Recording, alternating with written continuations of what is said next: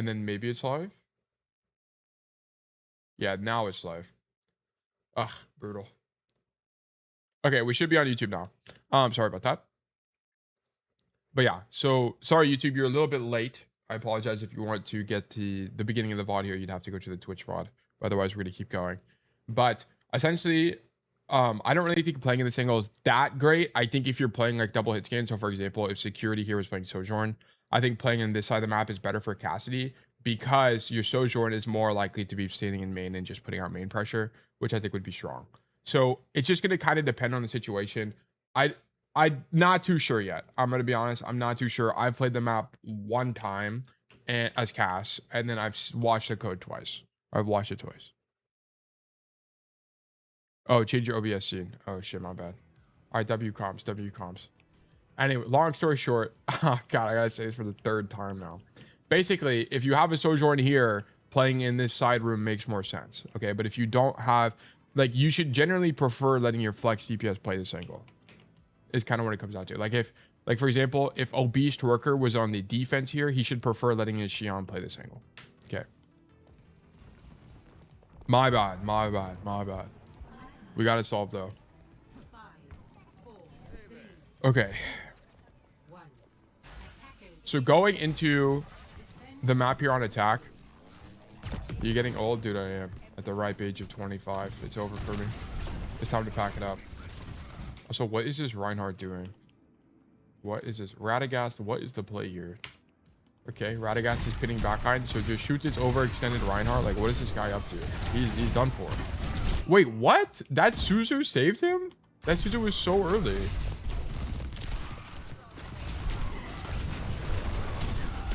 Oh my god, what? That's actually so sad. Alright, sure, bro. So the only thing about this is as you're shooting the Reinhardt, you should be picking a safe angle. I don't want to see you shoot this Rein and walk forward. Just stand here at cover and do damage. That's it. But anyway, this is fine. Also, I need to pull up Notepad.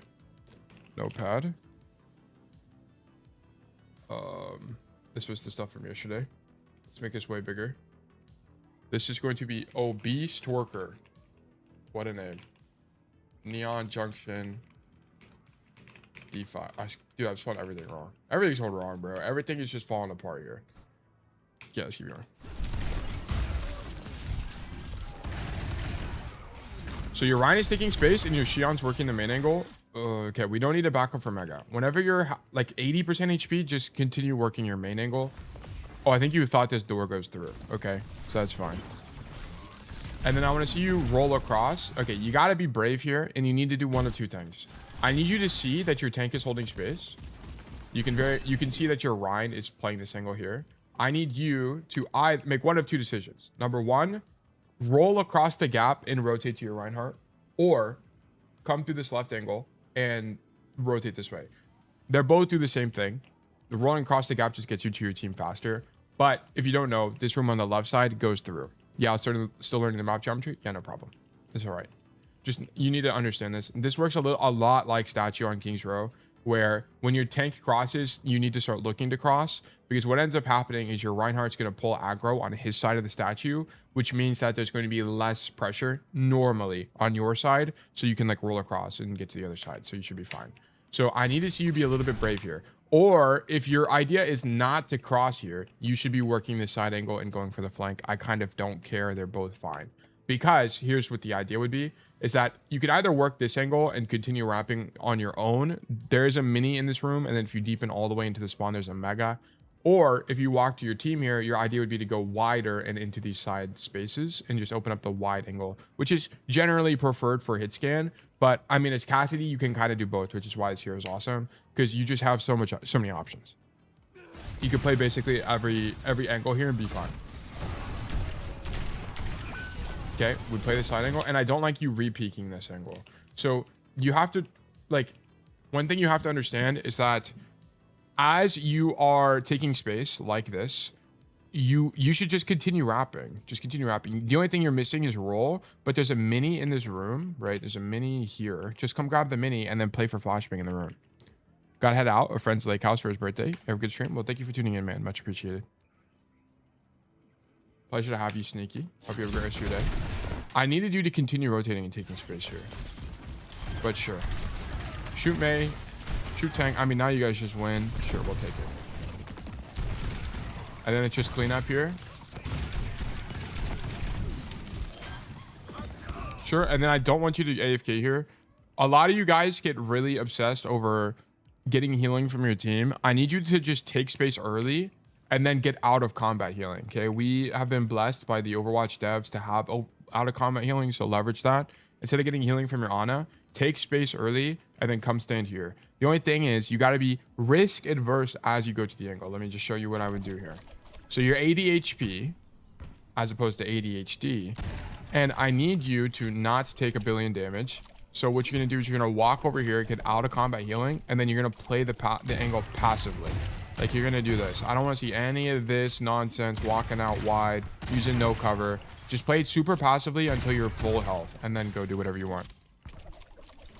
Sketchy, good to see you. Hope you're doing well today. But yeah, so here's the thing. Because you didn't make that rotation because you were too scared, now you're not in a position for this. And I think you and I could probably agree that the chance of you killing someone here is unbelievably high. Like unbelievably high. So I'm going to make a potential note here. Potential note. When low HP and not at, holy moly, I can't type. Not at risk. Consider taking space and getting healing from out of combat passively rather than from supports. Okay, I'll make a note of that. We will have to watch more to see if it's a pattern now. And then I need you to avoid rolling forward. Okay, so I know you're trying to roll to kill this Reinhardt, but don't roll toward him. Just roll into the wall on your right side. Avoid rolling forward. Okay, that is going to be a big thing because you will die doing stuff like this all the time. All the time. Shoot Ryan. And then I want to see you fill space here. Like, your idea should not be in this kind of situation to continue shooting down main. I understand you're playing a hit scan, right? You're playing Cassidy, but your goal as Cassidy is not to, your goal in Overwatch is not to just do damage. Your idea in Overwatch is to control space, and you control space by doing damage. So what I need from you is, rather than standing in main with your Reinhardt and just shooting your gun, continue the rotation, stand on this staircase and shoot your gun with the idea of maybe going top. Right? Or alternatively, you could have walked through the building I was talking about the whole time, stand at this door and shoot your gun. Because I want to point out that from any of those angles, you would be controlling a lot more space. So here's timeline number 1 is the one we're in right now. And we're standing here and we just control the same space as the rest of our team, which is this main angle. Timeline number 2 is that you went to this side room and then you would also control this angle, which would be in addition to the blue. And then timeline number 3 would be you continue wrapping this way and then you stand here, which would let you control the train lane and you'd have another angle onto main. So I think you can very clearly see why being on a different angle from the rest of your team would be pretty valuable here. Yeah, I think I look for a rotate, but it's just a bit late. Yeah, I need you to do it off rip. Like, the thing about DPS is you're always looking for angles. Always. It's going to depend on the comp, right? If you're playing Emre and your other guy's a tracer that's flanking 24/7, it's going to be a lot less likely that you're flanking personally as the Emre, but you're generally looking for angles. How can I develop an angle? How can I go stand somewhere else? How can I contest a lane? So on and so forth. Yo, Tail, on this point, I go to this high ground and just stay there, but I think better play is to keep going to the right stairs to kill the backline. It's just going to depend. I think I don't know enough yet. I'm not going to act like I know what the right answer is. I think coming right side and doing this flank is good for cast. You can very often catch people here. It is just that you're overextended. I think coming to the left side of the map, dropping, and then making a rotation up this side staircase is also good. I'm not sure. Like, I really don't know. All I'm doing this map so far is just telling you guys what I've interpreted to be good game sense on this map. Like, in terms of space control, in terms of adding lanes, like, I don't know specifically which one is the best, but I can infer that standing in main is definitely worse than standing on this angle, right? So I think we can all agree on that. So I'm not too sure. Like, here, I don't want to see any of this, right? This hesitation standing in main. Also, what is your sensitivity? Let me watch that again. Yeah, what's your sense? I need a sense check from you. Seems a bit high because we're flicking a lot. This is very flick heavy. Like you're doing a lot of, it's kind of like Raptor the other day. Let me check in a sec. I come from Val, so probably quite high. Really, I feel like most Val players have pretty low senses. So, but we'll see. Yeah, this is bad space control for me though. Sorry, I got the hiccups. I need you to hit the rotation. Either side, don't care. Come left, come right, doesn't matter. Because now we're everyone on our team is stacked on one angle. And then another thing about this is we just have kind of poor distance management. I'm seeing a autopilot walking forward while shooting. We call this W keying. I'm seeing a lot of W keying from you right now. Like in this situation, we're shooting a Reinhardt who's in our effective range, which by the way, if you guys don't know, just for clarification, Cassidy's effective range is 25 to 35 meters, which means that a Reinhardt right here, we don't need to walk toward because we're likely to kill him anyway, just by shooting him. Okay. So that's just another thing to point out here. There's not really a reason to walk toward this Reinhardt. Like this whole fight, we should have been going wider on the angle, not stacking with our tank. So this could be a pattern. Good kill. Nice. Like I love that you make this rotation, but I needed it 30 seconds earlier, like way earlier. 2.75, 800. Yeah, that's fine. You have half of my sensitivity, which is crazy to me, but yeah, it's not high at all. It's actually pretty low for Overwatch, to be honest. And you fan the hammer way too much. Okay, I can already tell you that this is a problem. Problems to solve. Too reliant on fan the hammer. If they are not within 3 meters of you, I don't want you using it. Okay, so for example, I want to show you this. You should be killing this Xian here, but you go for a fan rather than just shooting this guy. Look. Just shoot him. Just shoot him. Yeah, like this has to be a shoot. Okay, the only time I want you to fan is, like, I'm not even joking, 3 meters. Like this close. I want you to be this close to somebody to fan them. That's it. I'll give you a little bit more room. I'll give you 5 meters. That's how close you got to be. If you're not within 5 meters, I never want to see a fan from you. Okay, fan is good. What the fuck? I didn't even know I could change the DPI on my mouse. Anyway, fan is good, but it's not this good, right? What the hell? How do I change the DPI? What button did I press? There's not like a DPI button on this mouse. Brother, what the hell? Or maybe it's like, hold on, what if I'm, oh, there we go. Okay, yeah, there was a DPI button. I'm actually trolling. Anyway, but yeah, this is too far. It's way too far. Fan is good. It does a lot of damage, but it's really incredibly inaccurate, which adds a lot more variance to your gameplay. Don't tie the train! Oh my god, that was close. All right. How close actually was that?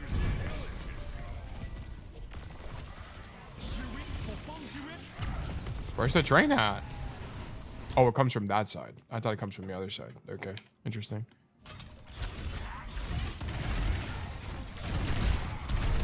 Okay, this is crazy. So the only thing about this is like, I mean, I guess he's 1 HP, so you're trying to push him, but he's in a tree right now. So he's going to get healing from the tree. Rolling toward him is pretty bad here. This is just a game knowledge thing. How many, you said you come from Valorant. How many hours do you have on Overwatch?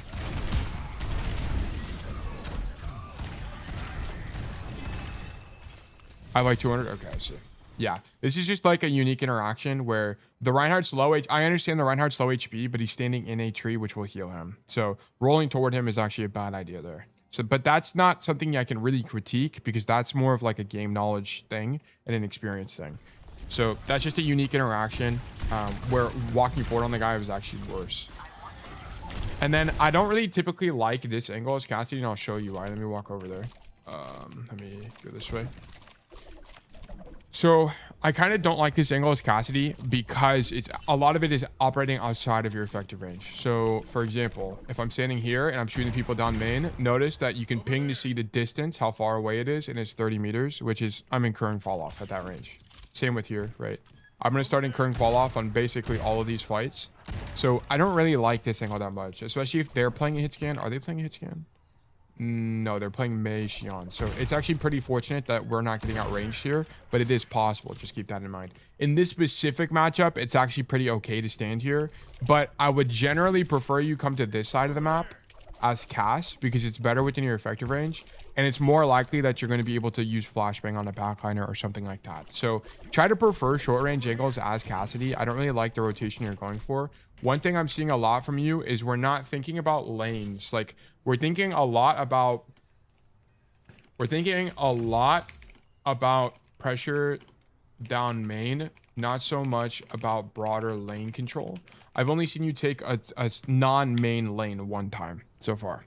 Yeah, I think finding angles that are within my effective range is a challenge for me. Yeah, like a good way to do it, Ruben, is just you kind of need to get a good feeling for what 25 meters feels like, and just go around maps and just start pinging things. Like you can, so like for example, you should be able to intuit that this is a relatively poor angle for Cassidy because you stand here and you can ping and notice that things are 40 meters away, which means you're just not going to do very much damage. So that's the only thing. Like, you need to just build that level of intuition. The reason I'm able to derive that some angle on this side of the map where I'm walking right now is likely better is because I just have a good feeling for Cassie's effective range, and I can very clearly tell you or show you that this is within your range, right? And then if you're taking damage, you just roll backwards, and then typically you're with your team at this point, and then you can keep rotating up this high ground and do whatever you want. So yeah, so that's the only thing. I think it's okay in this matchup, but I don't think you did that intentionally. Like, I don't think you could tell me, yeah, Tail, I came to this angle because I know that I on average, I outrange Xion and Mei, right? I don't really think that's the case. But so just something to keep in mind.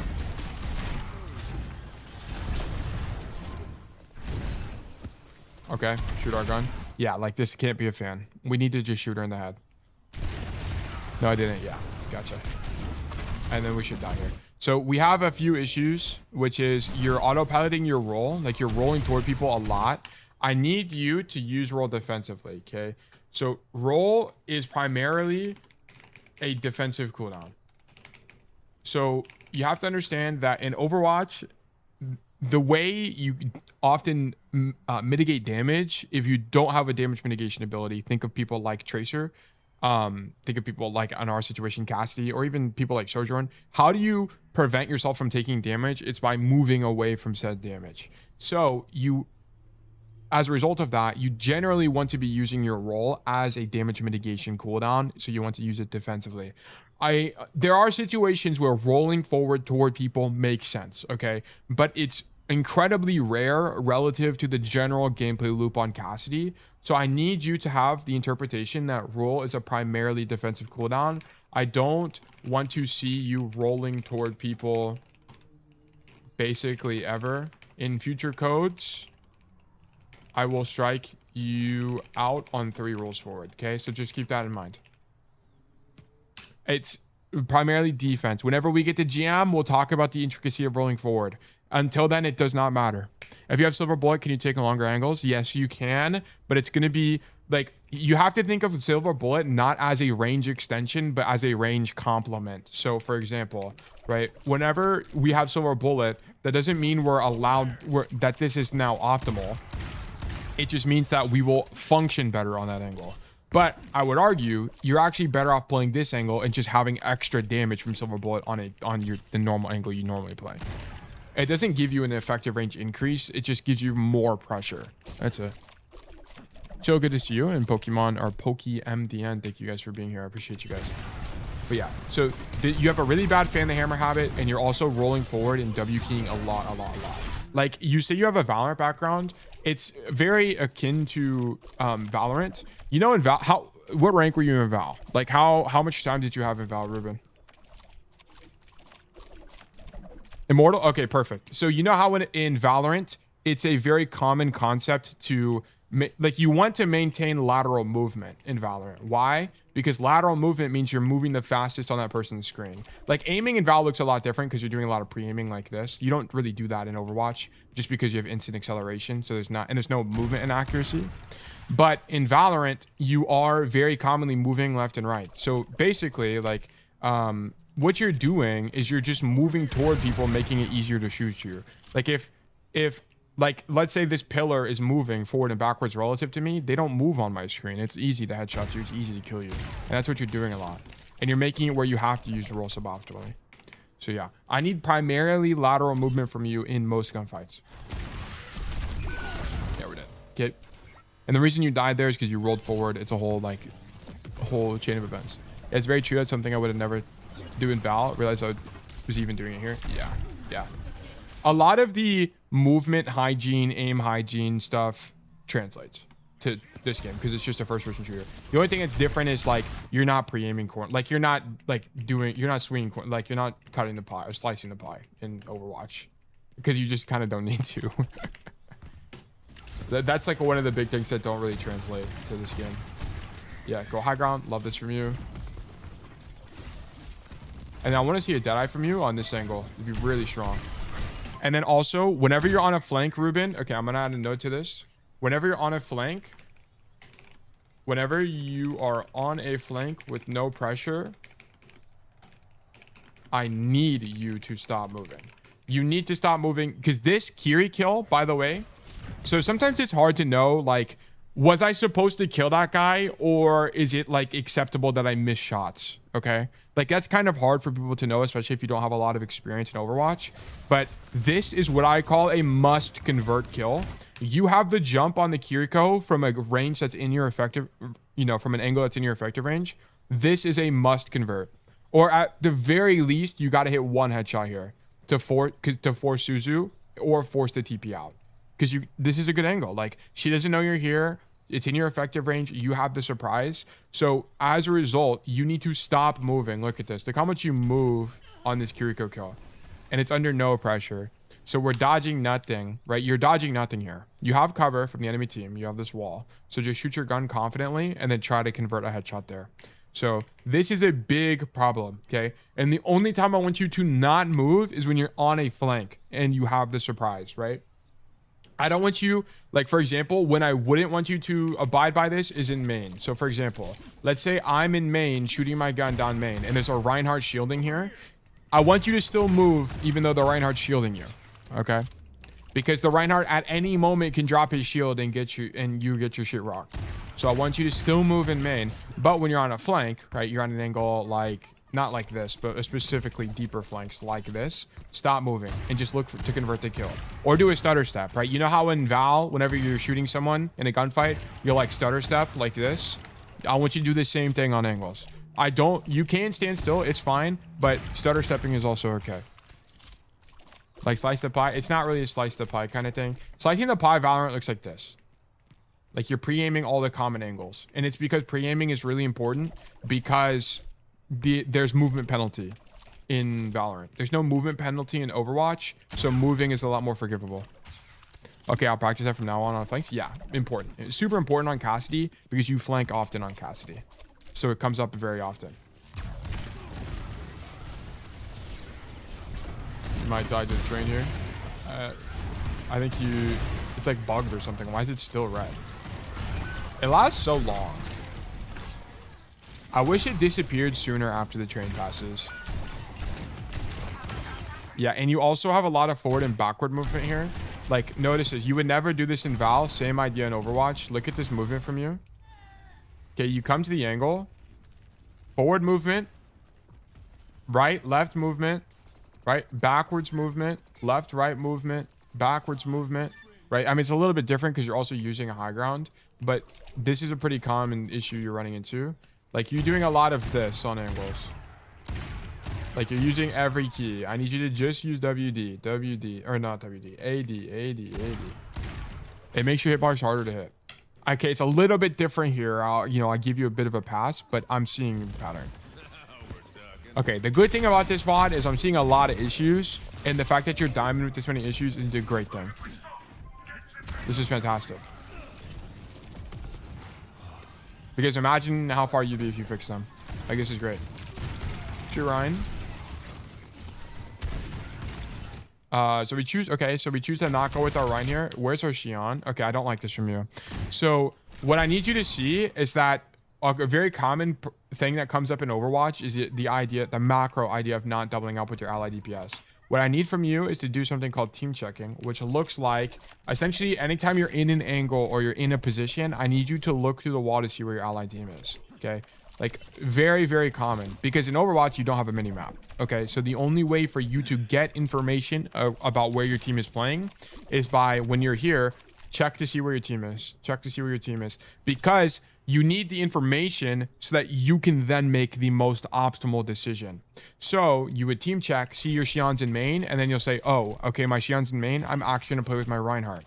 Because by you making this decision, I want to point something out. If you made this decision, now your Xian that's main botting is now actually flanking. And what's the tail school of thought? One guy flanking is better than 0, which is worse than 2. Or better than 2. Right? So like I would much prefer you go with the Reinhardt here based on having more complete information of where your Xian is standing. So the issue here is you didn't team check, or you weren't aware. It's one of the two things. You weren't aware of the importance of doubling up, or you didn't team check. Yeah, I feel like my aim has carried me to this rank so far, and I've tried VOD viewing, but I just don't know macro well. Yeah, no problem at all. Like, no problem at all. Yeah, like that's what we're here for.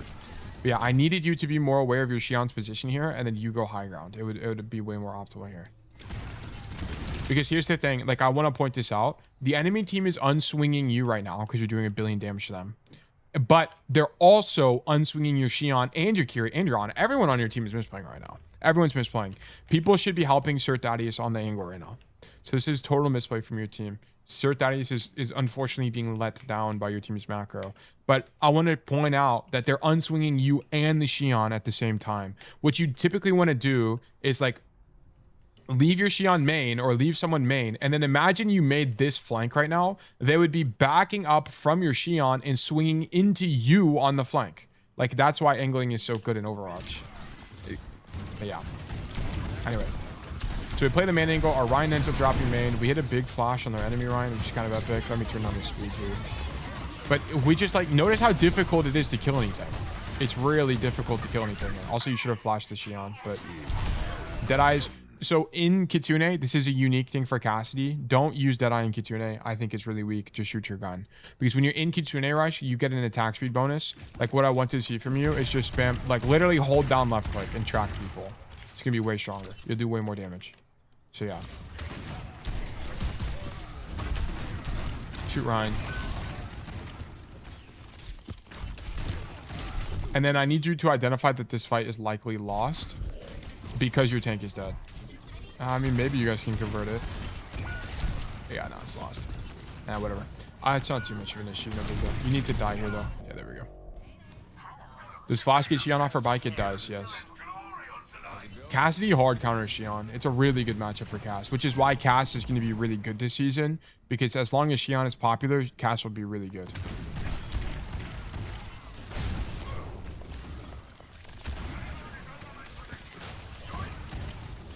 Okay, you have to ignore this guy. So I need you to identify that this guy is out of your effective range, and as long as this guy's out of your effective range, you can't deal with him. He's impossible. You just don't have the tools, right? Like this guy's more than 20 meters away from you. You can't do anything. Can't do anything. Just leave. Go do something else. Your idea whenever people are flanking like this should not be to kill them. Only kill them if it's convenient for you, right? For example, if the Xian is in this room, then go clear the Xian, sure, because it's really easy for you to do something here. It's in your effective range. You can throw flash, whatever. But because she's out of your effective range, ignore her and think about outvaluing her. So come to this side and do something else. Okay, makes sense. And Xian wouldn't be able to do damage from that range. Yeah, exactly. And like, for example, like what ends up happening a lot is people see tracers in their backline and people are convinced that it's their idea it's their job to kill tracer. As Cassidy, it's not your job to kill tracer. You're just good into tracer, okay? Tracers, especially if the higher elo you go, will just largely ignore you or play around you. So you will just have to... You only peel in Overwatch when it's convenient, okay? If you have an Ana in your voice chat coping about that they need peel, number one, they probably shouldn't be playing Ana. And number two, they have to hit their cooldowns. They have Sleep Dart, they have Anti, and those are their tools to live dives. It's not your job to peel, okay? In solo queue, if we're talking about coordinated, you pick Cassidy for that reason sometimes, but it's pretty, like, it's a lot different in coordinated play. It doesn't translate to solo queue. Like, you have to play for your own value. And when they ignore, that's good for you because that means the angle you go to is going to be free. Yeah, exactly. Exactly. Yeah. Like the Tracer, a lot of the flanker matchups are like even for Cassidy. Tracer, I think, is a pretty even matchup, and Genji is even matchup too. You don't counter them. It's not a counter. It's like it's a pretty unique matchup. I think Cass Genji is one of the more interesting matchups in the entire game. Okay, come to main angle, shoot your gun. Okay, shoot the Kiriko. Yeah, you're not really doing as much walking forward as I thought, right? You definitely are moving laterally here, so this is actually good. I think that one moment on the train was kind of an extenuating circumstance.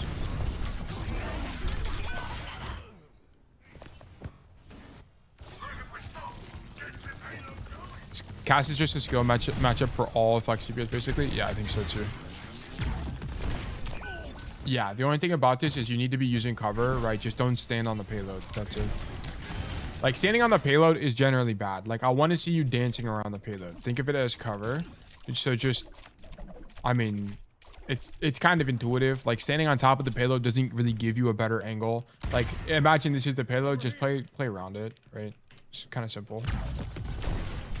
Because you just die randomly here.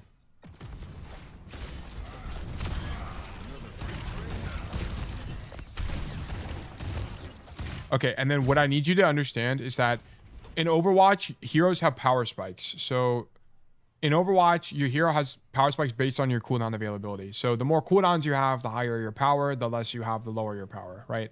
So as you play your cooldown cycle, your value curve is going to look something like this, right? As you have cooldowns. Hit scan, because most of your power is put into your gun, has a slightly different curve. It looks a lot like this, where you have a higher baseline and then lower peaks and troughs. Where if you look at a flanker or like a tracer, someone who's more ability oriented, it's going to be more akin to this like pink, while hit scan's more akin to this to the blue, right? So you have a natural higher baseline, while flex DPS and other cooldown based heroes are going to be more varied. But you still are succumbing to cooldown cycles. What I need you to do is, when you have no flash and you have no roll, I need you to play risk adverse, okay? So here's an example of what I mean by this. So here you shoot your gun, and then you're in main, you throw a flash. The flash is fine. I actually don't mind it that much. But you use both flash and roll here. I do not want to see you go wide for these kills. I understand your Ryan is here, but I want you to play risk adverse for these kills. Like, I want to see you hug this cover here and shoot your gun. I want to see you go back this way and shoot your gun from here. I want to see you, I don't know, go for a backline, but stay in the room the whole time. If you don't know, this room gives you access to backline here. Like, but I don't want you to get super aggressive when you don't have your cooldowns. No peels, no heals. Dude, this is so true. Yeah, like this roll for uptime can't happen. This is super losing, by the way. Not a fan of this at all. Like, you need roll to get out. Okay, the Deadeye is whatever to me. It's not the greatest, but sure. Shoot our gun.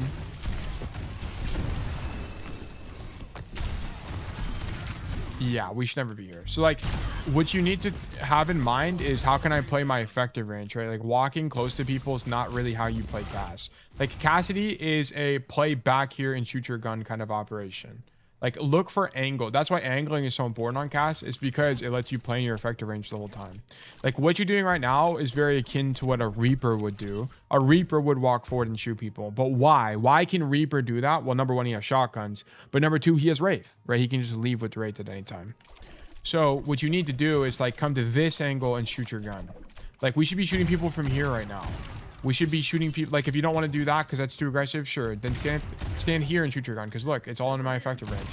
23 meters. If you're ever unsure, just drop a ping. It's really easy, and I'll tell you how far something is.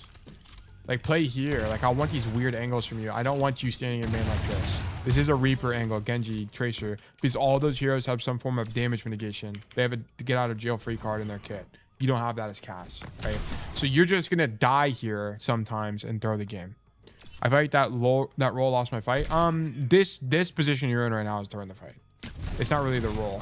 I mean, your cooldown management is pretty bad, but it's just like, you shouldn't be here. Like, you have the wrong idea. The way you're viewing Overwatch as Cassidy is just incorrect. I need you on an angle or further away, because all of that would be leveraging your effective range. This is a very important concept in Overwatch. Incredibly, incredibly important. But yeah. Okay, let me review the notes real quick. Too reliant on fan hammer. Yeah, we need to be way more careful with how we use fan. I need you to be really, really careful about rolling.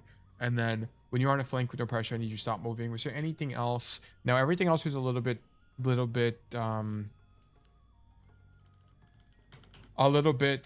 they weren't like pattern issues. Potential note would also be sometimes just walking forward, W keying, instead of looking to play effective range / angling. So I guess I'll just make a note of that. Okay. So you play where I played in the gameplay video. So this is, I'm not going to critique the angle. I think it's pretty good. Where's our Widow playing? He's playing up top. Okay. Holy moly, this is a long replay. Yeah, I mean, this is a long replay.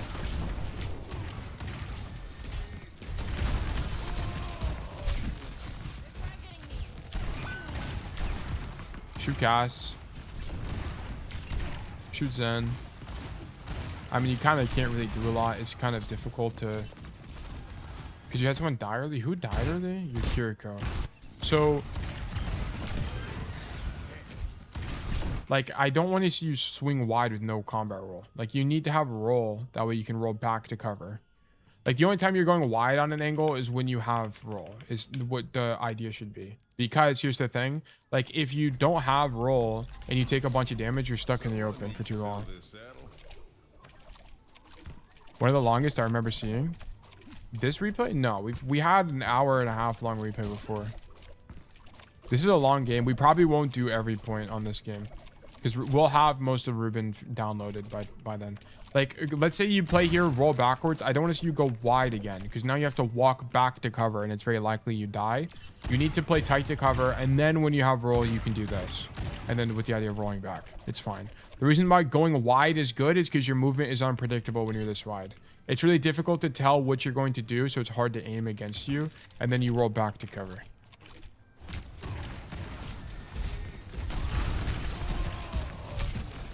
Okay, I mean, you have bad flash usage, but it's not like the intention with the flash is largely fine. It's not the end of the world, which is why I'm not critiquing the flashes that much. There's a good rotation from you. Like, you're holding a lot of space. Like, these guys, I want to point out that because you're here, these guys can't walk forward. Like, really good macro from you. Good lane control. Yeah, the only thing is you need to not fight this as aggressively because your team is down Kiriko. Like, you want to hold the lane, but you don't want to commit to holding the lane, right? Because you're down a player. You're in a disadvantaged position. So what your idea should be is just to poke like this. And then once the Cassidy swings you, I don't want to see you commit to it. Your idea should be to roll backwards and just keep living. You need to live here. Tail, what do you think of staying here in the blue room to deny that angle and wrapping their backline? Yeah, I mean, I talked about at the beginning, Pillboy. But I think it's fine. Like, I'm not opposed to this, but you should prefer your flex DPS playing here. But it's fine. Like, if you stood here and just shot people, it's also cool. I don't know yet. I haven't played the map enough. If I play I need to play the map a few more times to get a better feel for what angle is better. But I do feel like this angle is fine. We just play this incorrectly. Like, we should not be going for the fight here.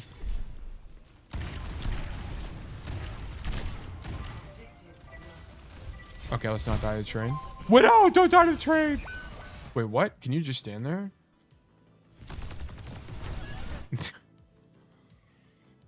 No! Dude, our Kiri almost dies to the train. Ah! No! Oh, no! Our whole team is dead. Our whole team is dead in this fucking train.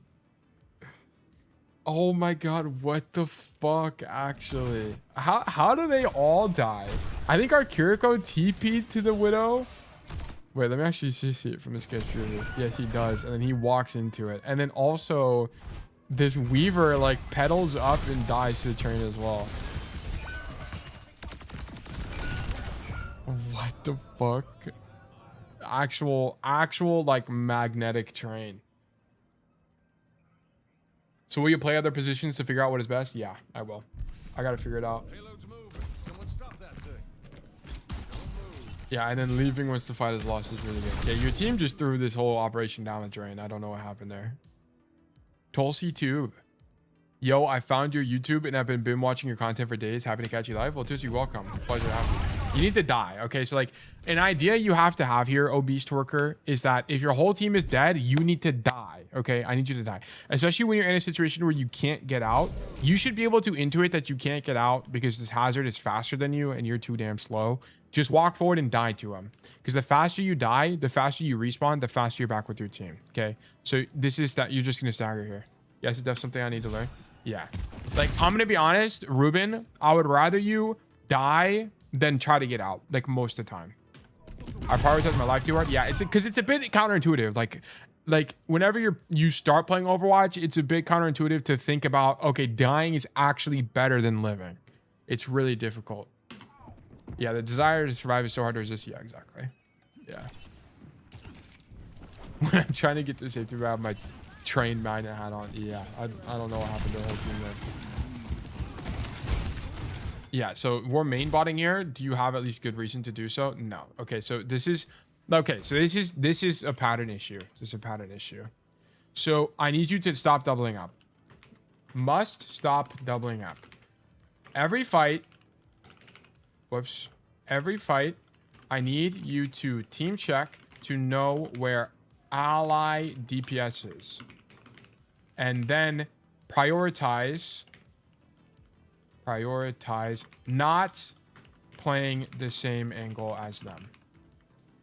The reason this is bad is because your team controls less space, and resultantly it's easier to pressure your team out.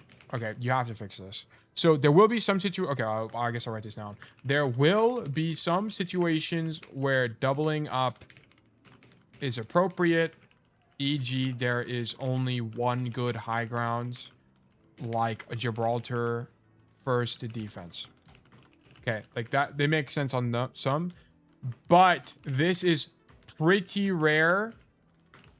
Like I'm talking only a few maps in the game. So like 90% of the time, you should not be doubling up.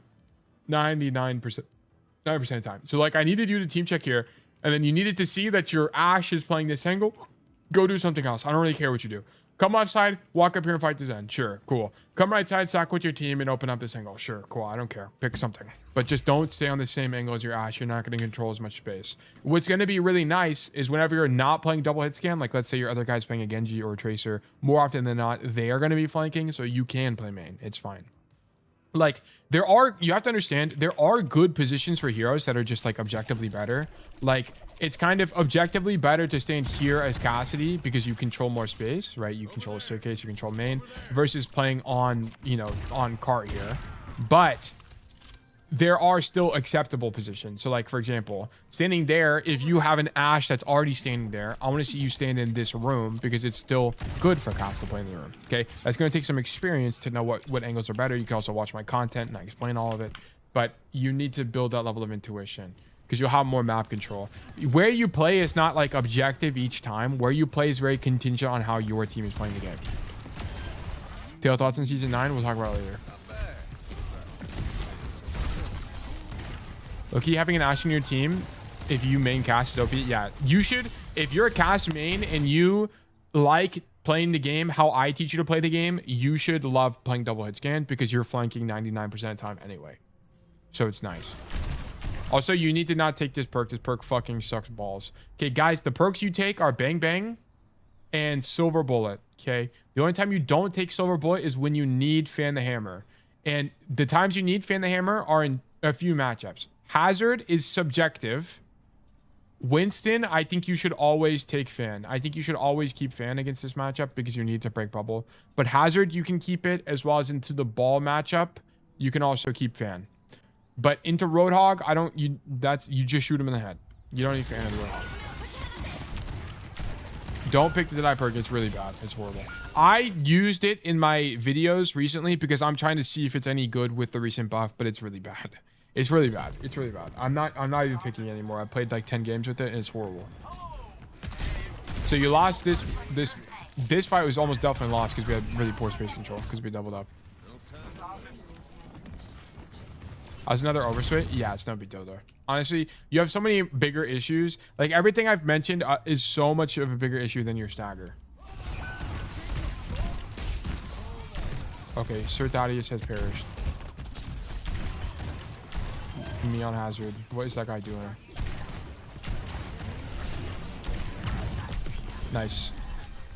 Like, look, I want to point this out. You play wide to the angle. Look at this from Big Chris's POV. You play wide to the angle here. Look how wide, like, it's really difficult to predict where you're going to be, and then you roll away. Like, that's great. But I only want you to go that wide when you have roll.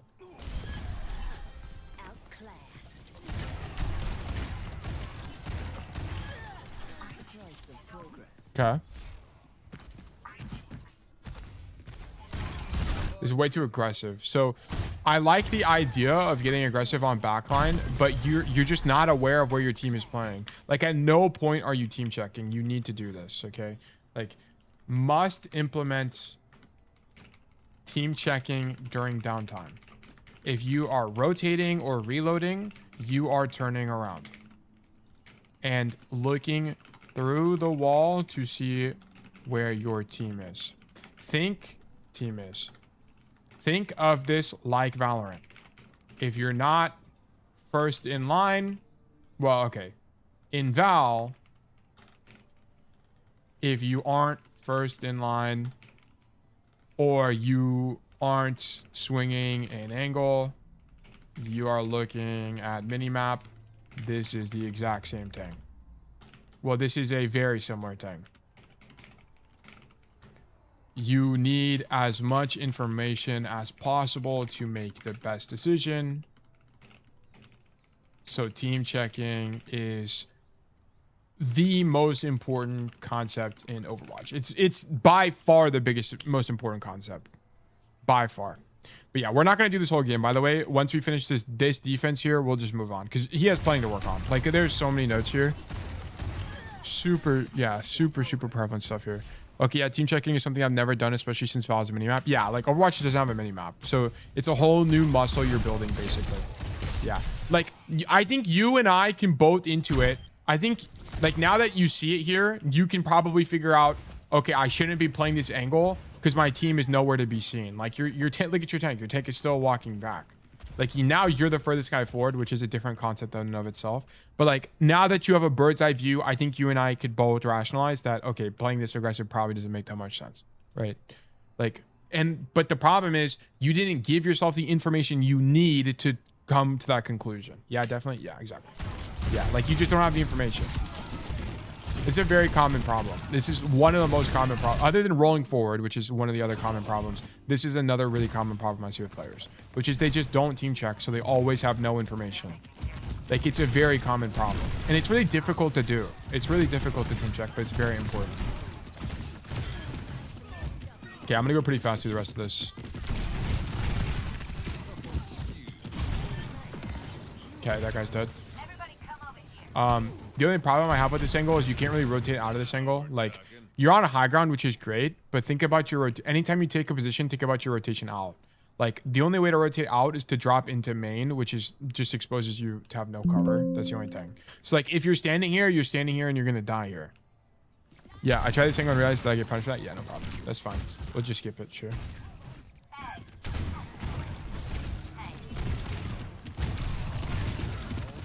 And I'd rather you, by the way, I want you to have the idea that trying things is better than not trying things. Like, I'd rather you try it and realize why it's good or bad than do nothing at all. So I'm really happy with that you tried that angle.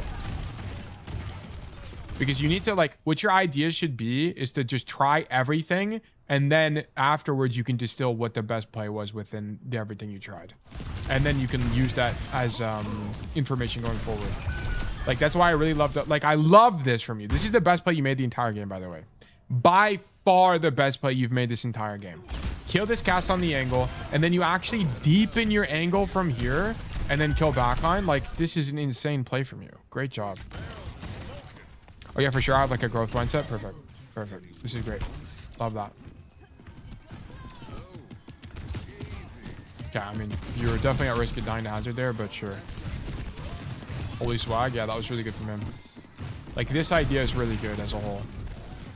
Played a bit aggressively with our CDs there, but sure. Deadeyes, sure. Your Deadeyes are largely okay. I don't really have that many problems with your Deadeyes. Right now, at least. Yeah, we did. Okay.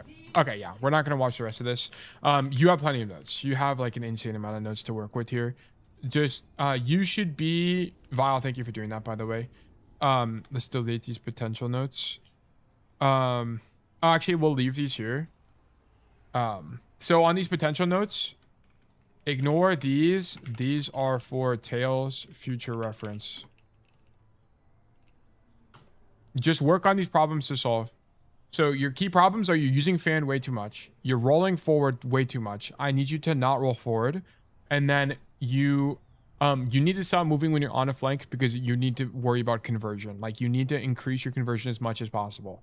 Then you have to stop doubling up. There's so many times where you're stacking with your allied DPS, particularly your Ashe, which means your team has no space control and you can't hold space properly.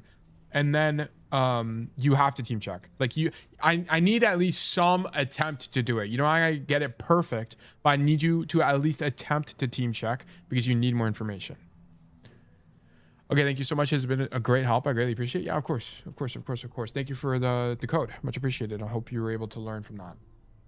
But yeah, but that's going to be verdict losing. Thank you for the code. And then we're going to do exclamation mark resolve.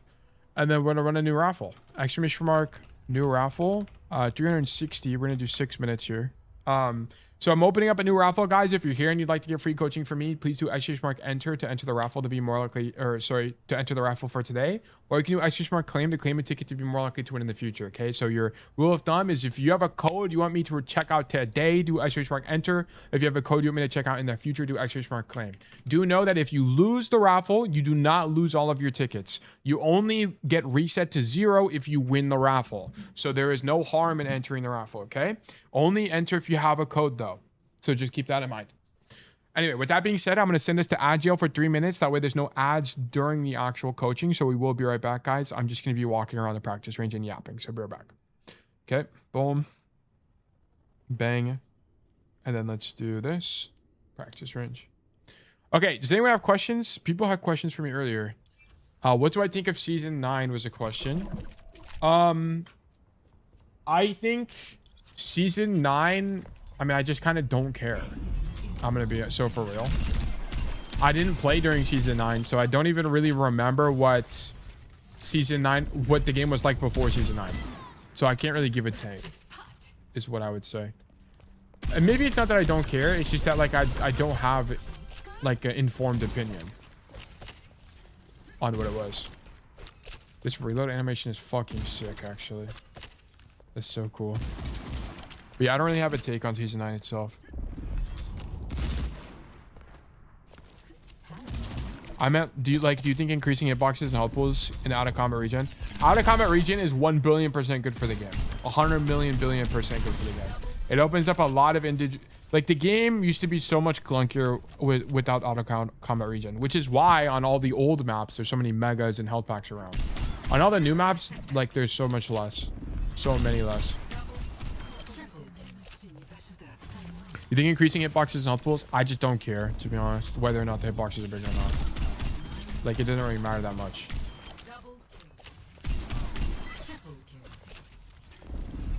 Classic feels unplayable without it. Yeah, it's really bad. It's really, really, really bad. Which is why, like, before out of combat region, supports had more of like a healer mentality, healer first mentality. Because you have to heal people or they have to get minis. Do you coach Torb? Yep. We coach Torb. I'd have to do some pro analysis. We'd have to study people like unironically we'll have to study Silvok and all those people to understand more about how to play him properly, but I could coach Torb, yeah. Quick question, since I'm new around here, have you taken inspiration from Wahujin? Yeah. I'm very transparent about that. Wahujin is my greatest inspiration. And there are educational content creators in Overwatch that do VOD reviews, but they don't do it the way I do it. Most coaches that do VOD reviews have people in call. I don't have people in call. I have you guys in chat. And the reason I don't like having people in call is not only does it introduces like a new level of, well, it introduces like another level of inconsistency in the content because you have different students each time. But also, like, whenever you're watching coaching content, you're not watching it for the student. You're watching it for the coach. So it's kind of like, why is the guy even in the call to begin with if it's a content first idea? If I just wanted to help people, sure, having them in call is probably more effective, but I can help many people if I do it the way I do it. And Woohoojin's model for free coaching was genius. Like Woohoojin, okay, although he frauded a bit, he had a genius concept. He just had a genius concept. It was really good, really well done, extremely informative, and that's why I'm copying him. I miss Woojin. Yeah, he was a great, like, the coaching was fantastic. Like, I'm very transparent about basically being the Overwatch version of him. Like, of course I do things in my own way. There's some things I do that he doesn't too, but like a lot of the ideas transfer. A lot of the ideas transfer. What was his concept? Basically what I do. It's like essentially the same idea. He did a lot less coaching though. Like the thing about Valorant is Valorant coaching is just kind of a lot easier to follow because it's per rounds and there's what, like 20 rounds in a game. But in Overwatch, there's only halves basically. So it works out a lot different. That's so cool. I loved Hooge so much when he was still making content. Yeah. I'm playing, yeah, like that's kind of my goal. I don't really think, like, it's a bit difficult to translate it completely over because Overwatch just works a bit different. Like, it's not a round by round basis. It's like halves. So it's a lot more tiring to... the nice thing about Valorant is when concepts are being explained to you, it's very easy to see how the concepts translate per round. In Overwatch, it's a lot more difficult because there's only like one half, basically. And in Valorant, there's not as many maps. Like in Overwatch, there's 35 fucking maps or whatever. So it's way harder to like talk about Torbjorn. Like for example, if you want to learn Torbjorn, you got to learn Torbjorn on 30 maps, not 5 maps. Like the 5 maps that are in the rotation. So it's pretty difficult. That doesn't really help us. Oh, sorry, I was talking about the other thing. Like, what did you emulate from him that you did uniquely versus other creators? Like, versus other creators in the Overwatch space. In the Overwatch space, when people do VOD reviews, most of the time they're in call, like Spylo, for example. The people that aren't in call are like Emong and Apply. But theirs is a lot different. Like, when Emong and Apply are doing coaching, they're not in, like, they don't show you how to do it in game. Like, Woohoojin would show you how to do it in game. He would also draw with Epic Pen. Like, those are 2 things to make it very clear and apparent what the core issues are, which are the 2 things that I've adapted, which is why having 2 instances of Overwatch is very important to me. Apply just bullies his viewers. Yeah, he's a different style of coaching, which is more entertainment focused, which a lot of people do enjoy. Like, I don't discredit that at all. Like, it's just not my style. Honestly, what I see the most similarities is the UI, very clean, very interactive, community focused content. Yeah, exactly. I'm thinking about retiring the overlay because yeah, I'm thinking about retiring the overlay because I just kind of don't need it. And the more I think about it, it's just like I don't really know why Woohoojin had an overlay. So I don't really know. It's just like it looks a little bit more more professional, and that's about it. Like, it might just literally be because it looks professional. I'm not sure. Oh, no. We should also add that rank as a PNG mentality. I mean, most coaches have that. Most coaches have that idea because that's just how you should be approaching. That's just how you should be approaching Overwatch broadly if you want to improve. Emong tried the green screen for a while. Not anymore. I see. I think your overlay is hella swag. I might keep it. I don't know. I was thinking about it. I might have like a gameplay version of the overlay where it's a little bit bigger. But yeah. Anyway. Okay. But yeah, definitely greatly inspired by Woohoojin. What? Yeah. Let's get into coaching. Let's check it out.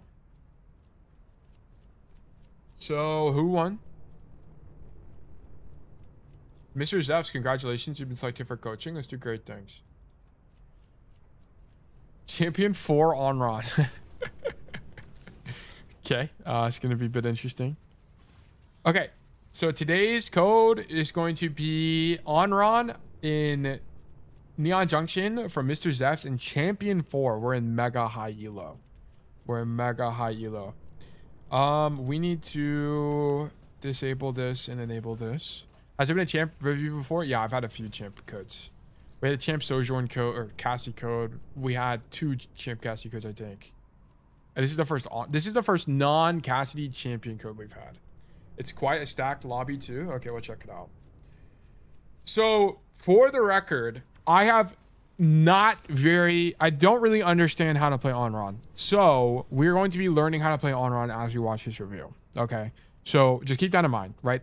If you guys are getting coaching from heroes that aren't hit scan and that aren't like the heroes that I play individually, I'm not going to be as informed. So we will have to do research and we will have to do some theory crafting and figure it out. Just treat it as any other flex DPS. Yeah, like we're going to have to just apply basic macro knowledge and then just intuit what the best decisions are. I won't objectively know. So a lot of what I'd say is going to be like off just raw intuition. I'm not genuinely going to know the best concepts. This is kind of like when I coach Zeta on Freya. It's like, okay, we can probably intuit that XYZ is better than play ABC. Okay. So like we'll have to do things very akin to that. Okay, we are EMEA. Okay. Sounds. This is fine. Is this the account that has? Yes, I need to turn this down. And then let me open up Neon Junction again. Maps none. Neon Junction. Where's Neon Junction at? Hybrid. Neon Junction, I see. Has anyone had issues with random stuttering since the patch? Yeah. Like every patch they ship, there's always like lag problems, like performance issues for Anran. Okay, so Anran is probably, I'm going to be so for real, probably the hardest hero to learn in the entire game. Not because, I think she is probably a bit intuitive once you actually play her for a while, but it's because there's literally no resources on this hero. There's none. They don't really exist. So you kind of have to invent everything. Like Zeph's has probably invented everything here, if I had to guess. So we'll have to just kind of keep that in mind moving forward. I'm actually curious. Has anyone even made an Anran guide? Firefox. No reasons on the hero. Yeah, it's very akin to Freya. Yeah, I've learned everything by myself. Yeah. I think there's gonna be pretty much nothing here. Has anyone ever made an Anran guide? Okay, these don't count. No, these don't count. I need like legit Anran players. Is this guy an Anran player? He's diamond, okay? Like I need a champion Anran. How to carry his Anran? It's not a guide though.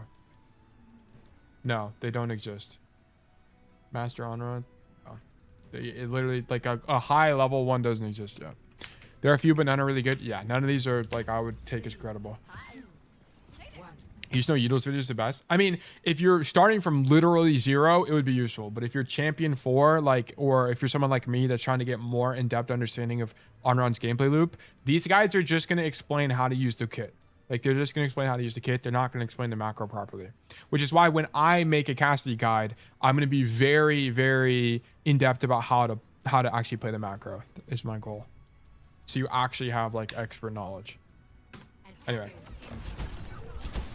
So we start main. So the only thing about this is we're going to be playing double flex DPS here, which is going to kind of suck a little bit. I imagine this kind of like this comp sucks balls. This comp is horrible. Like you're playing double flex DPS with the Sigma. I guess everyone can play on their own here, which is nice. So this Alari will just be able to do 1 billion damage. Like this is effectively your hit scan, but like generally you'd prefer this venture be something like a Sojourn here in Emre, a cast, like literally anything. That way you can follow up off the damage made by this guy. First time on this map, by the way, so I'm a bit lost. I mean, it's fine.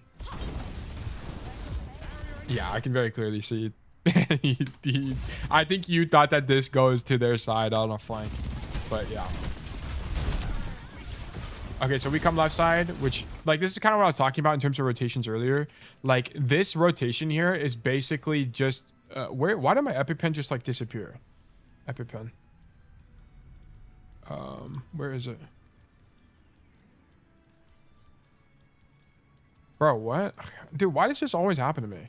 I guess I can just use my other mouse and it would do the same thing. Yeah. So like the thing is, like, you can just make this rotation and it's kind of like the main rotation, but better because you have cover. The only problem is that if you make this rotation, now you can't go through this door. Like, I'm almost wondering here, Zephs, if you don't rotate within main with your team, knowing that your venture is already on that angle, and it'd actually be better for you to go across. Can you, I'm not saying this is better, but I'm just curious. Can this reset? I'm not saying it's better. I'm just curious. Can you left shift over this wall? I think you probably can. Yes, you can. So that would be something to know, is that you can left shift over the wall. You could like, I'm interested to know, maybe like left shifting over the wall and going into the room is better here.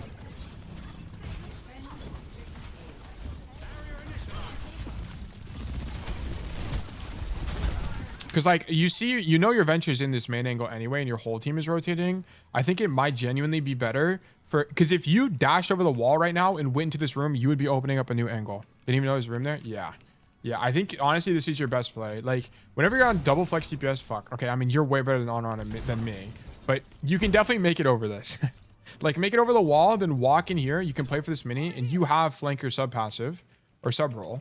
So this is basically a mega for you, and then you can continue wrapping like this and open up your own angle. The only problem is you have to burn a left shift to make it over the wall. It's the only issue. So I don't know, just something to be careful about. But it's like, this can't be a good angle for Anran. Like this side of the map has to suck for you. It has to be bad. Like I don't even play Anran, but it has, like, you want this inside angle almost definitely.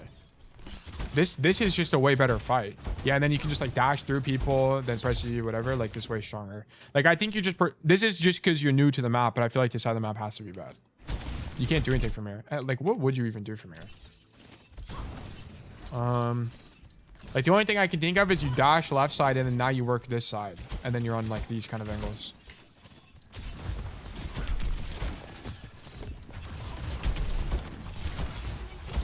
Yeah, because now you're just front to backing, which is like, if you're doing to do this, don't be Anran. I was trying to look for where to go here. Yeah, but yeah, like this is the only play that makes any sense to me. And then now you have to, the problem is though, now your venture's dead, so now you have to wait. Like you can't even do anything yet. So like now, because we have to wait for venture, we should be staging. So now we should be thinking to ourselves, okay, where do we want to be for the next fight? Because we gotta wait anyway. Like I guess you can come up here and then just stand up here the whole time and wait. Like I think probably standing here is optimal, because then you have options. Like if you get marked on the high ground, you can go flank like this. So we'll see. Yeah, your team, this is lost. We're peeking way too. You shouldn't be peeking at all here. I think this is super weak. Because you should be able to intuit that your team's lost. Like the venture dies, your venture's dead, and then you look to the wall. What do you see? Like your Sigma is backing up completely, and then your back kind of stuck in the room. So this is lost for sure. So if you had a choice, you'd never take a 4v5. It's less that you'd never take a 4v5, and it's like, why take a 4v5 when we can just wait a few seconds for our venture to come back from spawn? Like, it's just that waiting is so inexpensive here that you just kind of shouldn't fight yet. There's kind of not a point. Because, like, here's the problem, Zefs. You're going to peek now. Like, your guy is dead. You're peeking now. And then these guys are going to mark you because they have nothing else to do besides mark you. Like, Landon, who's a professional, he's, like, the best NA flex support player, by the way, in EMEA. But, like, Landon and Jante have nothing else to do besides mark you here. They heal each other, but then they can mark you if you kept peeking again. Right? So, like, you're turning 2, which is good, but you're turning 2 too early. So there's like not a point. But okay, you end up leaving. Never mind. You end up leaving.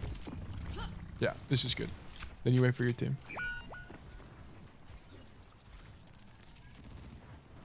Also, like, there's just like not a reason to aim at the floor. Like you might as well be aiming head level always. I know you're like, you're very clearly not looking at your crosshair here. You're looking through the wall right now, but it's just like, what's the point? Yeah, they do kill me in a bit. Okay. Like, this would be something, like, there's just not a point to aim at the floor. There's just a thing to keep in mind.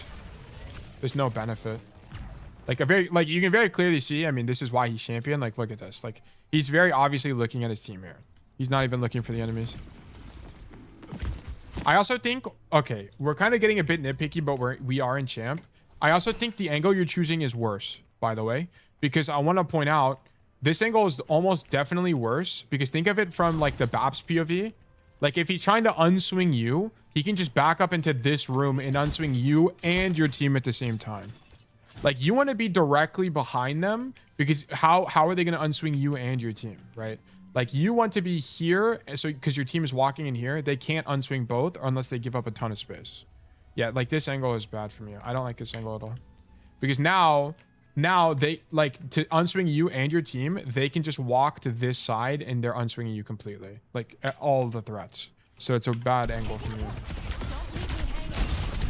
Yeah, and I think also, like, you kind of just realize this is definitely an experience thing. Like, this is just too far. Like, it's just too far to left shift. I also go way too early. Yeah, it's less like it probably isn't too bad if you could have just gotten behind him earlier, but it's just too far, right? Like going for the left shift here is just too far away because he has enough time to react and he can just jump. Yeah, anyway. This angle is the angle where he starts. Like, yeah, I mean, if we go back to how we were talking about it to begin with, like, I think the best way to start is to jump over the wall, come this way, and, like, you need to go backline. And then you need to be back here, like, as soon as possible, is, like, the idea. Like, control this whole lane.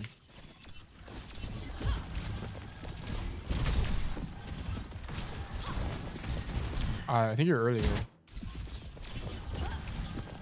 Oh, your Sig is in. Your Venture is also lost. Okay, this is fine. Actually. The timing's actually fine because you're walking with this Sig. Then you need to leave. Yeah, I was about to say. You're getting walked on by 5 here. Okay, get healing. And now we go back.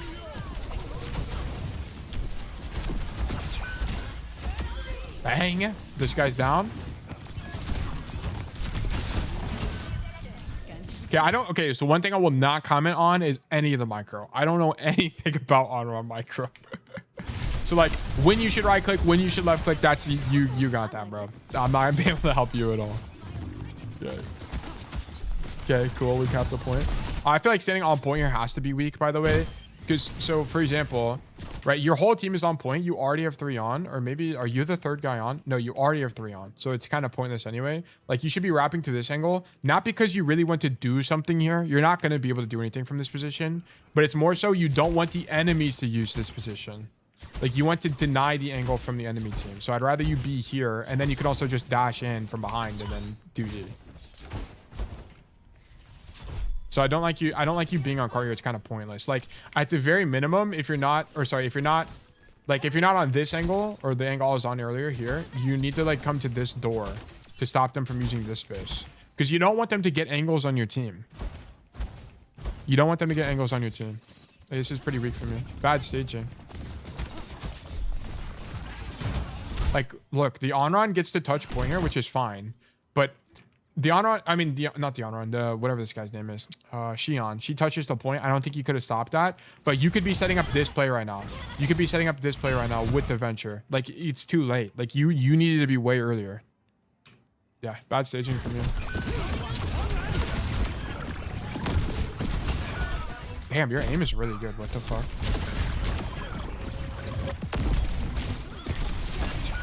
Damn. All right, goat. Okay, goat.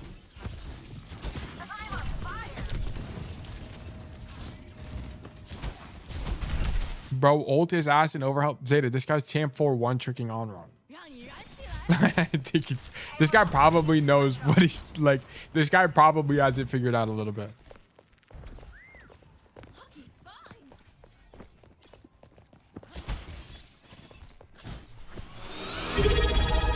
Someone just sub. Wait, hold on. Let me pull it up.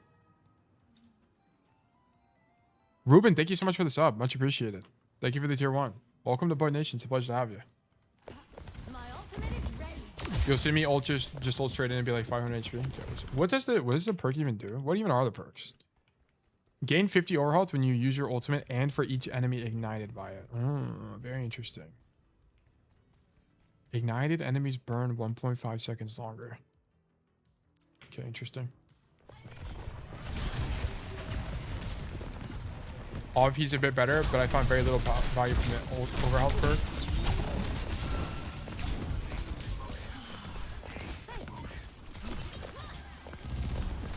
Okay, sorry, let me look at this again. I was thinking. So, okay, so I just don't think you should be here, first of all. I think it's good to zone this space. Like, it's a good idea. But once your Venture shows up, you shouldn't be stacking the same thing. Oh, you're here first. Okay, once you see this Venture, though, I would just leave. Like, because you don't want to fight this 2v1. You're going to be giving the Mei a 2v1, which means that she has a better economic trade as long as she lives against your team. Like, I'd much rather you set up a flank rotation here. Like, come left side and come stack on this side of the map to deny this lane so that your team can't get shot on the back. Like, you're thinking... I don't think you're thinking enough about staging defensively when your team already has enough offensive pressure. Like, this Venture coming to this angle is a good enough angle here. Unless your idea is to, like, dash through and then ulti, backline or something. Like, unless you're planning to do something aggressive, there's kind of just not a point. Like, I'd much prefer you come stand here and stop their rotation or slow down their... You're not going to win every duel here, but you're going to slow down rotations. Just saw a straight hallway. Yeah, it might be a map geometry thing. Like, maybe Anran is just legit so much better here that playing back here is better. But if I'm acting like this is Cassidy, or just like in general DPS macro, like you don't want to be stacking angles because it's just your team controls that space. Yeah, I think even though this is better for Anran, once you see Venture is also here, like look at how your team is holding space here. You have your Alari's on cart, your Venture and you are stacked on the same angle, and your Sigma is also here, and your Kiri is also here. Like everybody's playing the same angle right now. So if somebody on the enemy team went top right now, they'd be shooting everybody in the back, and they'd be relatively unkillable. And that's that's a problem.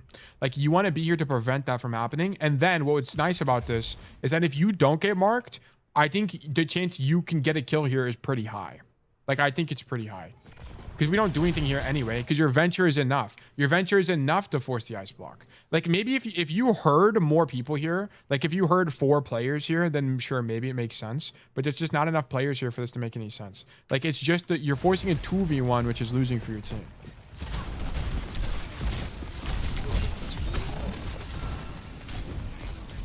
And then you get your cooldowns forced. You get your cooldowns forced for space your team already controls, right? It's like economically, it just doesn't kind of add up. Like your Venture already zoned people out of this position. And like, here's the thing. Like, although you guys get card progress, you're not able to make anything out of that pressure against the Meg. Like, it would have been better if we forced something here. Like, look, this Alari being here is your fault. This should have never been able to happen. How did this happen? Yeah, this is what I'm talking about. This guy should have never been able to make this rotation. And I don't know how the Alari Anran matchup works. Like, I don't know the intricacies of the matchup. But I could at least probably tell you that this guy shouldn't be able to walk up here for free. Like, he should at least have to use left shift. You should probably be able to force pylon. Like, he should just not be able to get up here for free. That's it. Like, he should incur some penalty, some cost for doing this. Alari wins it because her burn perk is better. Okay. I should mark that. Yeah, we should be marking that angle. Like we just don't have the defensive lane control. Like that's gonna be. Let me go into this. Let me make notes here. Zeph's Neon Junction. C4. Note 1 is going to be on first attack. Look for inside angle, probably. I'm not like 100% confident on that. I feel like it's probably better though. You end up working it, but I think that your first fight should open that way. And then second, like we need to be thinking about defensive lane control. Prefer not stacking with ally DPS, especially when double F DPS and it's not a convertible angle. Like I think you will kind of be able to know what this means. Like I think you and I can both intuit that this is not really like you can't really convert this fight. It's like kind of awkward geometry. Like you'd have to go deep and then clear. It's like it's not gonna work. Like you don't want to prefer stacking there. What the fuck? You can make that? This shit goes so high. What? What the fuck? Okay, I don't know how you made that, but like, what the fuck, actually? How did you make that? Wait, what? Are you on the cart? Oh, you throw you camera flick. Fuck, I don't know how to do it. Slope right side.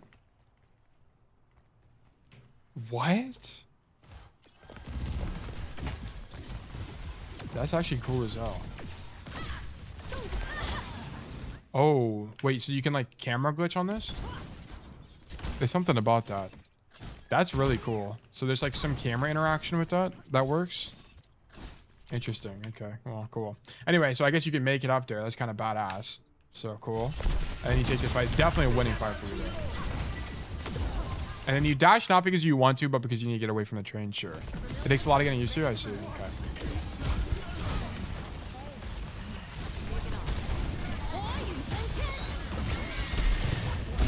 375 HP from that. The perk saved him. The perk just saved his life. Yeah, the perk just seems goated. 275, 325. You got it. What is that? 75 health? So if you go below 75, you would have died here. Yeah, he would have died. Yeah. Huge. I think that ulti's good. I like the ulti. I think going main. I like that you layer the ultis too. You're not stacking them. You're layering them. Right? You're not ulting during this sig ult. You're ulting after. Like, this is good for me. And then you also, what's really nice about this is, can you change the camera side, or is Anran always on the left side of the screen, by the way? Because, like, if you can change the third person side, you should have changed it to the other side so you can third person peek the corner. Yeah, you can. Okay, so that's the only thing I'd kind of mention here is, like, you should definitely be leveraging that. Like, when you ulti, you should be standing behind this corner and then third person peeking. But I think, like, this is probably fine. And I like the target priority on the BAP too. Like, that's really good from here. And then the E heals on base kit now, right? Didn't they add this? Yeah, 50 first strike, 25 subsequent. Yeah, that's really good. Yeah, I like this.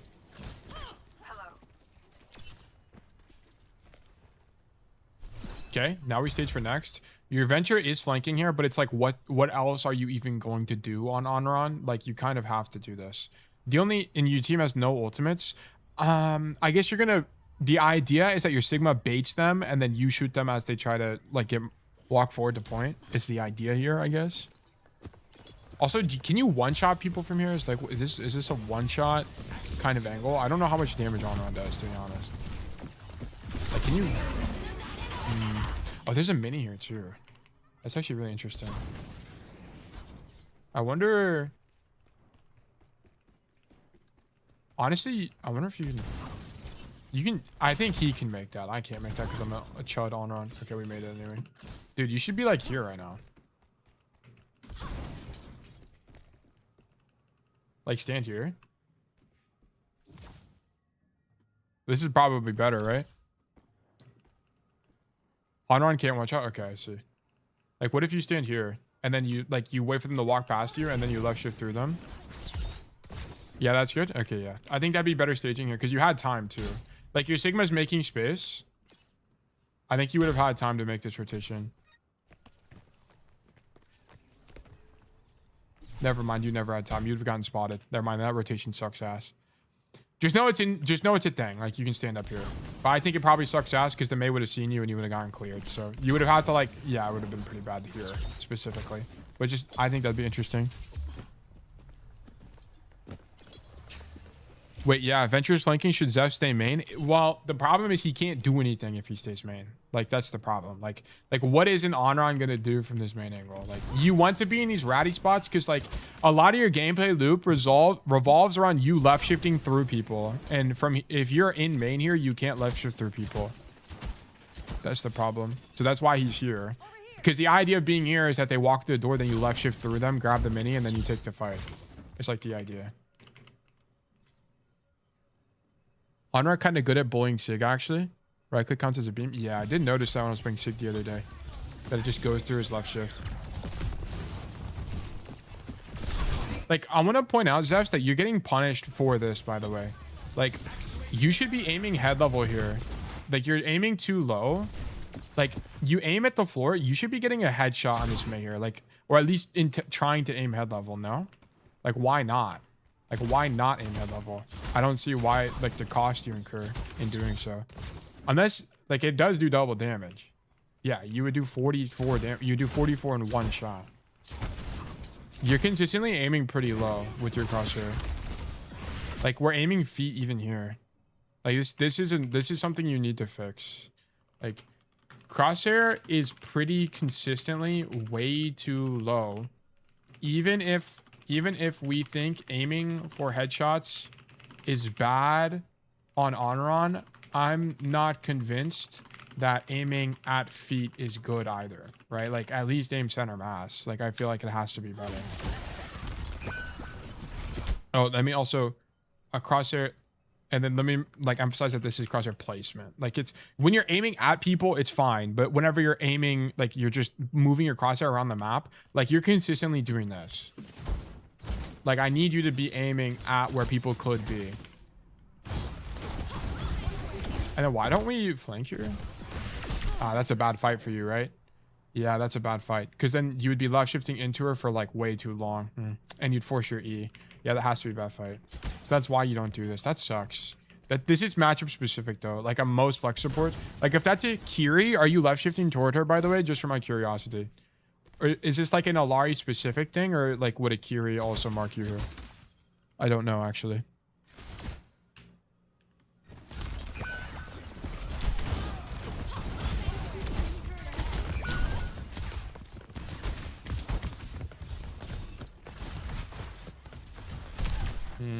We don't do enough this fight. How do we do more? Like, maybe you just have to be brave against the Alari, or maybe this initial starting position just sucks. Because we don't have 2 left shifts here. We only have 1. We would get a second left shift in the mid fight.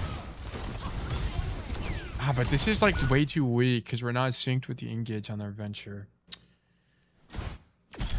What's our venture doing this whole fight?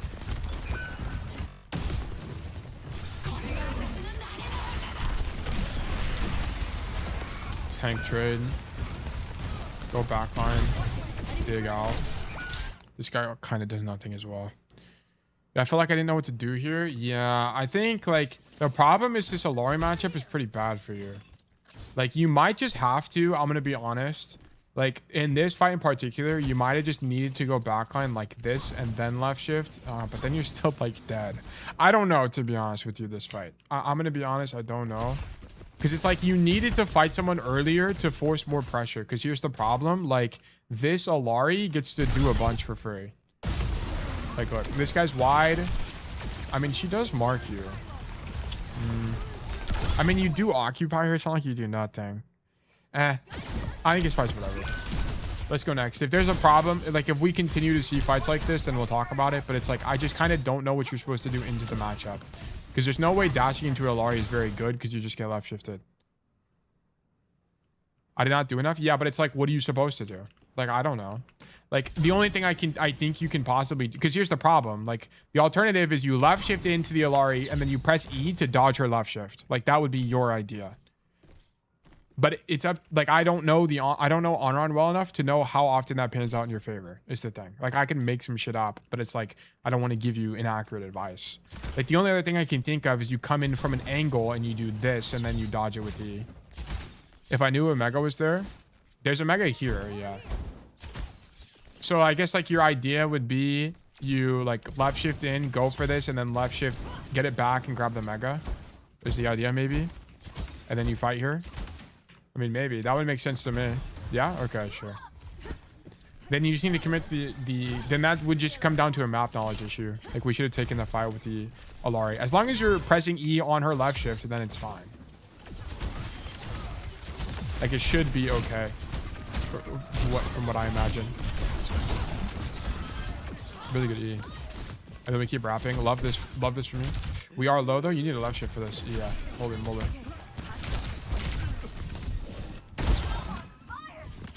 How long is E's cooldown? 8 seconds. Okay.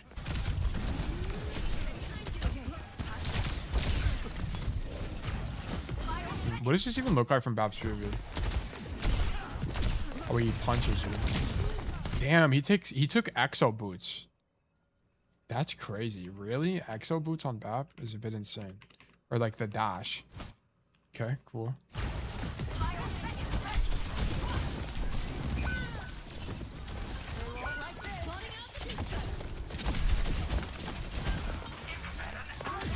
Maybe... Is there a mini over here? I know there's a mini in the building, but is there a mini over here? No, there's not a mini over here. I think this angle has to be worse for Anran because then you're playing like an open angle. Unless your idea is this. Like, make sure you know this, by the way. Like, if you do come to the left side of the map, you can just do one dash and get to the inside angle like this. Which is almost definitely good for Anran. Once you're here, this is good for Anran. Like, this has to be good. So, like, the only thing is you could have maybe, instead of rolling out right side this whole fight, like, I understand you're going for the BAP. You know what? But then you'd be walking into a Mei. It's probably fine. This whole line is probably fine. Because like I was trying to think like maybe your staging is just wrong, but I feel like coming left side would be kind of ass here because you'd be walking into the Xi'an through the open. Yeah, it just wouldn't have panned out. I think coming right side is better.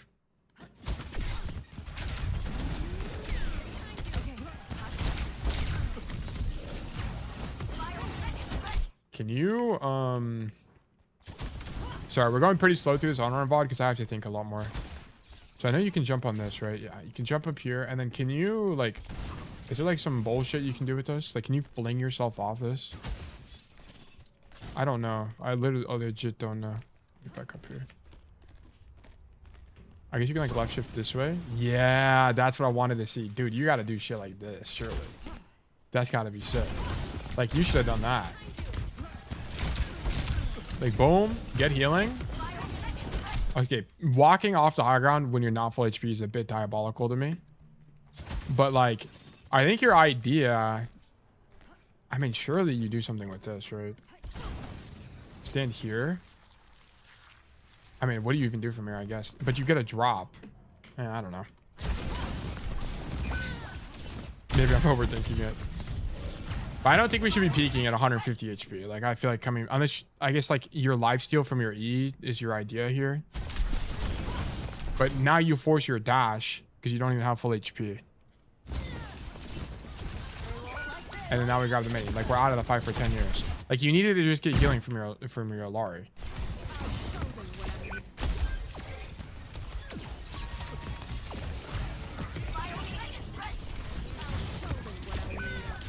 Yeah, I think you misplay this. I don't think you should be going main here at all.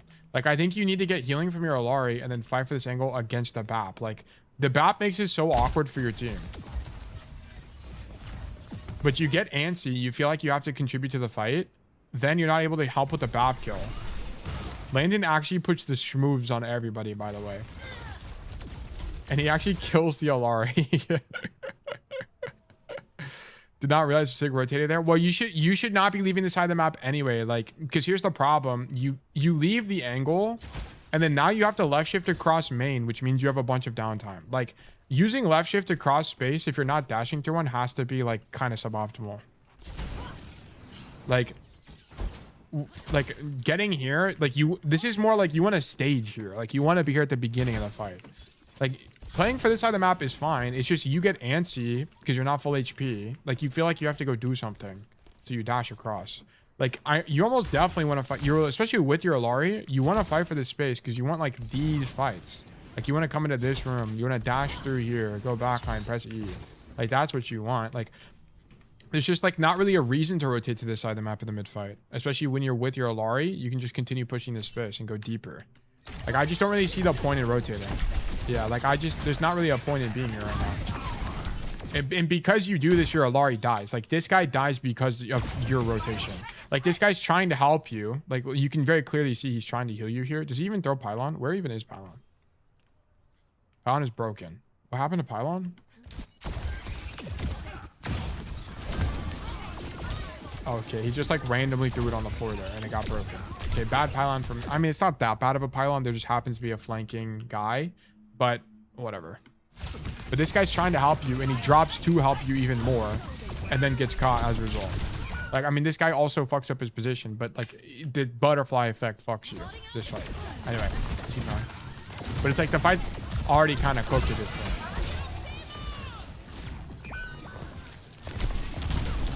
And you're just dying here. You shouldn't even be pressing E. You should just die. Unless you're trying to build ult. How much do you even get ult charge wise here? Holy shit. You got 20% ult there. What the fuck? That's crazy. God damn. Okay, it's low-key worth it if you get that much ult charge. Like, if you're getting 20% ult charge for that, that's crazy. That's almost 30%. Yeah, that's insane. Like, that's actually crazy. Your pathing is bad here. There's almost no world you should be going main here because you don't want this main space anyway. Like, you don't want to be playing in this space. Like, you want this angle to make that rotation, or you want an extremity for sure here. So you have bad pathing. Like, you want to be walking right side up the staircase and doing this flank like this, or you want the left side. Because here's the thing, like, even if even if you get marked on the flank, you're stopping them from flanking your team. Like, you stop them from doing anything proactive. Like, I need you to be on a flank here. I don't really know what the advantage of going main would be. Unless your idea is to ulti from main, but I would argue just ulting from flank is stronger. Like why not just ulti from a flank, right? Like, why not come this way? Because then you can just, like, you can work this angle, dash wide again, and then play this space. Jump up here, whatever. Like, this has to be good. What the fuck? Let me up. Like, this has to be good. Has to be good. And then, is there, like, tech with this at all? Like, can you, like, slide off roofs? No, you can't. There might be something, I don't know. Yeah, like, this left shift is bad. Like, we should never have to left shift through the open. You should have just went this way. And then, like, left shift this far away. The chance of you dying is way lower. It's kind of clunky with the ult, or what?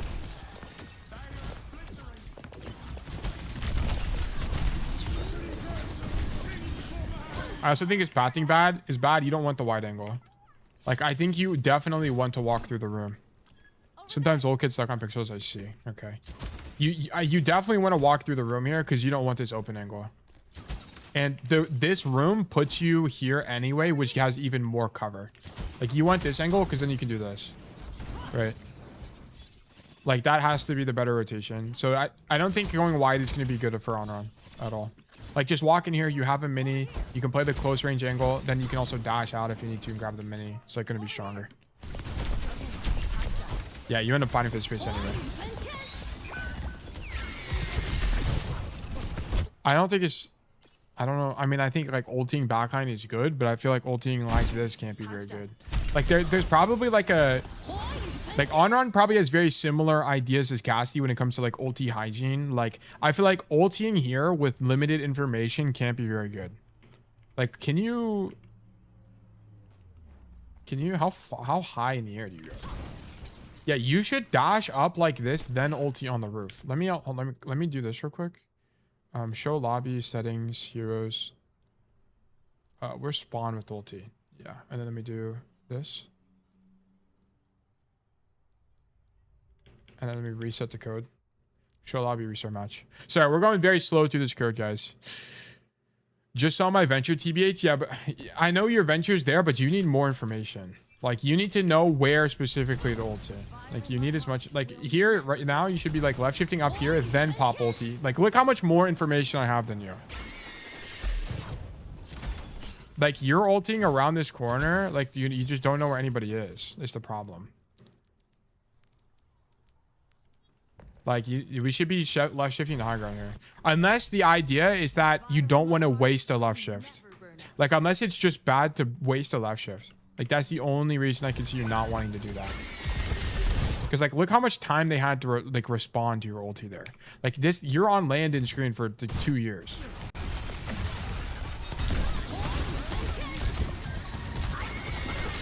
Yeah, like, he has a lot of time to react to that. I mean, he misplays a bit, but I don't know.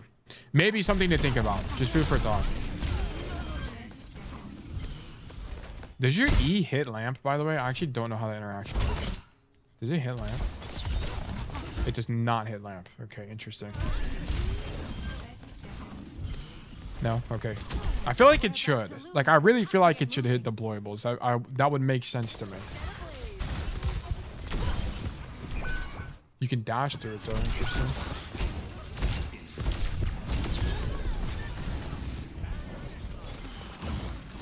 Okay, these mid fights I don't really know how to play because it's like a lot of mechanical stuff on Anran, so it's kind of not really something I can talk about too much.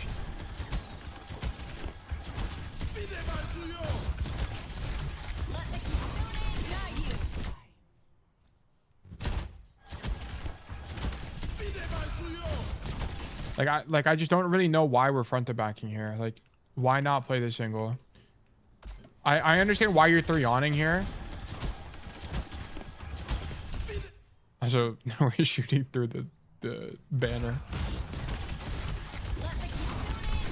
I guess your idea is just to dash through him like that, right? So if that's going to be your idea, though, you need to be on this side.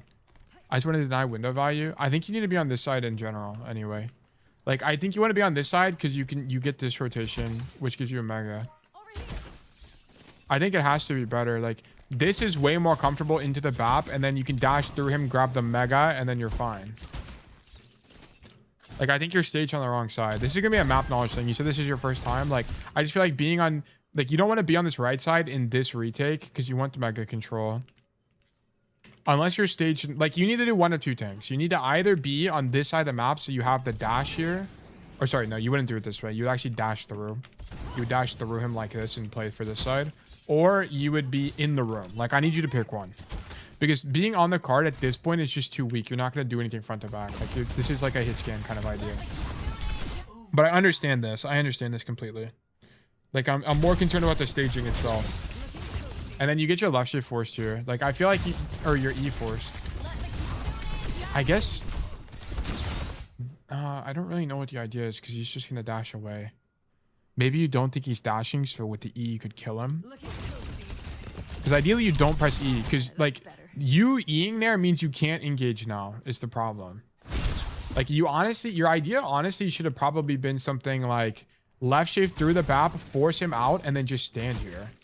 And then that lets you do this, dash through, then press E, and then get dash again. You would do it with better timing than me. Then you could dash again out.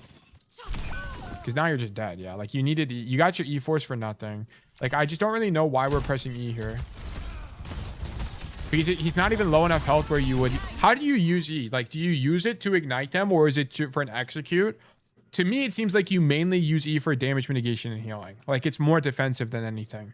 Like, you're not really using it for just outright damage. So if that's the case, why are we Eing this guy? It's like the question I'm asking. Like, I just don't really know what the point would be. Like, I just don't really see what the benefit is. I don't know. Food for thought. Mostly defensive? Yeah, then this is a bad E for sure. And that actually throws the whole fight. Because you need to be able to stand here. Shift E ignite. But it's like igniting... Like, especially in this kind of situation, like, we don't care about igniting. We care about zoning follow-up right now.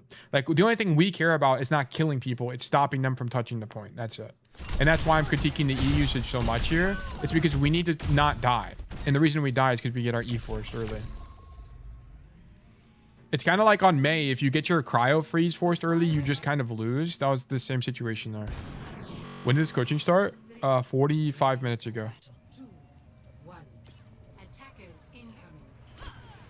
Okay, I wonder where you stand on the defense. I actually kind of don't know. Because the angle I think is good for Anran is where your Venture is standing right now.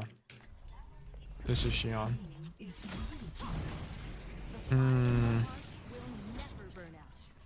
So, like, this is where I figure is probably the best angle for Anran. Because you can, like, you know what? Maybe it's not good. Zeph, do you ever stage aggressively and then dash through people, or is it too high risk? Like... Tell me if this is ever a universe. Like, would you ever stand here and then dash through them to your starting position, or no? Never? Okay. Makes sense. I feel like the problem with this is, like, it sounds good on paper, but the chance that they roll out on, like, Brig or Cass or something that's going to kill you is too high. Like, I feel like the risk is too high. So you would just kind of, like, never do that. Could work, but probably not worth the risk. Okay. Is there any map where that makes sense? Maybe it's too gimmicky. Like on Eichenwald first, would you ever do that on first defense? Like stand in the mini room? You know what I'm talking about? And then like dash through the point? Maybe not. I think the dash is just like not that good of a cooldown for stuff like that. 30 damage. Maybe only King's Row? Okay. Yeah. Oh, okay. Let me actually go to the notes here. For... Staging on fights, especially when the enemy team has to touch point, is pretty weak.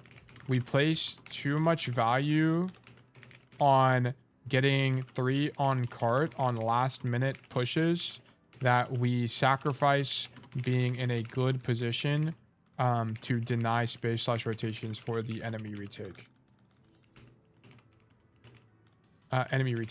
Resultantly, we get our E forced early, which causes us gray to death. And yeah, we're not able to do anything. So you okay with me putting 5 times for red? Yeah, it's fine. Thank you for doing that. Okay, yeah. What was I thinking about? I was thinking about where to stage here. If your Venture's already in the room, I think you got to stand here, right? You know what? But you're outranged. You kind of just don't do anything. But it's not like, it's like you're not going to do anything anyway. I guess you could, you don't have fall off, so you could just stand back here. But then you can't left shift or anything. So it's like, how would you play the game? Man, Anran on defense has to be a lot harder. Because it's like, man, Anran on defense fucking sucks. Like, what do you do? Like, maybe... I actually legit don't know. I actually don't know. I guess I'll see how you play it, and then we can look at it from there. You just stand in main. Like, ideally, yeah. But here's the problem. Like, you shouldn't be coming to this angle at all because your venture's here. Like, now, your team has no spin. Both of your DPS are on one angle. No one is putting pressure down main here. I play this fight so bad. Yeah, this is pretty bad. This can't happen. Like, especially when you're playing double flex DPS, unless you're both engaging on backline at the same time, it's pretty bad to stack angles. Because now this Sigma gets to walk through for free. Like, Sig gets to walk through for free. Everyone's in. Everyone's already in. They took 0 damage. Where is your venture? Okay, your venture came back to main. So now that your venture's back in main, this is fine.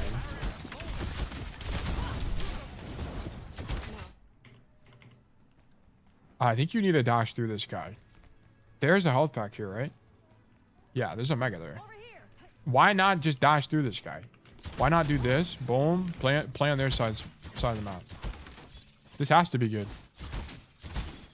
Tail, there's a gigantic delay with chat. What do you mean? Like Twitch chat? Or like on the overlay? Surely dashing through this main map flipping is better, right? I think it has to be. Because you can't do anything here anyway. I guess you're just denying the rotation. Okay, I mean, maybe from a space control perspective, it could make sense. I think I get walked on if I go there. Who? Who's walking on you? May? Bab? Like, I don't know the matchups. I'm genuinely asking. Like, like, what would be the problem with that? May? Is the May matchup that bad for Anran? Is it because I imagine it's just because you don't do enough damage. Like, your hero is just so low damage that it's bad. So if that's the case, I'm fine with that. That makes sense. So then your idea is just deny the lane. Basically everything that can cleanse. I see. Okay. Oh, okay. That makes sense to me. Because her left shift cleanses. Okay. I understand. So then you're just here denying the lane. Wait, then should we even be taking the fight? Because it's just a bad fight for you anyway. Because she's just going to left shift. I guess you kind of have to take the fight because otherwise they just walk. I bet you're just dead. Like, I think here's the problem. Like, if you're not left shifting through them, like, you're just in a losing duel with the May. So it's like, do you want to lose and pull people, or do you want to lose? I mean, like, I just don't know. Yeah, this is bad, but it's like, what else do you do? Is what I'm saying. Like, if you're not doing this, you're just gonna lose the duel to the May. Because it's like the diva matchup for Cass. It's just like losing for you. At least from here, you have options. Like, at least from here, you can left shift this way. Or maybe you don't left shift, you just walk, and then now you're behind them. So, I don't know. Something to think about. Because I genuinely don't know what to do here.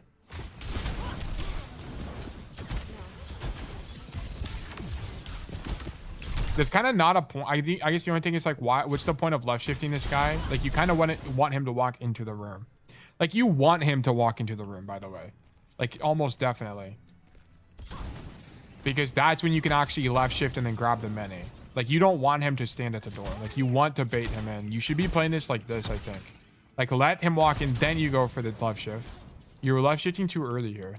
Because it's like, this is playing out of your effective range. Okay, I think that's it. I think that's what you do here. I think you play back here, let him walk in, and then you fight him. Because I guess the problem is you get walled. Wanted to get half ignition and take damage so I could steal minute.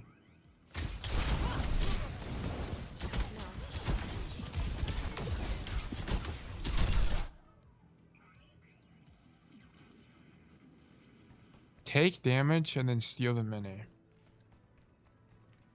She ends up getting the mini and we're at a disadvantage. So we kind of play the micro wrong. Okay, so I guess the problem is you didn't take damage here, which means you don't get the mini.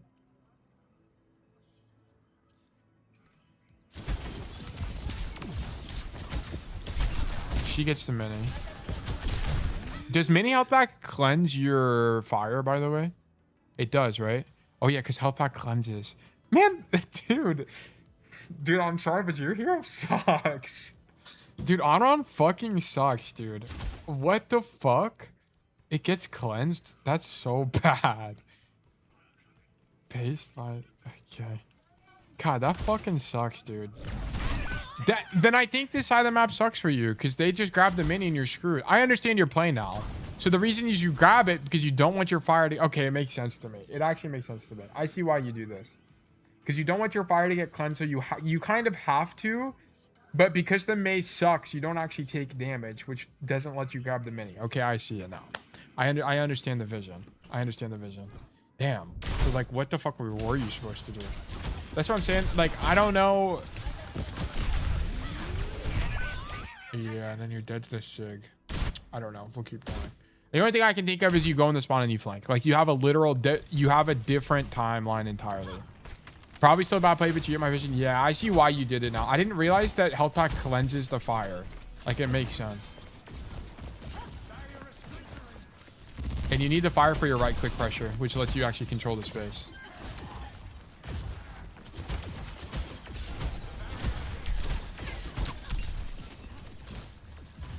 Okay.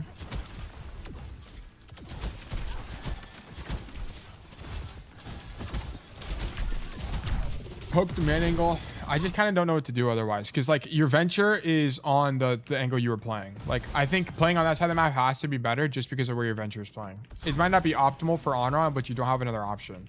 I think this map sucks. I think first point is bad for Anran. It has to suck. This point has to suck for you on defense. On attack, I think it's fine. But on defense, it really can't really be that good. It's not, this is like nothing to do.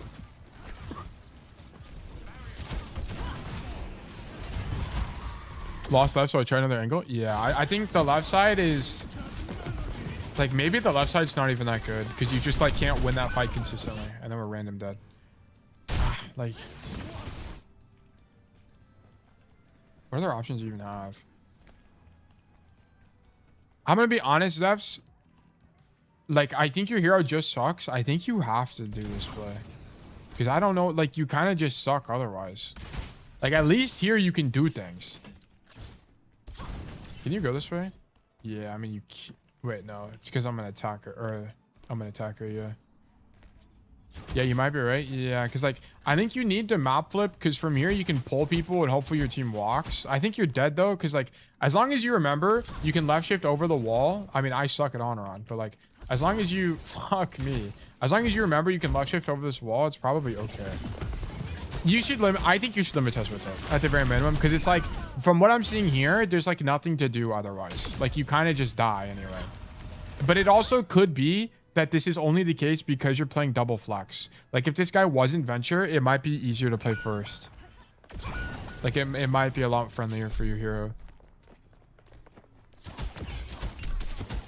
I'm not sure. I really don't know.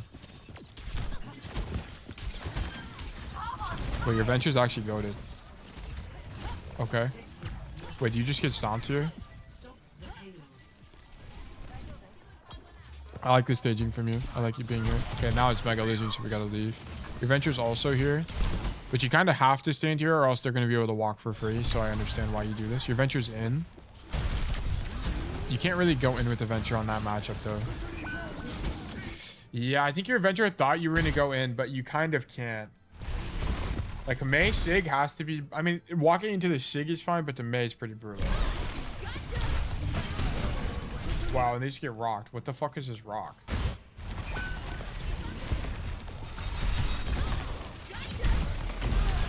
Oh! The prediction rock? I don't even know if he meant to hit the venture there. That's crazy. The only thing I can think of is this whole time you should have been staging instead of being playing man. So, like, this whole time, whenever your team is retaking, instead of just standing here, you should have been staged to begin with. Like, you should have... Like, why are we on the floor? You should be going somewhere. Like, go control some space. Bro, Uncle Bow's a demon? Dude, he might be. Like, why are we like, there's no tangible benefit of being here right now. Like, what's the point? Like, either fly up top and stand up here and, like, rat, right? Just, like, crouch in the corner. Or, like, come over here and start denying the staircase. Like, one or the other. Like, I need something from you. But this is too passive. Like, cause look, like playing this main space, who cares about this main space is Anran. Like, you're not gonna do anything. Like, you're never killing this Mei. You're just stopping her from walking forward, but it's Mei, so it's a bad matchup for you anyway. Right? So you might as well be somewhere.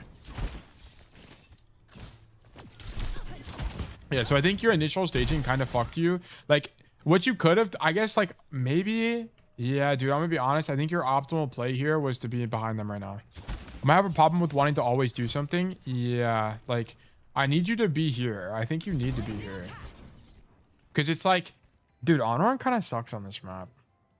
It's too open. It's too open. Like, this point in particular... Like, I think you need to be here because it's like, what else do you do? Right?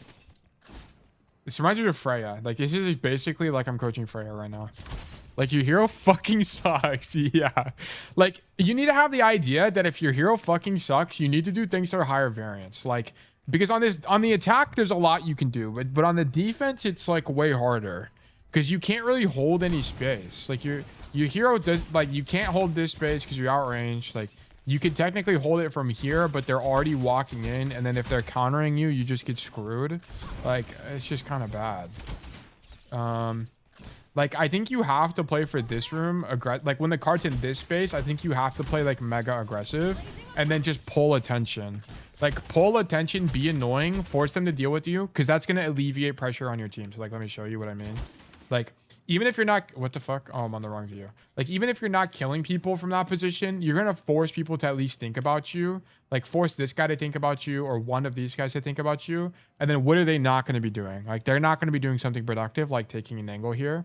So, resultantly, your team is going to have more success in walking forward, right? Because they're going to face least resistance, like less resistance walking. So, I think you have to, like, work this space. Because it's like, what else do you... I don't know what else you would do.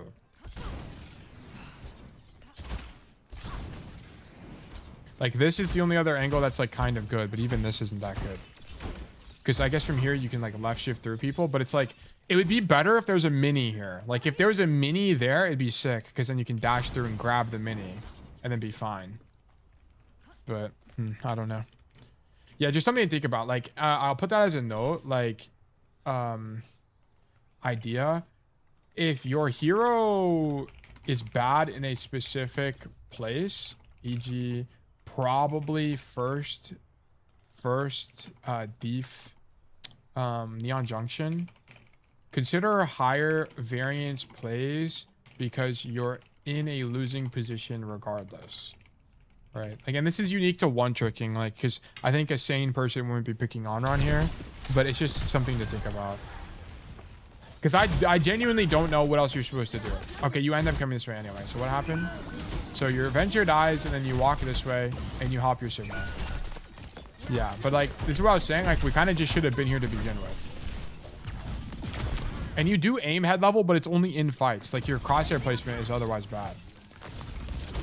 Yeah, like, you should have been here to begin with. I think for sure.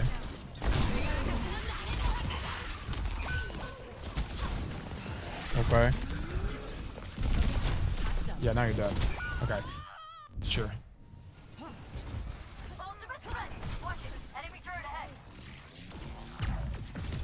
From left side? I don't know if you want this side or not. I guess this side lets you wrap the most. Like, you take the most space. Think it's a bad habit I got from playing Anran? Doing what?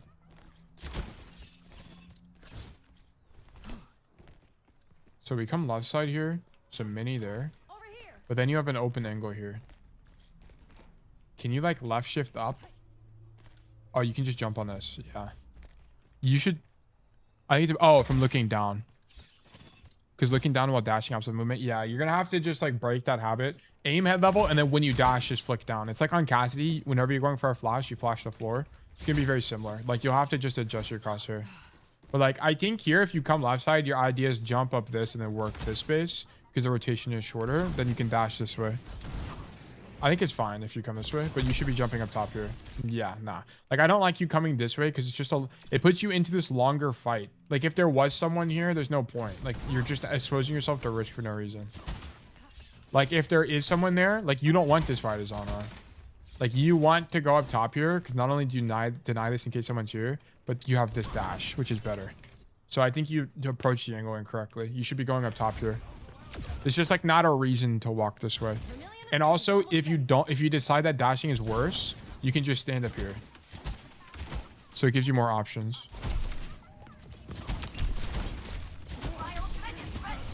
And min-maxing like that is important, especially in this rank, where you need as many options as possible. So we left shift to the angle because you're late.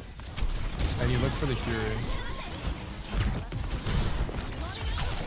I'm gonna be honest, the only thing about this is like, can you walk this way at all or no? Not really. Not really possible. You have to go top here. The only problem is like you're dropping into this blind. You don't really know where anybody is. Like, what would be the advantage of dropping now? I guess the idea is that they have less time to react to you. But like, why not just like, okay, so you do the first left shift. Shoot your gun. Like, why not shoot your gun, then drop? Oh, because drop, like, the momentum on that is so weird. Because it's like, you don't drop. You drop slower. So it's actually worse, maybe. You kind of want to drop normally, then left shift is kind of the idea. Like, left shift once you're on the floor. But you cancel anyway. No, you dash through. And then you dash to this guy. Honestly, I just heard ults. Yeah, I can tell you're just trying to walk. You're just trying to go. Like, I can tell that you're just trying to go, but I'm trying to think of how to do this.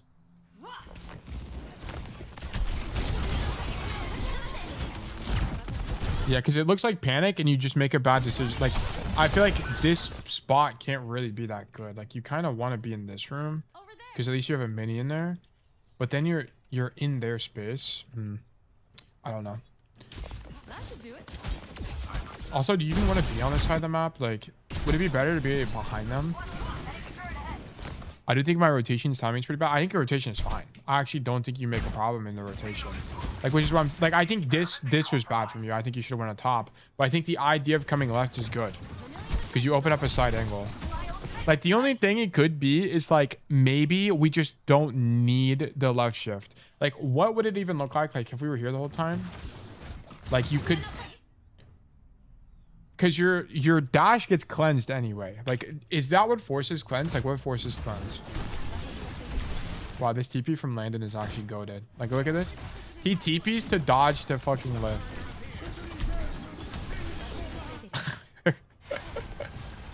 this guy's the goat, actually.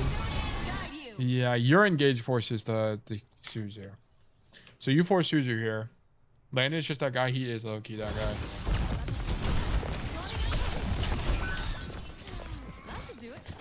Why do we not ulti? Oh, you misplay. You 100% misplay here. You're 99 to ulti. We're 99 to ulti. Why are we flanking? Who cares? Just use your ulti. Especially you have the perk, right? Oh, you don't have the minor yet. Damn, your ulti kind of sucks without the minor, unfortunately. But I guess, like, your idea would be... Like... Ah, but you kind of want both left shifts when you're in. I don't think you should flank with ulti though. Like, you should just, because you need an ulti after this flux. Like, this should be a Landon uses left shift there, and then you should be ulting right now on backline or something. Like, ulti backline, because they are not even playing a hit scan. Like, you ulti backline, and then you land here. Like, let me just show you. I remember looking at my perk level, and I was kind of far from perk. But I think they're not playing hit scan, so what's the risk of dying? Especially if you do this and you third person abuse and then you fly in. I mean, I got stuck on the wall. Just don't get stuck on the wall, lol. But like, if you abuse third person, I think the chance you dying is low, no? Or is it still really high? But I think even if you E early, I think you're fine, right? Can I get my ulti? It's taking too long. But like, you would just land here. If you're at risk, press E, then left shift to mini. There's a mini here, and there's also a mini here. Like, on this part of the map, I think you can uniquely ulti in with these minis. Because it's like, what else do you do, right? Like, I just don't understand what else you do here. Can you movement lock for a bit at the end of the ult? You are movement lock. Interesting.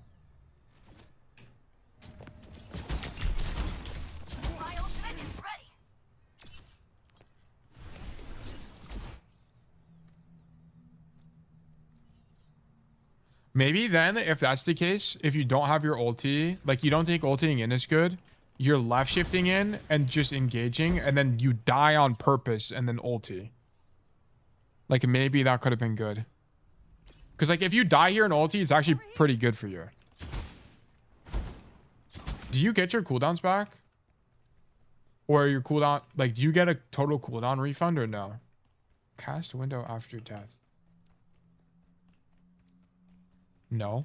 This hero fucking sucks. This hero is so bad. I think you should honestly try, like, what would be the disadvantage of going in right now, dying, and then popping ulti? And your movement lock for a bit after res, so you just die again.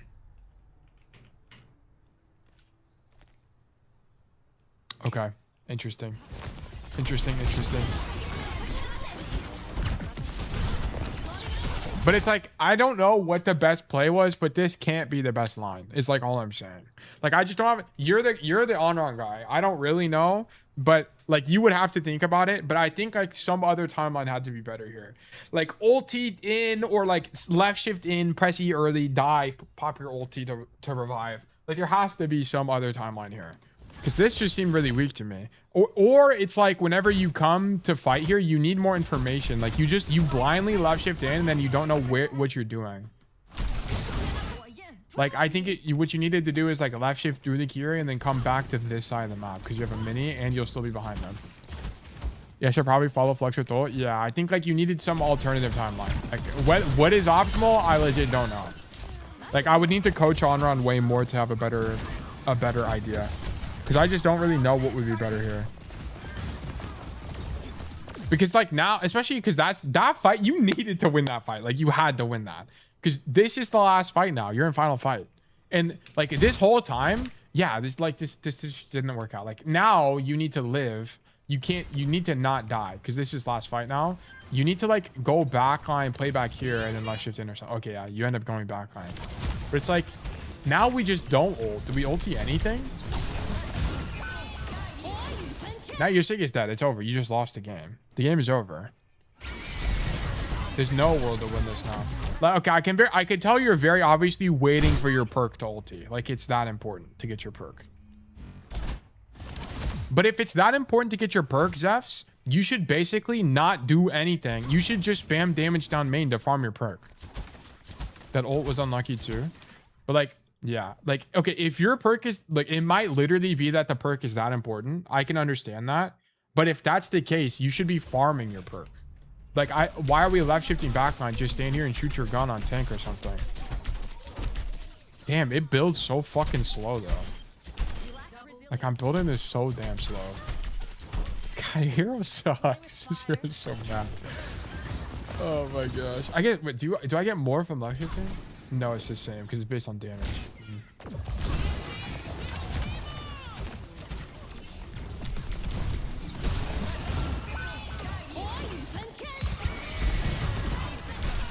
You need elims to build that perk faster.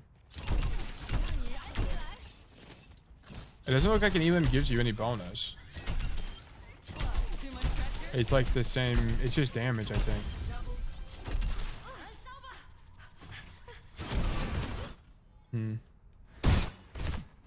Yeah, I'm gonna be honest, this whole timeline is fucked. Like you needed to win the fight earlier when your guy popped flux. After your Sig is dead, this fight's fucked. You win anyway? Oh, you guys win anyway, never mind. You guys are just good. Okay, so next fight, going into next fight. So you need to be doing something high variance as fuck because your team has no ultis. Like whenever you're in a situation like this, I need you to think, holy shit, we're cooked. Your team has no ultis. They probably have ultimates. So you need to be like, I need you in their spawn or something. Like I need you getting crazy. Like go in their spawn, stand up here. Like, I don't know if I can try something. Like literally crouch in a corner here. Like be in a place where you're not going to get cleared and then dash through people and go for 1v1s or something. Because if you play too defensively, they're going to be walking up, pop their ultis, aka Flux and Blizzard, and you just lose anyway.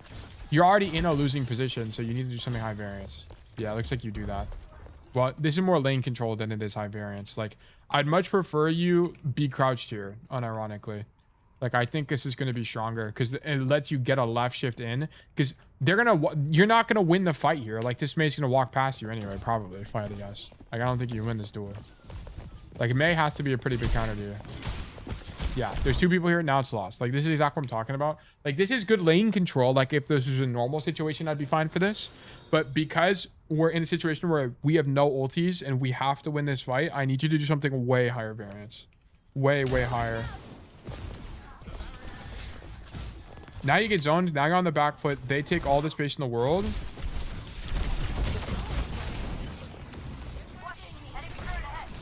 Yeah, like, it's over. It's over. Verdict character sucks. It's not like, I mean, that's the fun thing about being a one trick is like, how do you win despite your character sucking? Like, Cassidy used to suck a lot. Like, when he had 20-meter range, he used to be pretty bad. And the fun part was trying to figure out how to win anyway. And that's probably why Zephs has fun on Anran. It's like, how do you win on this character anyway? Yeah, you need to add routing to your playbook. It's good on any DPS in situations like this.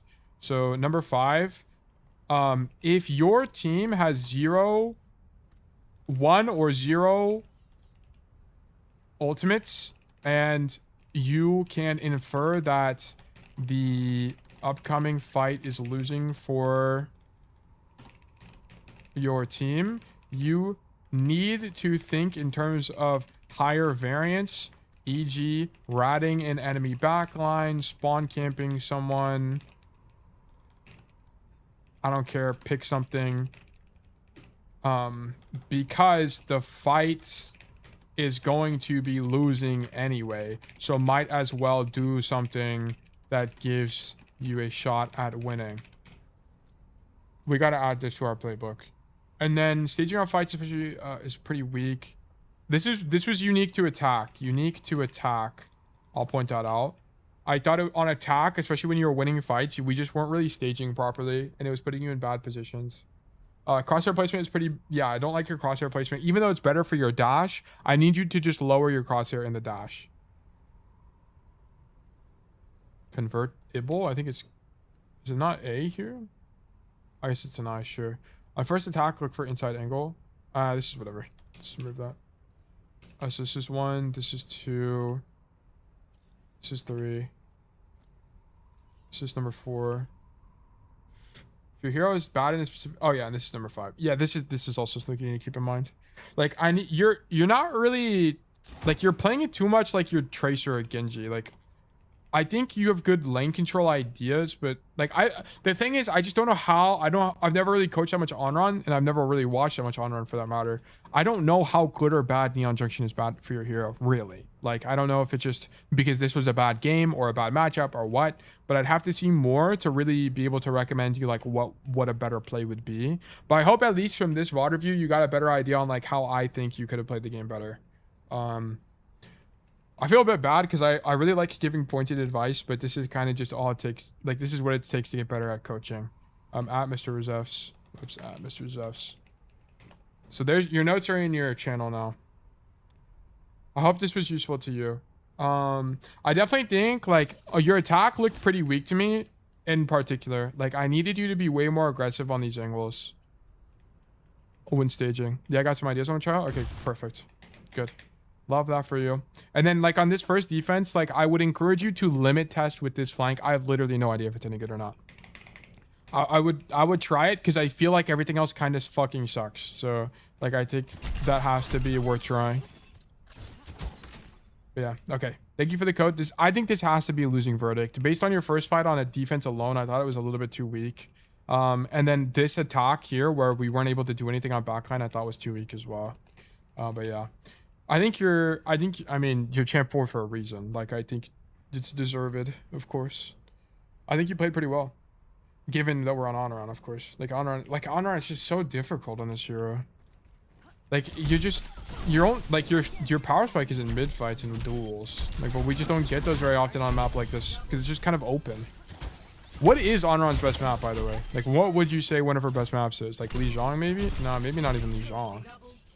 Control Center is definitely a good map for her. Like, Lijiang Control Center specifically. But, like, what else would be good? It's time to find other players I can get inspiration from on Zero. Yeah, you're kind of going to be... You're in the same boat as Zeta. You and Zeta are the exact same boat. There's like no one to learn from. You got to like invent it, which is hard. And I'm willing to help you, but just keep in mind like my understanding is going to be pretty limited. Alice or Saravasu? Okay, so maps with a lot of rotations. I see. Okay, so like out-rotating people. Okay, so then Escort's like probably pretty bad. Like right now I'm the highest rank. Yeah, you're probably the best Anran in the world. Like that's not a pro. That just flexes to Anran. Like you're probably the best Anran OTP ever, if I had to guess. But he's already champ and I'm Lettuce. Yeah, but you could be there. Zeta is all I'm saying. You could be there. There's no way there's not a no. There's no champ Freya OTP. They don't exist. And it's because Freya just sucks. Also, Verdict losing. Thank you for the code. Hopefully we were of great help to you. But okay. I've seen 1 in NA and 2 in Korea. I see. Okay, yeah. I guess there are some people. We could try to find them. Like that's the only other thing we could do is like find them and then like converse and build a realm of knowledge. Okay, so we're gonna resolve that last one and we're gonna do new Raffle 300. Trust me, man, I've tried. Yeah. Okay, we got a new raffle going, guys. You can do exclamation mark enter to enter the raffle or exclamation mark claim to claim a ticket to be more likely to win in the future. Do exclamation mark enter if you have a code you'd like for me to review today. Do exclamation mark claim if you want to claim a ticket to be more likely to win in the future, okay? So if you have something you want to check out today, do enter. Keep in mind, if you enter and you lose, you keep your tickets, okay? They roll over and you gain a ticket for at least trying. So the only reason you would not do enter is if you don't have a code. Just keep that in mind. But with that being said, while we're waiting for this to resolve, we're going to run 3 minutes of ads so that there's no ads during coaching. So be right back, guys. Circle Royale, best Anran map. Dude, this is actually so true. This is so true. We might be onto something. Any champs that try probably the mode GM. Yeah, Freya's just really weak. Like, which is why whenever I coach Zeta, it's like, how can we do these like really high variance flank plays that like help you hit left, help you hit bolts. Zykiz and GR15H, thank you guys for the follows. Welcome to Boy Nation. Like, I think Anran's a bit fun. Like, I had fun coaching Anran because it's just like you gotta get creative. I think coaching flex DPS is a lot more fun than hitscan. Hitscan, it's easier for me to coach because I have way more reps. But like on flex DPS, you can just kind of do more. So it's like a lot more interesting because you can think like, okay, what if you like dash through this guy and played this angle? Like, what if you like, I don't know. Like, it's really interesting to me. I have fun. So how many more codes today? I plan to do coaching only today unless you guys want to do pro analysis. We'll probably do, what time is it?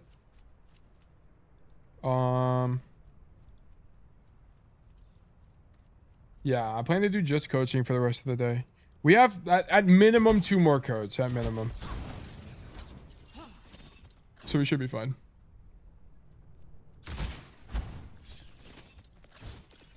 Okay, look at my clip, bro. It's so good. Okay. Insane rollout. So, resultantly, your team will have more success in blocking. Right? Because they're going to face easier. Yeah, I mean, this is perfect. This is exactly how I use motorcycle. Like, when people are stuck in a hallway, you use motorcycle and it does 10 trillion damage. Like, it's so good. Just so much fucking damage. With the top new patch, top 500 codes are free to see, aren't they? Yeah, you can spectate people live. Yeah. Like, you can go to view career profile, competitive, view leaderboard, and then you do not friends, but top 500, and then you can, what the fuck? Oh, this was a few seasons ago. You can find people this way. There's an Anran player. Who's the Anran player in NA?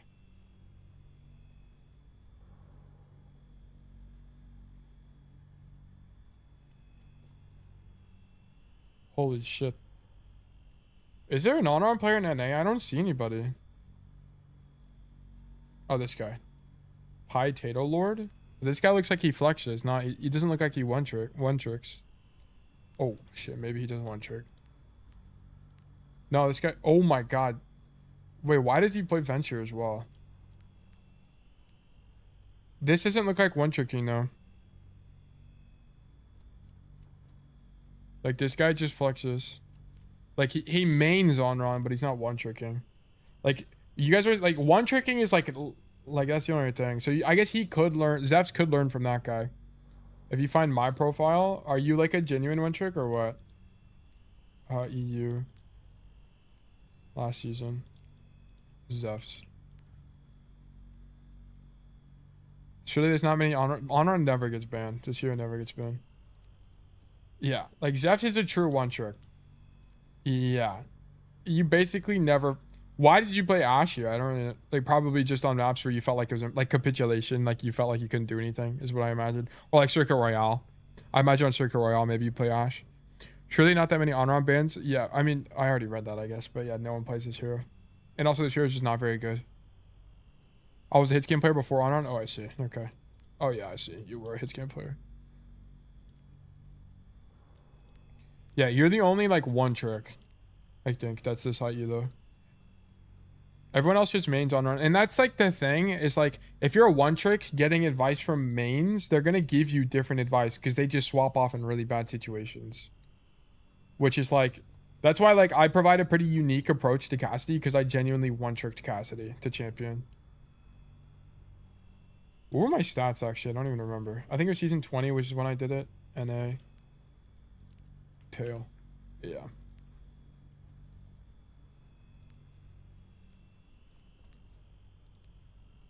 I think my Desperate 10 were pretty high. Yeah, I had pretty high Desperate 10. 7.4 is pretty high. I had hella final blows per 10. Freya was in there. This is this season. What about last season? Let's do it by rank as well. This guy? Rick? Who the fuck is Rick?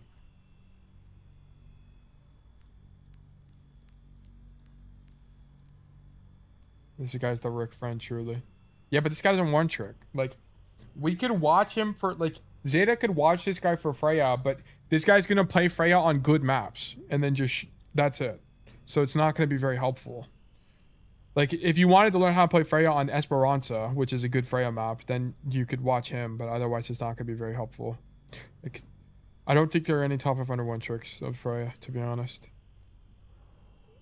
These people play Freya.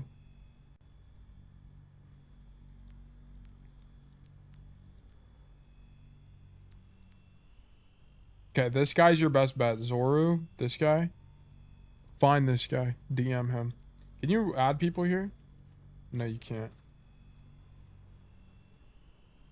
Can you add people if you spectate? Like, if I spectate one of these games, can I add them from here? No, watch right. I want to watch live replay. Oh, I guess that game ended or something? Like, what even happened there?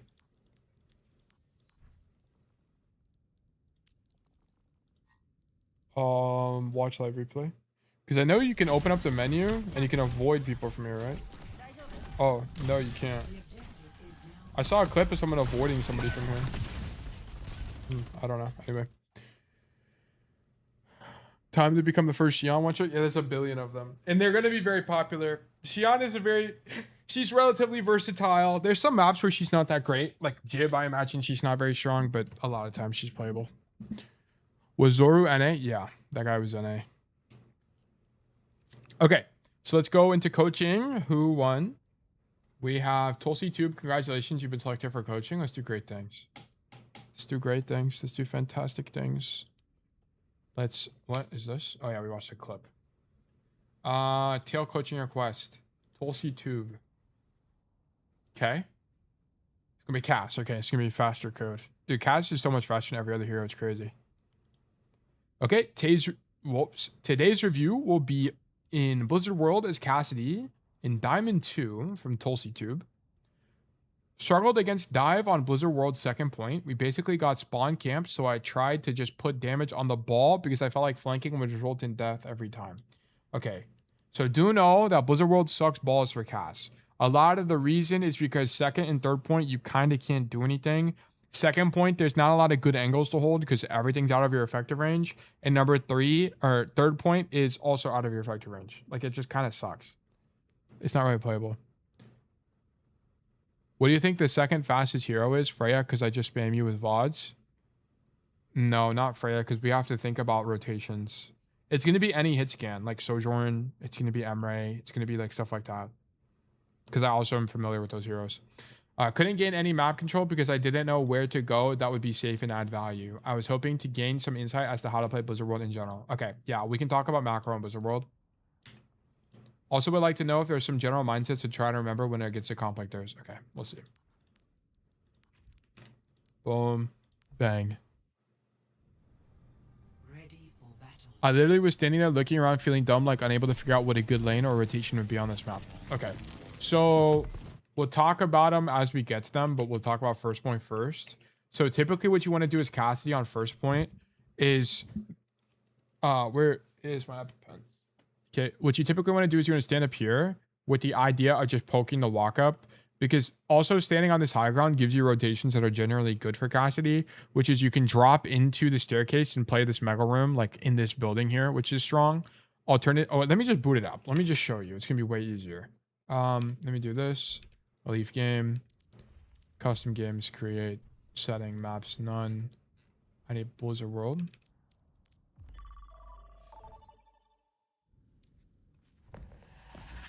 Cass, okay. Oh, it's gonna take a little bit to walk over there. But yeah, this map kind of sucks for Cass. And it's mostly because there's not a lot of lanes that are well in your effective range. So that's the only thing you gotta keep in mind. Walk over there again. So there are some role techs you need to know on this map. There's one in particular you need to know. Make sure you guys know this role tech. There's two ways to do it. You can do it off this box. This is a late tech, and I'll let you get to the high ground. Or you can do it off this hay bale. This is just a normal role tech off the hay bale. Fuck. But make sure you know you can get this, because it cuts down our rotation time. It's really, you'll use it a lot. I messed it up. But you can rotate up there to up there. It's really good. But a lot of the time what you're going to do is you're going to stand up here and then shoot your gun. And then if your team is not holding the high ground, you can drop early like this and then walk through the door and then play in this space. Because from here, you can shoot backliners. Like you'll let the enemy team like tank walk forward, and then you can just shoot backliners like this and then grab the mega, and then you just control this space. Because like one thing the attackers might want to do is come into that mega room, which is in this building, and then hard flank your team. And if you're standing there, not only do you prevent that from happening, but also you threaten your own wrap on backline. So it can be pretty strong there. So this is an idea you typically have. What you don't want to do a lot of the time is like stand here. I mean, it's you know, sometimes you will get kited back to this position, but just know that you don't really have playmaking from here. It just kind of comes down to shooting your gun. So at this point, it's going to depend on what your ally DPS is doing. But a lot of what you do is going to revolve around standing on this high ground, rotating around the high ground, using that space, so on and so forth on first defense. So we'll check it out. Oh, you're on attack. My bad. Okay. So on attack, you have one of two ideas. So on attack, you're either going to walk through the choke and go this way to take the high ground control, or you're going to go under, around, through the mega room, and then open up this side angle to the high ground. The idea of doing this is that you're not going to be able to kill people, but you can poke them off the space. So for example, you'll stand here and then just shoot your gun and force them out. Is kind of the idea. Okay, notice that it's kind of out of your effective range, 24, 25 meters-ish. You're going to incur fall off, but that's just kind of the price you pay for playing Cass here. Cass is not really that good on the attack. He's way better on the defense. On first. The attack, he's kind of rough.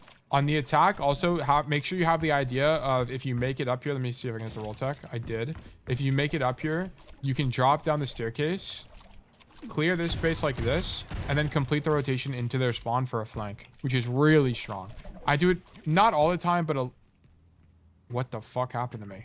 I do it not all the time, but enough of the time on Blizzard World, like 60, 70% of the time I'm doing this play. Okay, so just keep that in mind.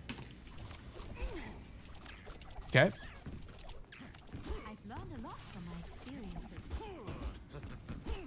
I hope I'm keeping up okay. I don't think it made any difference on game outcome, but I was struggling with the stuttering and landing shots. The stuttering, like game stuttering, like performance of your game, or what? Yeah.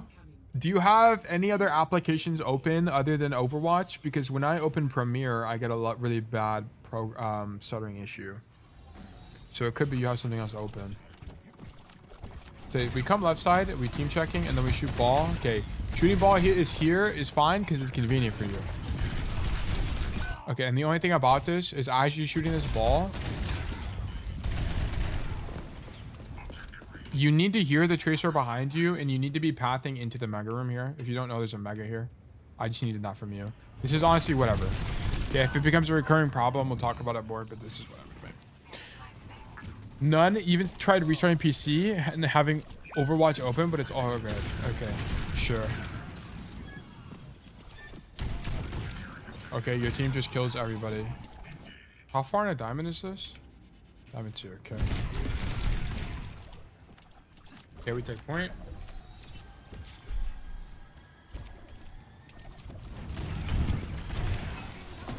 Okay, so on this, I understand in the matchup, you don't want to take space into this mega room, which I'm fine with. I don't really have an issue with that. Because if you walk into the mega room here, there's actually a real risk that you get engaged on by the ball and die. Like he could like do the ledge tech here and slam you and whatever. Like that's fine. I don't have a problem with that.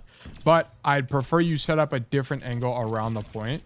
Like instead of stacking with your team in main, like consider like, I don't know, like playing this side angle here or playing or like looking for a wrap on the coast side, something like that. Because especially, you know, the ball's on this side of the map. He's on the right side. It's very unlikely he goes coast here.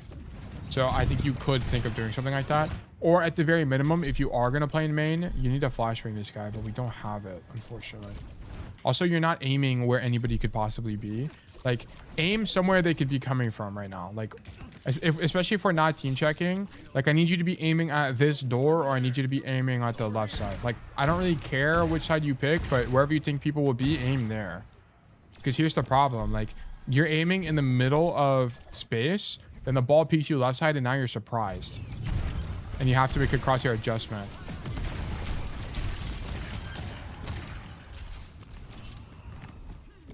Okay, good rotation in the mid fight.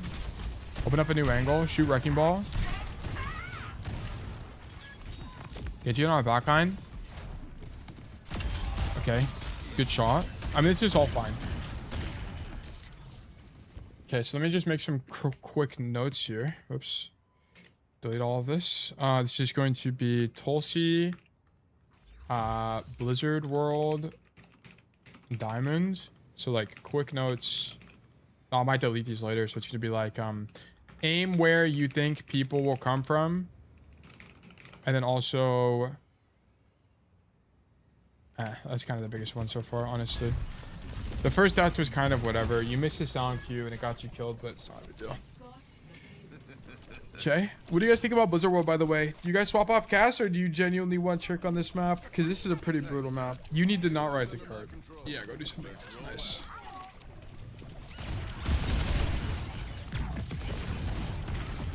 Flashing's a bit early there, but honestly, whatever. I swap, but go Bastion. Yeah, Bastion's pretty good here. I do like the Bastion idea. I would just fan this guy. Like, you should be, especially when balls are this close to you, pause. Whenever this guy's this close to you, just fan this guy. Just fan him. Okay, it's fine. In this matchup, when he's super close, just throw it. Boom, boom. That's fine, no big deal. Okay, whatever. One thing about this is, like, in this fight here, you throw this flash too early, and as a result, I mean, it's whatever, really, I'm gonna be honest. Because you weren't even able to stage early because you taxied the Mercy, so it's fine. And then you don't get that ball kill because walking in main there is actually worse because you're exposed to the enemy. This whole timeline is fine to me. You just need to fan him because I think there's actually a pretty good chance you kill him if you fan there. That's the only thing. I might as well be a cast one trick because I'm so bad at Soch. Yeah. Just kind of comes down to time commitment here. Like, a lot of the time you guys are bad at other heroes just because you genuinely don't play the other heroes. That's it. Good flash. I love that you don't roll for uptime there because you could get slammed. Nice. Shoot people from the angle. How long is this game? Not very long. Continue the rotation right side. Like, I want to point out, like, the thing you typically don't want to do into the Wrecking Ball comp is play, like, super isolated because the chance you getting slashed and or slammed and die is pretty high. But you can play isolated when you know where the enemy tank is. Like, if you know the enemy tank is across the map, then playing in this room on your own is excusable. It's fine. But if you don't know where the enemy tank is or he's close to you and you get marked, you're just gonna die. Like if you're standing here, for example, and you know the wrecking ball is in this space, the chance of you getting marked is really high. But if you're standing here and you know wrecking ball's in your spawn, it's fine. It's no big deal, right? So as long as you're aware of where wrecking ball is, then you can make a more informed decision.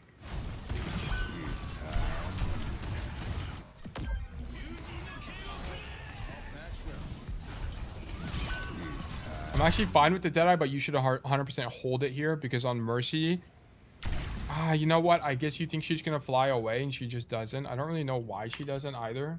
Like, what even happens here?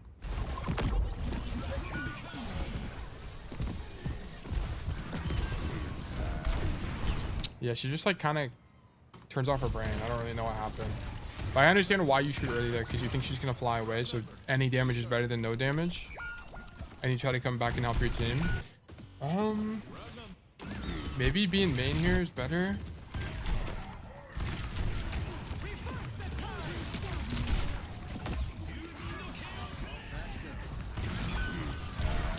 Nah, you would be getting bladed right now and dead. You would have died if you were in main. I knew they had ults. I felt like I had to make a player with CG. Yeah, I think it's just fine. I think it's fine. Because you'd be dead in main anyway, so like it's not like being in main would be better here.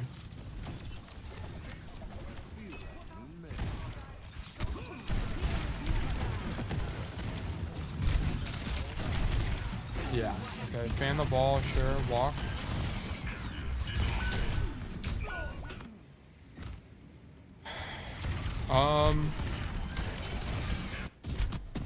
How do we use flash? Because you flash him here, right?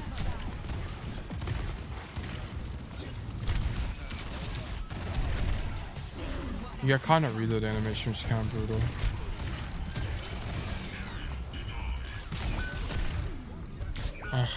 Okay, all right. I mean, that fight, I feel like there's kind of nothing to do. I want to be so for real.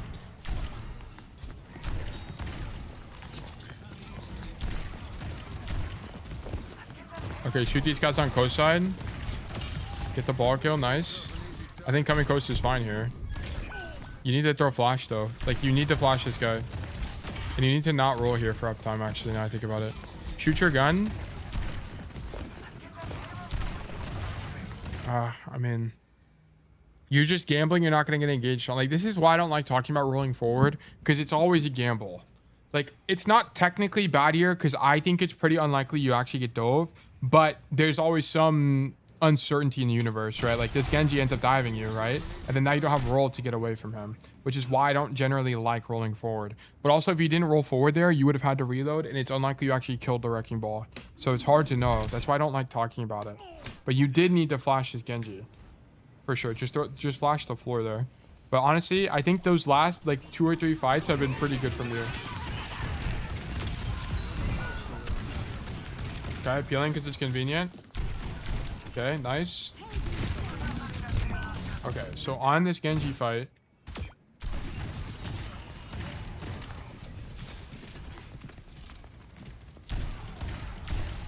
okay, roll away. Sure. You don't have a roll. Like the only thing about this is you use roll here and you technically don't need it. Like this is the only thing. You got punished for this. You roll away from this angle and you just kind of don't need to, right? There's just like not really a reason. You don't need to be here any faster, right? So what's the point? And then as a result, you get dove because this Genji knows you don't have roll, so you die. So the problem with this is you roll away from an angle you don't need to, and now you don't have roll in this fight, which could have helped you win. I'm not guaranteeing it would have helped you win, but it would look a little bit different because you could do this. Boom, this guy dashes. Now you would roll through him 180, go for the kill. Whether or not you kill him, I'm unsure, but it would have helped you. But like, it's so minor. It's so minor.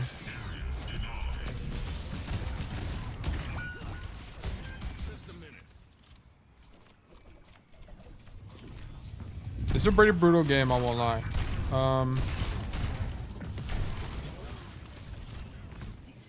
That'd be a decent play. Yeah, I'm gonna be honest. I think this might be a go next kind of game.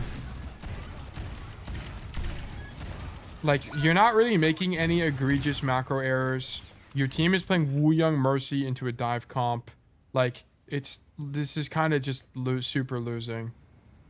I don't think you're doing anything inherently wrong. You're not killing people, but you kind of can't kill people because your team is always dead anyway. Yeah, this might be a go next. I'm gonna be so for real. Shoot the Xion. Okay, I mean, sure. You can Deadeye these guys. Like, whenever you see the Mercy in the air here, this is a Deadeye you could be going for. Whenever you see that, you see the Mercy dash up like this, that's a cue for a Deadeye. You could be looking for it here. I would have gotten a greedy and tried to go for it, but it's fine. You don't have to. It's not an obvious kill, so I think it's okay. Like, your team is just permanently dead. Like, what is even happening here? Like, this guy's getting dove.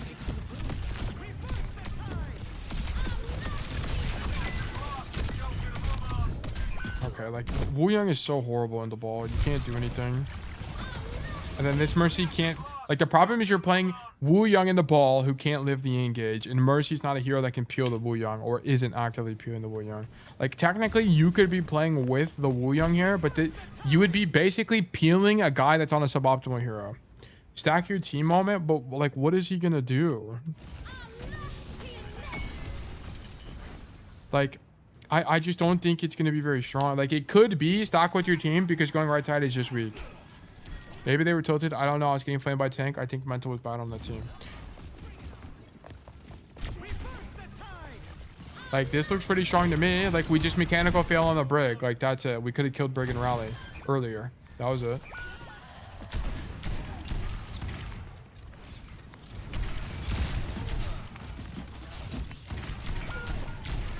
And then all the other times, other than this fight, I think stacking with his team was genuinely worse because he would have gotten bladed. There was a bunch of ults he would have walked into. So I'm not too sure.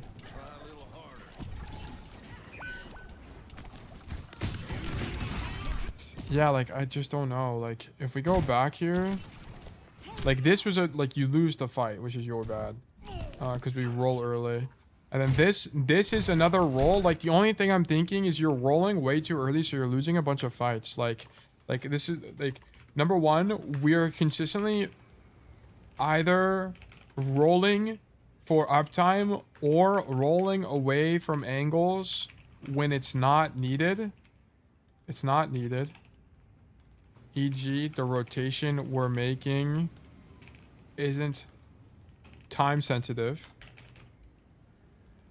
Resultantly, isn't time sensitive and we're not under pressure. Resultantly, we don't have roll when we're getting dove and we're consistently losing fights as a result of this. Like, this seems like mostly micro oriented is what I'm seeing. And then, like, the only other thing I can think of is, like, we're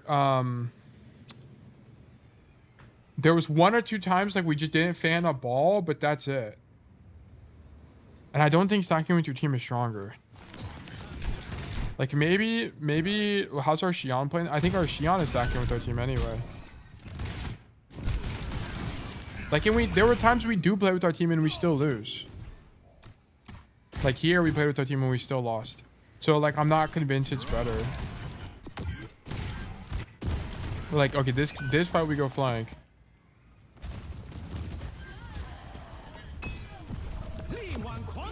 Like, your Wu Young is consistently ulting himself. Like, I would have avoided this Wu Young 10 times over. Like, this is the second or third time he's ulted himself. Like, I just don't really know.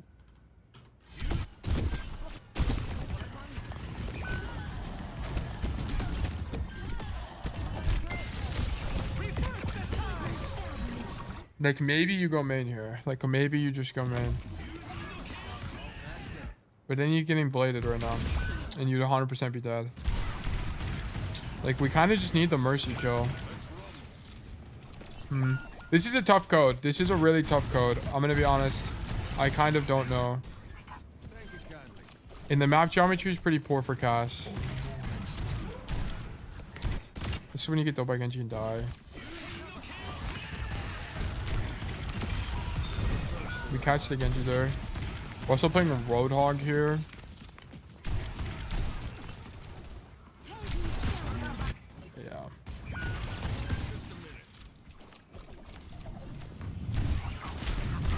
Monkey, or shoot, not Monkey, Winston. Not Winston, bro. It's Hammond. Jeez. You could have dead-eyed this guy, by the way. This was a dead-eye here.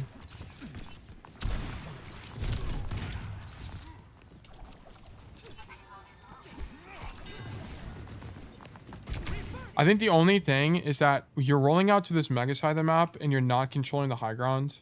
Like, the thing that sucks about this is because you're coming to this side of the map, you're giving them control of tank completely. So that's the only thing you could think of. Like, coming left side would let you control this high ground, and then you'd be able to shoot backline from here and stop them from using this space. So that's the only thing. Because, like, when you're making this rotation, you have a ton of downtime, and although it puts you on a good angle here, your team is subject to this. So, like, that's the only thing. I don't know. Winston could fit into the ball, I think, tight squeeze. Yeah, I think so. I actually think so. If we really compact bro, he might be able to pull it together. I'm gonna be honest, I don't know what to do on the attack. I'm gonna be so for real. I think most of the play was fine. I think if you stacked in main, it's losing. I think maybe it would have panned out because here's the thing about that kind of play style. It's like if your team just 5-man mains, it can be fine sometimes. Like 5-man main, it can be fine. But you have to understand that when you're doing this kind of play style, it's less about individual playmaking and it's more about your team. It's more about the enemy team making mistakes. Like, can the enemy team make enough mistakes for you to win the game? And then if the answer to that is yes, then maybe it's optimal. Like, maybe this game specifically, you could have done this. I just may feel so unproductive. It's good if you have someone flanking, but your guy hasn't really been flanking that much.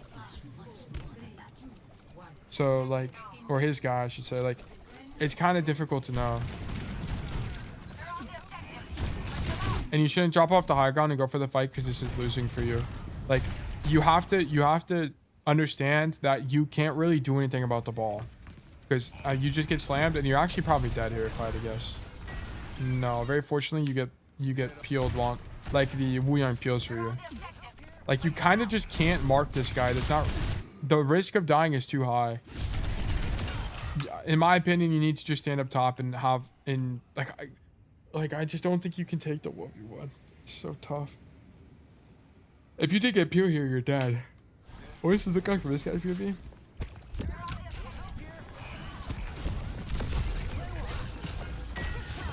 Yeah, I mean, you get kind of lucky. But then it's like, what are you supposed to do? I just kind of think you can't do anything. Okay, I saw my team was in their spawn, so I thought the ball was going to keep forcing point. It would be my job. Yeah, but it's like, it is kind of your job, which is why this is a bit difficult for me. Because your team is just straight up ignoring the ball. But, like, you lose the duel in the raw 1v1.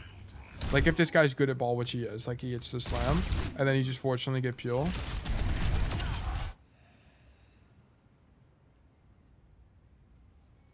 I'm not sure.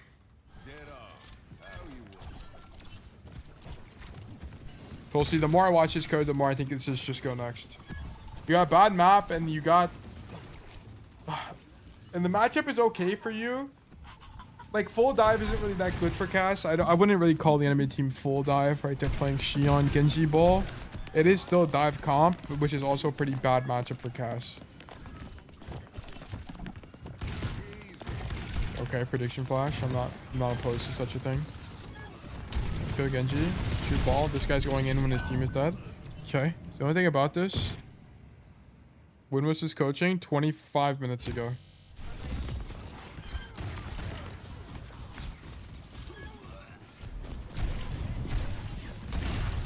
You need to... Okay, whenever you're rolling, you can't... Okay, this is unique to the Hammond matchup. Whenever you're getting slammed, you need to roll when you're in the air. Because it's too late. You're going to get slammed here. There's not a way to avoid this. You need to roll now after you get slammed. Because the idea here, by the way, should be to roll through him to drop so your team can help you and you have cover, which is like you leverage the wall here. So you would have... Let me just show you what that would look like. So you would wait till you get slammed and then you would roll. And then you would do this. All right, come here and then break LOS to the Hammond would be the better play. Yeah. So you just don't really know the matchup very well. Okay, so number 2 is the wrecking ball matchup is a bit difficult for you. Matchup, most of the time, just peel when convenient. Peel when convenient, which is what you're primarily doing. When you're getting slammed and can't dodge it with roll, prefer using roll in the air to stop yourself from getting locked into the knock-up animation. Okay, so that's the only thing. And also bend the hammer when he's close range. Like really close range.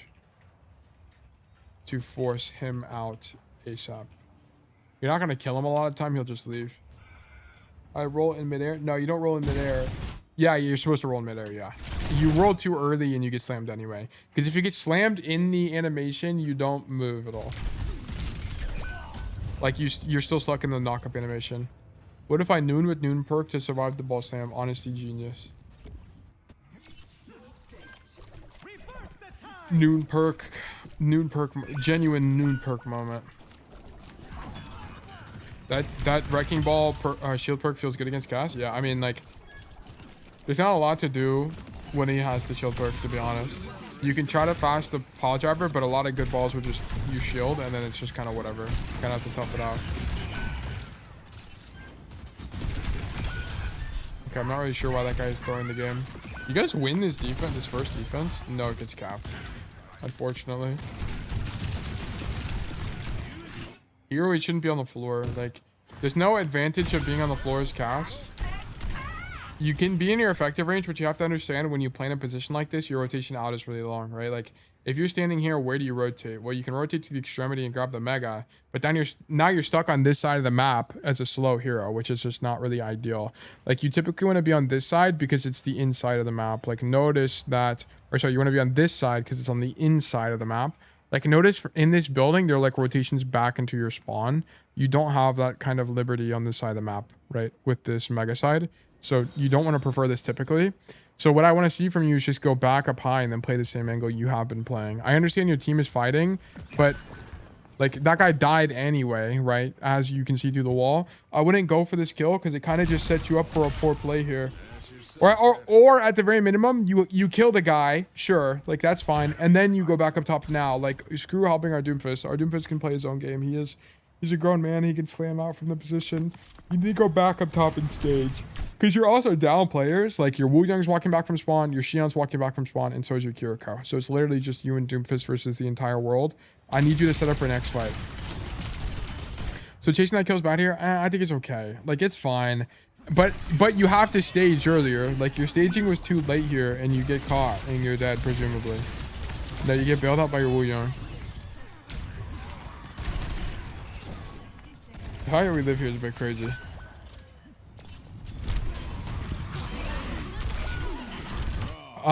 Tulsi, what is your record, or what's your win rate on Cass since you started watching my content? Because I'm going to be honest, if your win rate's anything above 60%, I would just call this a go next game. Like, this seems very go next to me. Like, I don't think you're playing, like, I don't think you're playing poorly. I think kind of the universe is just conspired against you here. It's one of those games. And this is why you can't really obsess over every game in Overwatch, because, like, sometimes you play well and you just lose because of mechanical execution, or maybe you got unlucky a few times. Like, here, I think what's really screwed him is on the attack. He used roll sloppily twice and got punished both times. I think I 59% right now. Yeah, okay.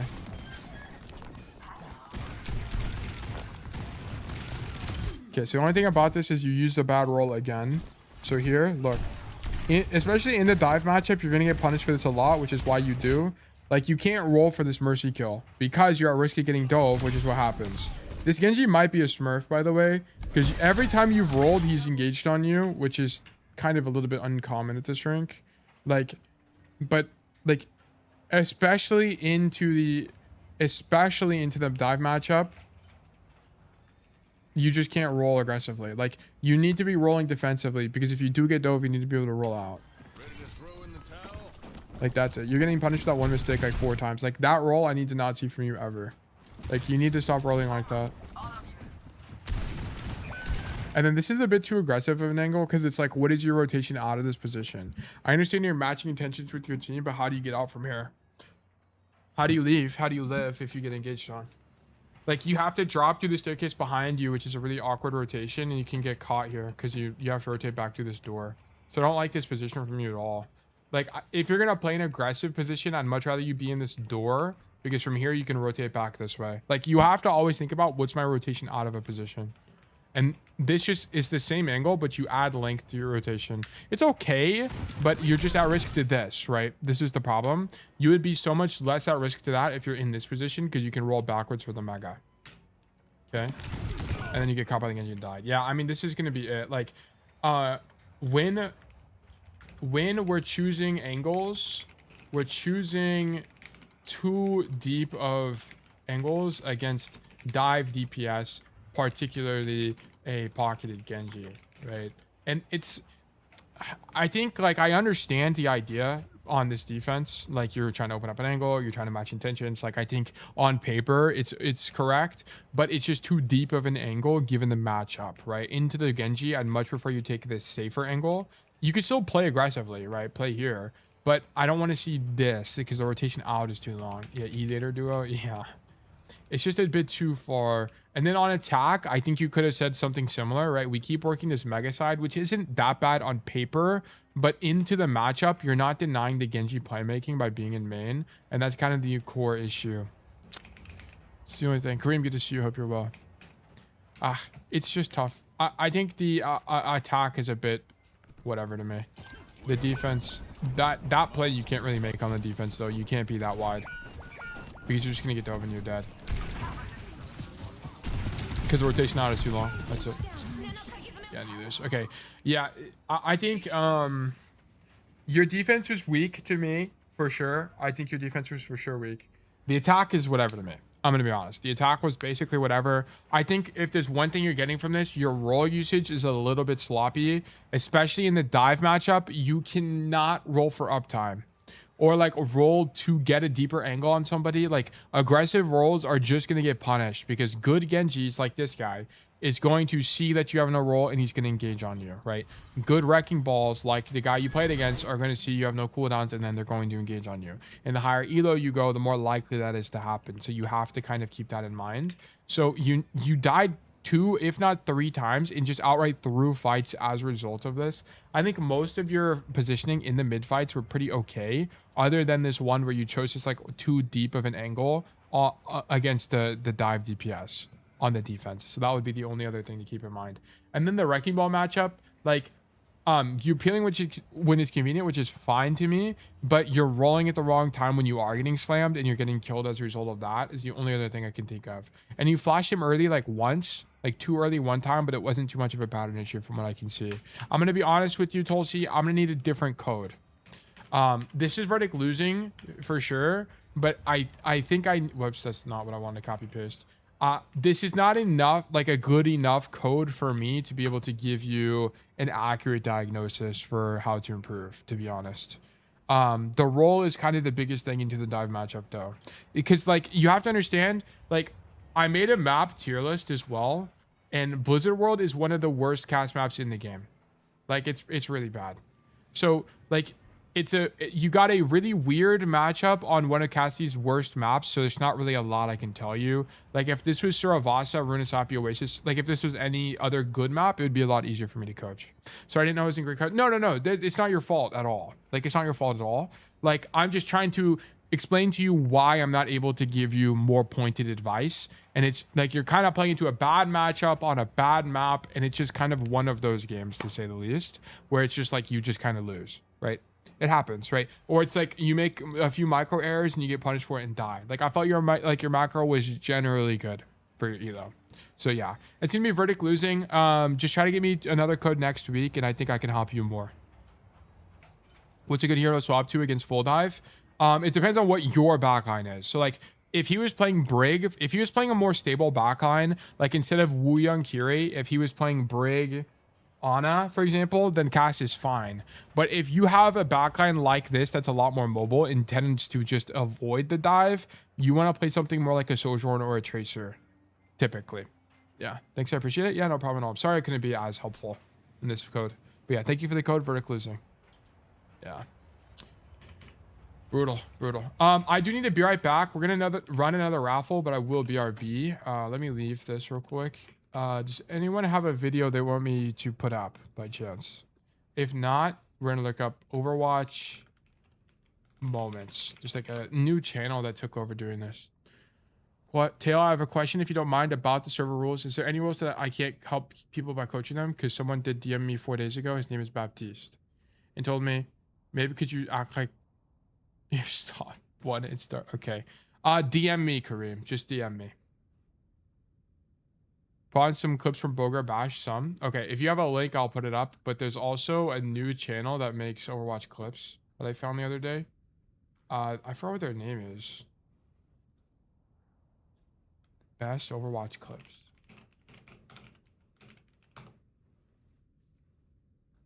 It's like a fruit. They have like some weird name. Oh wait, there I am. Blizzard guides. Awkward Blizzard guides arcs.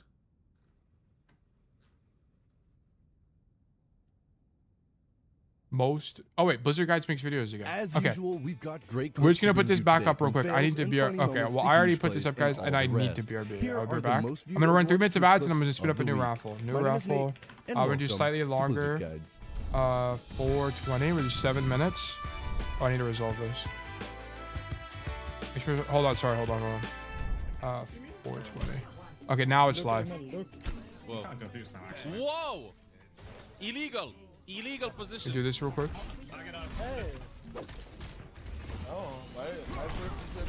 No, he just hit. Okay, I'm gonna. 1-2 on her, bro. I'm gonna grab you. Bruh. Oh, I missed my sleep. Whoa. What the fuck? What happened? How am I alive? How am I breathing? Wait, you need to see what just happened to me. Don't worry, guys. I'm back.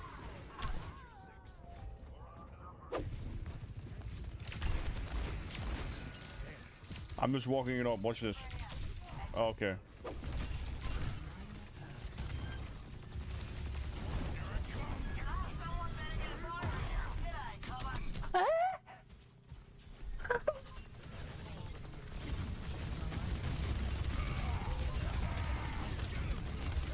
To pedal? What do you think I have? I think I have like one of the like steering wheels.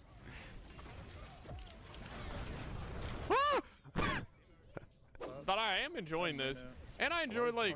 I mean, it's a lot more like freedom I get. You know, it means I can't. Like, of course, I can grow my brand a lot. Some peak. This last fight. Meteor strike. Where am I, man? I'm in the fucking. Hello. Feel it, man. On everything we won this year. You ready? All eyes on you, bro. All right, let's do it.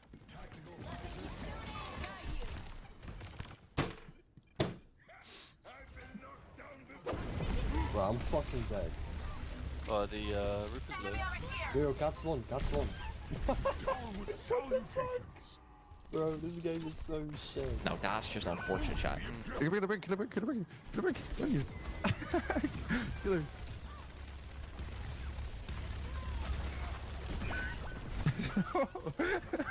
Kill her.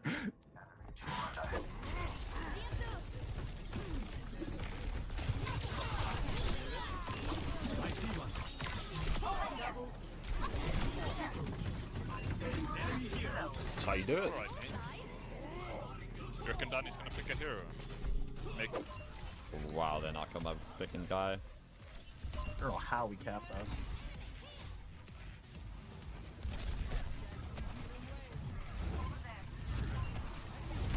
May one. Nice. I have a cat line hot on me. I'm scared. No way.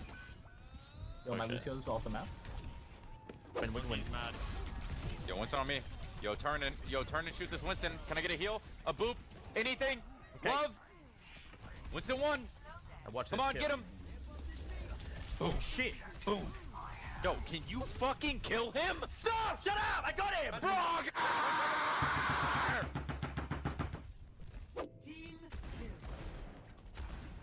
It ain't looking good.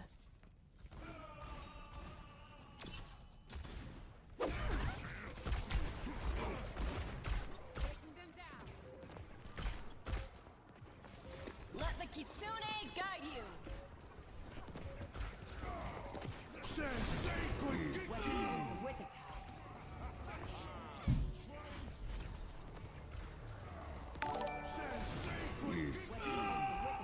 More verticality that you have to traverse. Yo, what the fuck is Overwatch? What the fuck? What? What is that? I wish I could sled uphill.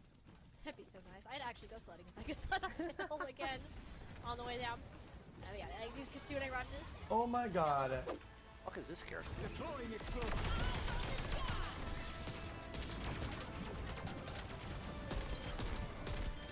What? What? Little shaky aim. What did he? Wait. He just spectated watching me get the kills. How did I not get play of the game? What even happened? Why are all the songs sad? Why am I in this? Why did I miss the dragon? Why am I alive? Why is the Moira sucking me from behind? Why are we winning? Why are we losing? Why is the Moira dead? Why is Moira dead? Why is my Saga dead? It's 3v3. Actually, I'm something. No TP necessary there. Oh, I'm one. Yo. I'm moving. What the fuck? Why you laugh? That was like how I looked 13 years ago, basically. That's I said I thought it was a girl after. Okay. Why are you laughing at me? You just look so young. I've returned. You're working at McDonald's, bro. Like this Bro, is you sad. look like more of a girl than Aspen when she was a kid. What's going on here? What? I'm no longer BRB. I've returned. Let me ads. Our ads done. They are. There's 1 minute left on the raffle. What's going on in this video? Let's go. Let's go, dude. Oh, I got jumped off the map. What the? Aura. Okay. That's crazy. Sesiko? Who's this guy? Oh, it's a Portuguese influencer? Or Portuguese guy? Is that Portuguese or is that Spanish? But or maybe it's neither language and I'm trolling. Bomba Ada. Here we go. How often can you claim a ticket? Once per raffle. No, this is Spanish. Yeah, this is Spanish. This is not Portuguese. Yeah, once per raffle. So if you do it now, you'll get it for the W sleep. Oh my god. Yeah, you got to do it for the next within the next minute though, for the raffle ends. Got him. W boop. Got him, those.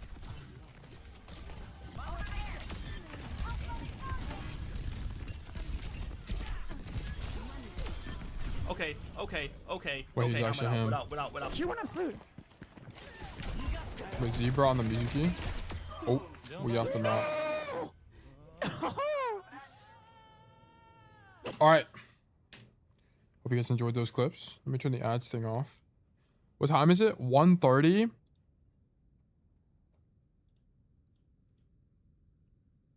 Okay, this might be the last code. Not gonna lie, I don't know how to use Xion ult. I insta-die every time I use it. Okay, are you ulting? I mean, you're probably ulting first or you're not ulting from a good position.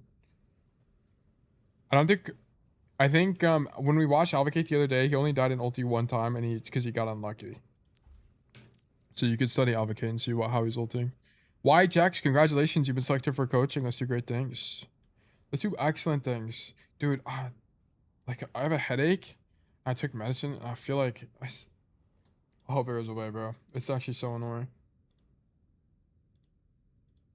YHX, I bet. W spreadsheet. All right.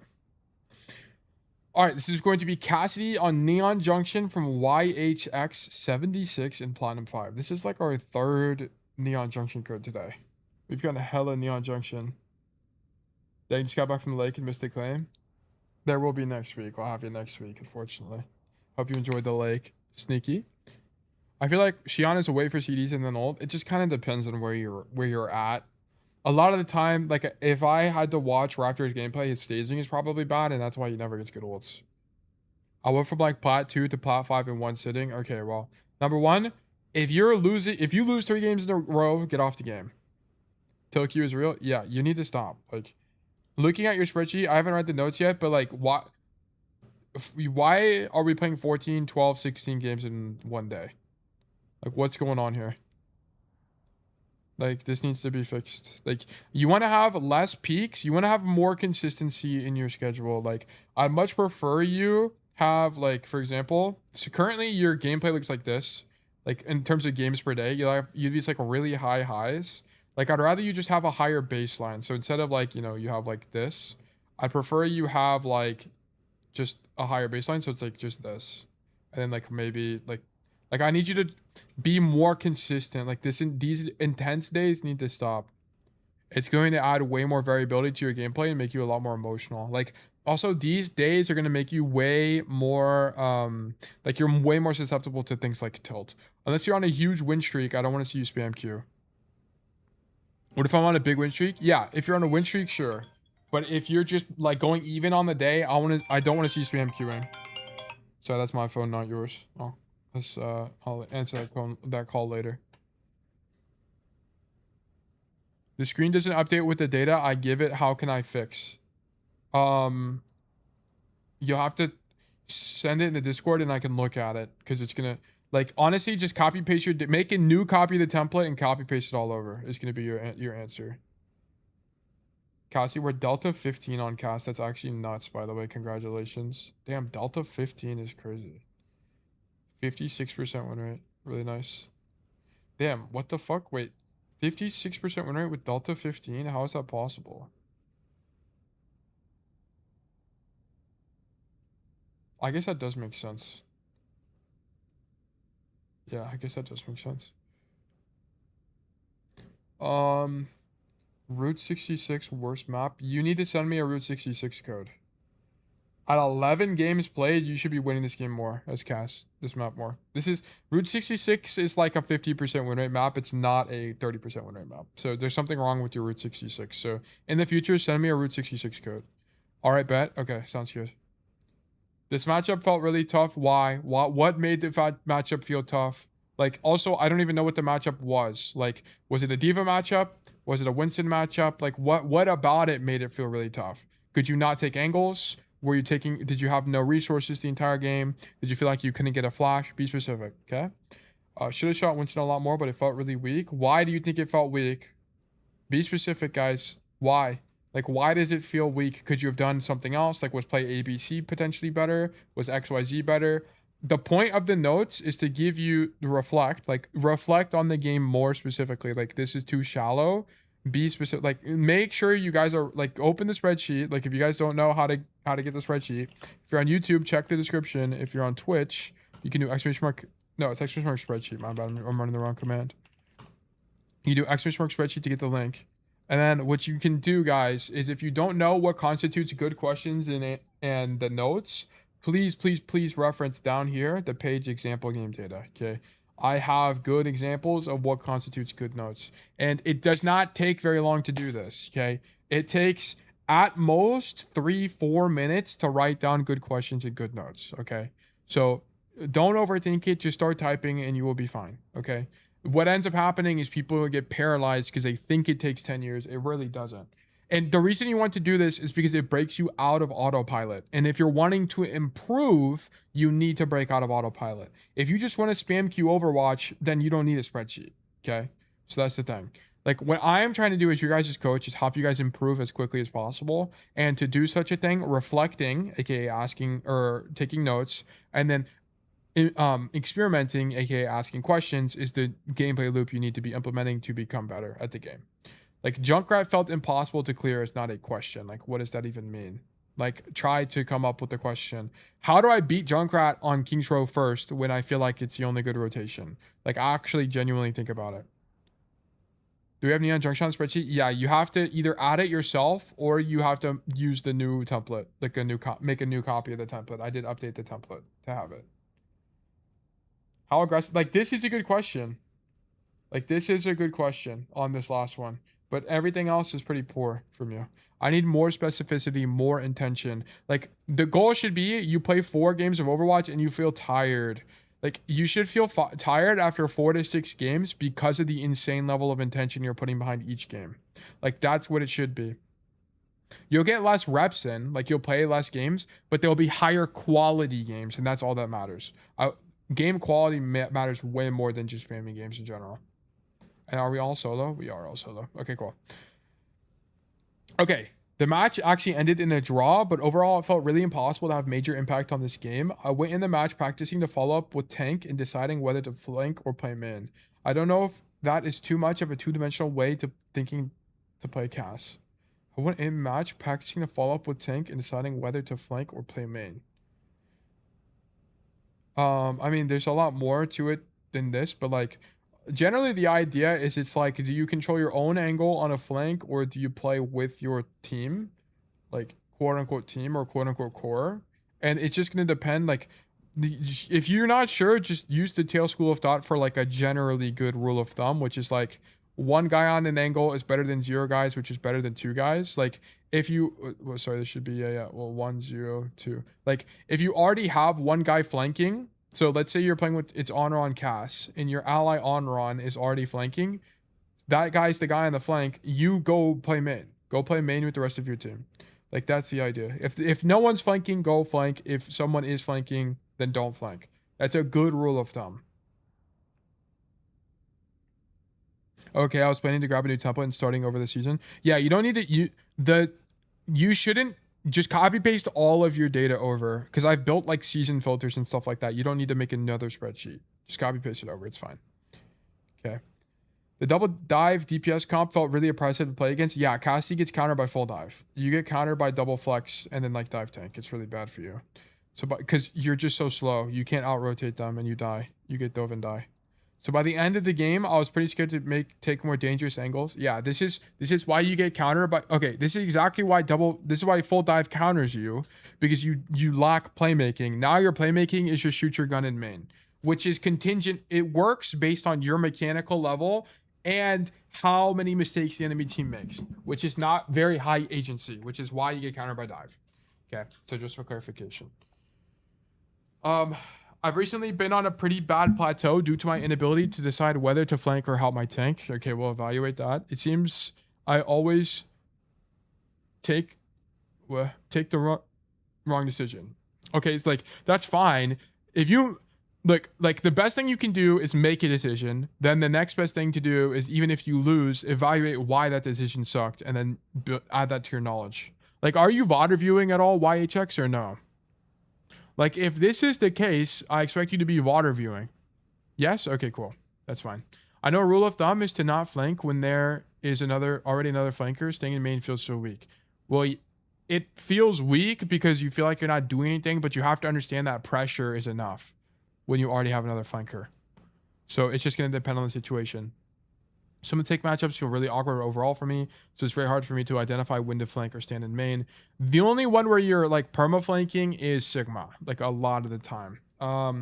It's also going to depend. It's kind of nuanced. Like, it's kind of difficult to say because like I have a gameplay video that's coming out. When does it come out? It comes out, I think, Monday, where I'm hard flanking against a Roadhog comp on Nepal, which is kind of unique to that situation. It was like kind of unique to that map. So it's a bit difficult for me to explain. Some of the tank matchups feel really awkward overall for me, so it's very hard for me to, okay. Is the one is already flank, so stay close to main rule, never broken. It's not that it's never broken. It's just it's not really a rule. It's more of like a preference. Like you generally want to prefer this idea. You want to prefer it. But if you're playing against like let's say Sigma, like you kind of can't do anything. Like it's a good thing to fall back on because at the very minimum, you're guaranteeing value. You're guaranteeing you're poking into the Sigma. You're guaranteeing that he needs healing. You free, that he can't play the game for free, so on and so forth. For this game specifically, I believe the key reason to not winning was due to my really scared playstyle. Okay, we'll see. I wonder if I should have done more flanking or play around more on our tank. I would appreciate notes and homework and maybe things to look out. Blake maps on the datasheet are just Neon Junction. Okay, yeah.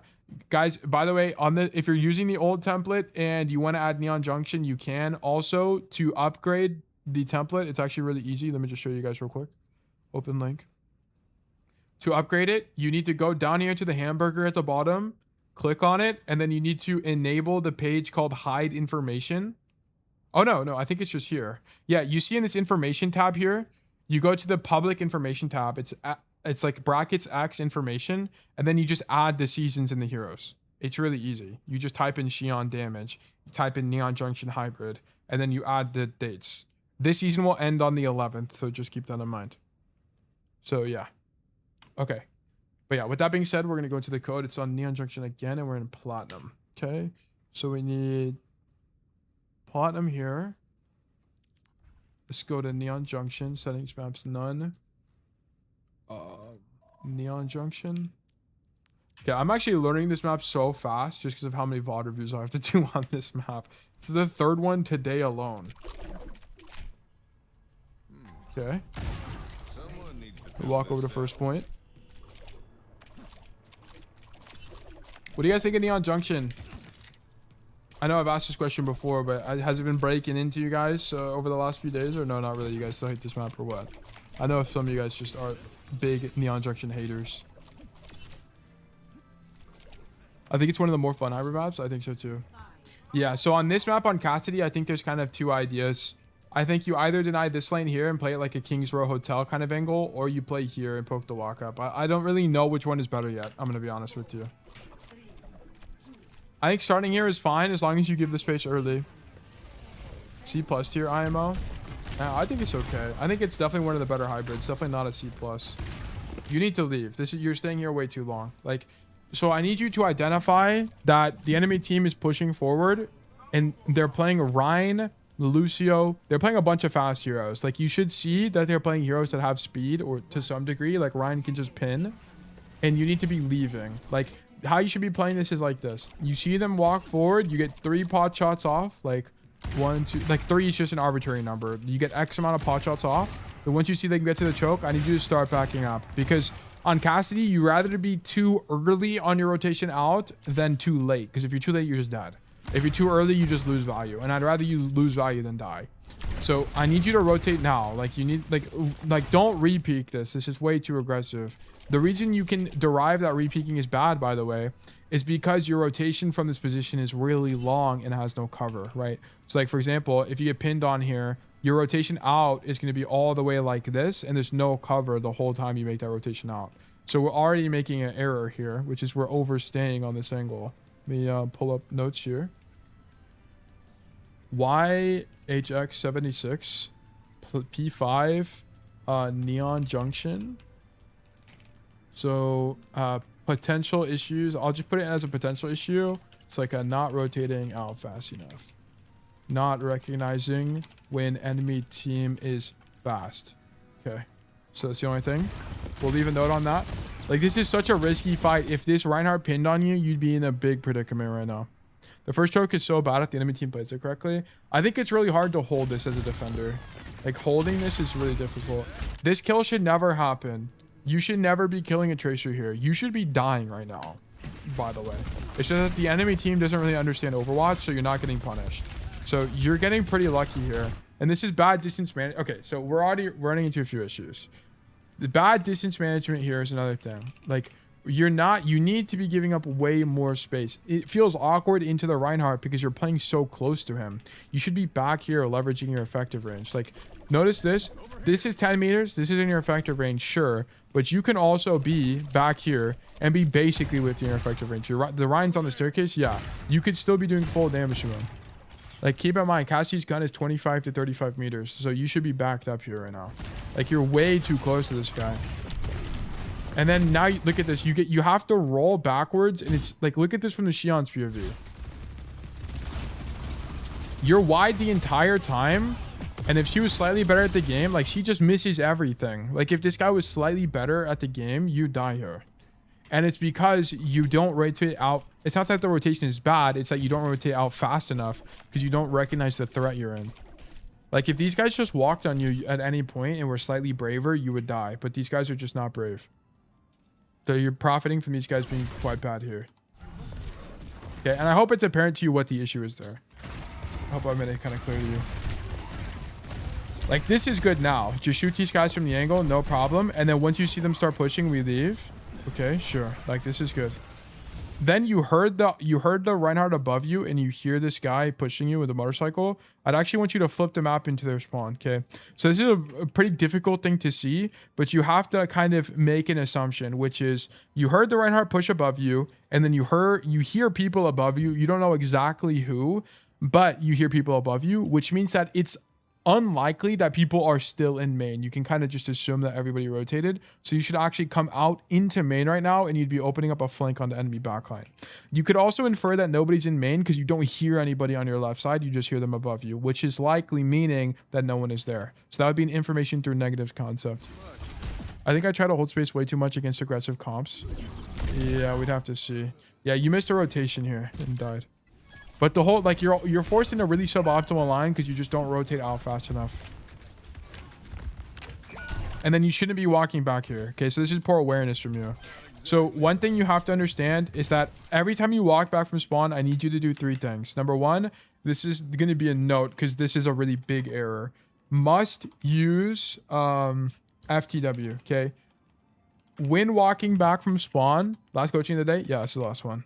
When walking back from spawn, do these 3 things. Okay. F is going to be, you're going to look at the kill feed, which is the F, to understand count of the fight.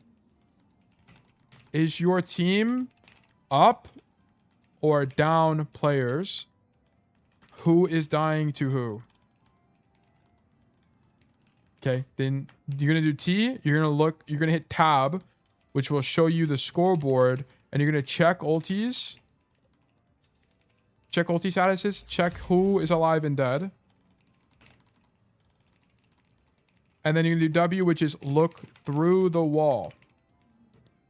Determine where people are if fighting is possible. Based on all information gathered. Okay, and here's what you should be able to derive. You walk back. Your team kills 2. It kills Tracer and Xion. But then your Mauga dies. Okay, so the count is +1 right now. But you're down tank. And then your Weaver is dead. Right now, you need to interpret that, oh my gosh, we're even, but my tank is dead. We need to leave. This is losing. Losing situation. You need to leave here. I would not be committing to this play. Here we go. B-tab wall. Yeah. Yeah. I'll put it in the notes for you so you'll have it. Okay. So here you come to hop your Maga and your Weaver. And you take a pretty aggressive position. I think it's okay into this matchup uniquely because they don't have any range. The problem is that if you did this into like a Diva or a Winston, you're probably dead. And I'm not sure that given what we just saw in the other fight, I'm not sure you would have changed how you played based on the matchup. So I'm going to be a bit concerned here. So you have to understand that you're down players right now, right? You got a good spawn, right? You and the Ana, but you're down your Hanzo. Your Hanzo's still walking back. So your team is going to be fighting a 4v5. So you're taking an aggressive angle into a 4v5. I'd much prefer you take this a bit passively, like play back here, shoot your gun, and then look to take the space, but it's okay. Just something we're going to keep an eye on. If I see more of this, I'm going to take notes of it and then give it to you as homework. I love that you're thinking of space control here. You're denying this whole lane and poking from a new angle. Maybe Tracer dies to the train. Don't peek the train! Oh my god. Okay, train is there. Now we go. Nice. And then now we look for a Deadeye. Nice. Love this Deadeye from you. Huge Deadeye. Nice job. Nice, nice, nice. The mod train killed me 3 times the first time I played this map. Okay, well, lesson learned. I also died to the train. It was in my... I think it was in the last gameplay video I posted.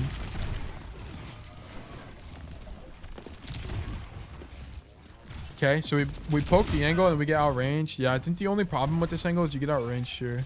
I like this angle more as a flank than anything. Like, for the more I look at it, like, I think this is more of a flank angle in the mid fight.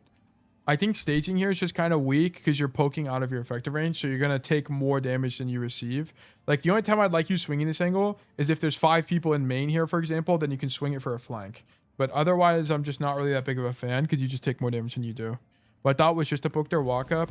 Yeah, but the problem is just, like, not a mini here or something if you do take damage. Like, your idea here should have been, I'm 100 HP, I'm going to play safe.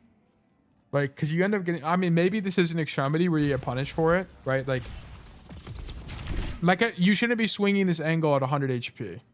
Like, your team's not fighting right now. You don't need to do anything. You can play passively. Like, you could just stand here. I think poking the walk up is probably fine, but your response afterwards is quite poor, right? Like, why are we swinging the main angle again? We're not committing to a fight or anything right now. Like, just get out of combat healing and then go back. So this is a bit too risky. Okay, we'll keep a mental note of that as well. Is your whole team dead? Like, what are we doing? Oh yeah, your whole team is dead. I see. Okay. Is Tracer probably Smurf low-key? I'm not sure. Flash is giving Smurf name though, I will admit. Come right side, okay. I think this side of the map is worse for Cass, by the way, because what's your rotation from here? I think you should be going to the other side. Because on the other side of the map, you can rotate deeper. From here, you can't rotate anywhere. Hubert start playing Overwatch. Wait, that's my goat. I think there should be a door here to wrap deeper. I don't really think so. Because it's like here. I think it'd just be like way too hard to defend. Or like it'd be way too easy to attack because it'd be way too many options. Like, I don't think you should be here because where do you go from here, right? Like, it's gonna be really difficult to walk into the open and then come this way. So there's no continued rotation. You should generally prefer angles as Cassidy that give you rotations. So come this way, for example, because it lets you jump up top here and then jump across this way. 3 lane theory, bro. Yeah, but there is 3 lanes. It's just like you have to walk into the main lane and then you get the flank. That's it. But yeah, you need to be pathing this way because you can work this high ground. You can stand on this thing and shoot people. You can continue rotating this way, go deeper. And more importantly, you shut down a lane of control. So like, for example, the reason this is bad from a macro standpoint is not only do you have no rotations from here, but also if the enemy team was playing this correctly, they would be sending a guy on this lane and then poking your guys from the walk up. And then your team wouldn't be able to do anything. Like, you're just going to get stuck here and lose. Like, they'll have every angle against your team and then you just kind of can't push forward. So you're kind of screwed. The only way you can push forward is just like hope you have someone touch and they live. So I don't really like this play from you. Big alt cursor. Yeah, it makes it easier to see things. Like, you end up killing this guy, but this guy should hear you. And I don't think this guy's smurfing. This guy should know you're here and he should be blinking instantly to the other side of the map as to avoid you. Like, this Tracer is misplaying. He hears you on his left side. So this guy's not smurfing. Yeah, well, like a better... I mean, I like that you walk on the Tracer, but you're never killing a better Tracer. Like, it just kind of worked out that you're better than that guy mechanically. We should be on this side taking these fights right now. Like, we should be fighting this... Who is this? This Xion and this Curie. My idea was to control the right lane, but I see why it's weaker than the left. Yeah, like, I like your lane. That's what I'm commending you for. Like, I like your idea to control a lane. Like, it's good. Like, I love your map control idea. You just pick a suboptimal lane given the situation, right? Like, notice as you're swinging this angle, I understand you're walking with the Hanzo and their Maga, but if they were holding the main space, you'd be very exposed. you would be very exposed. Like what I'd be more supportive of is like if let's say you tried this left lane but got marked heavy and then you bounce to the other side, I'd be so down for that. Like if you're here and then you're getting marked and then you're like, okay, that's not possible, and then you do this and then play on this side, like sure, like whatever, that's fine. But like I'd rather you face some kind of resistance first than come to the side of the map. I ban Tracer low key. I don't care if my teammates tell me, but you counter Tracer. I mean, you don't really counter Tracer. Like that's just propaganda. So yeah, I mean, you ban Tracer. Like, just ban whatever you find annoying. Like if you don't want to play against Tracer, that's fine. Like no big deal. Fighting a good Tracer is so hard result. Yeah, it's a skill matchup for everybody. It's a skill matchup for Cass. It's also a skill matchup for the Tracer itself. Themselves. It's all really good from you. Given that you're on this side of the map, I don't really have a problem with this. Like, I think, for the record, I think being on this side of the map now is fine. I think being on, like, whenever the fight moves from... When the fight... here's how I want to explain this. When the fight is here, I want you on this side of the map. Okay? Why? Because you get a flank onto the back line that would be staged here. When the fight is here, I want you on this side of the map. Why? Because it gives you a better angle on the back line. Right? So, like, given the fight has pushed backwards, being here is fine. But when the fight was here, I prefer this rotation. So, like, typically, probably what you would do on this map is, like, come here, come up here, play up top. And then once the fight pushes backwards like this, you're, like, dropping and going into the room. Like, you can, by the way, it might be slightly better, is instead of poking from this side, you're actually playing in the room itself. And you can do this because you have a mini here. So that's the only other thing I'd mention. Okay, let's keep going. Well, this is the third Neon Junction code today. Yeah, we've had 3 of them. So then I want you to stage. What space can I deny? What space can I control? What ultimates do we have? This is good. You can go... Yeah, good control. Fight the Tracer. Leave because we're scared. Okay, this Deadeye is a bit too scared. This is fine. You kind of panic here. This looks like panic. This looks like panic to me. Didn't expect to get grip. Well, this didn't even look like a grip thing. You just like, you like roll backwards, get discombobulated, and then even this grip is bad anyway, because this Tracer is just gonna blink away. So if you're using the grip to live, like maybe it makes sense and I'll let you have it. But if you're using the blink, if you're using the Deadeye just to kill somebody, it's not very good.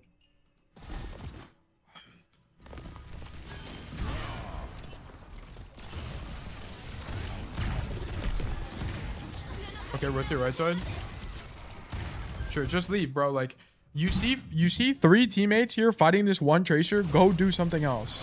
Like, you don't need to also mark the Tracer. Like, look, you see Hanzo, Weaver. Like, you gotta trust that they got the Tracer handled.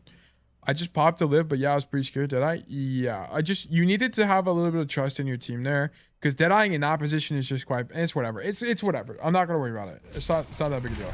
You need to stop shooting this Tracer though. You need to go do something else. Yeah, and your Maga is dead. Your Maga is dead because there's no pressure in main, right? Your initial idea is fine, by the way. I don't really have a problem with this, but you need to leave. Because why? What do we see? You should be kind of pissed right now because you see your Hanzo is now no longer shooting people in main. He's shooting this Tracer on the angle. Your Hanzo is throwing the game. So you need to recognize that now your team is doubled up on this angle and you need to rotate away, which is kind of what you do here. Yeah, it is what you do.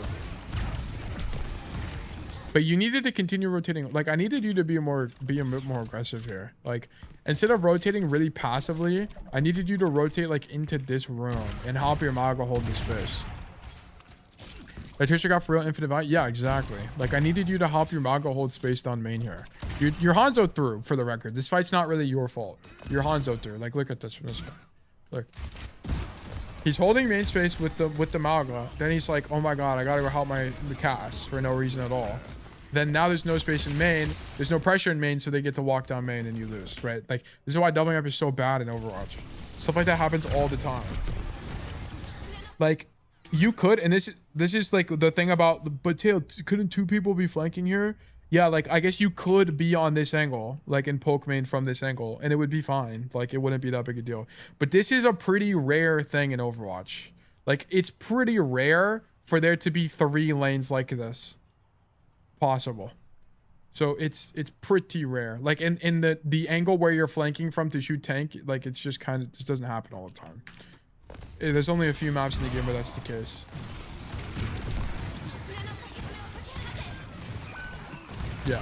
So you're Hanzo through, and then you could have been more aggressive given that you're Hanzo through. Basically, like you could have identified that he was doubling up your angle and rotated faster. Whatever. Don't care. Okay.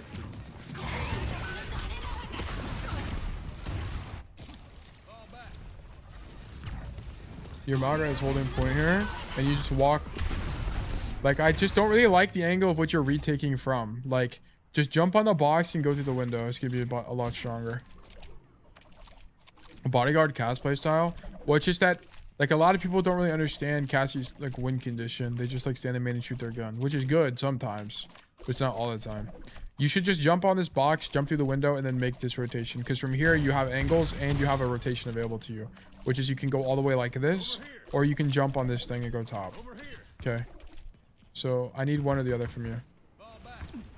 But this, look at this. You end up in main. Where do you go from here?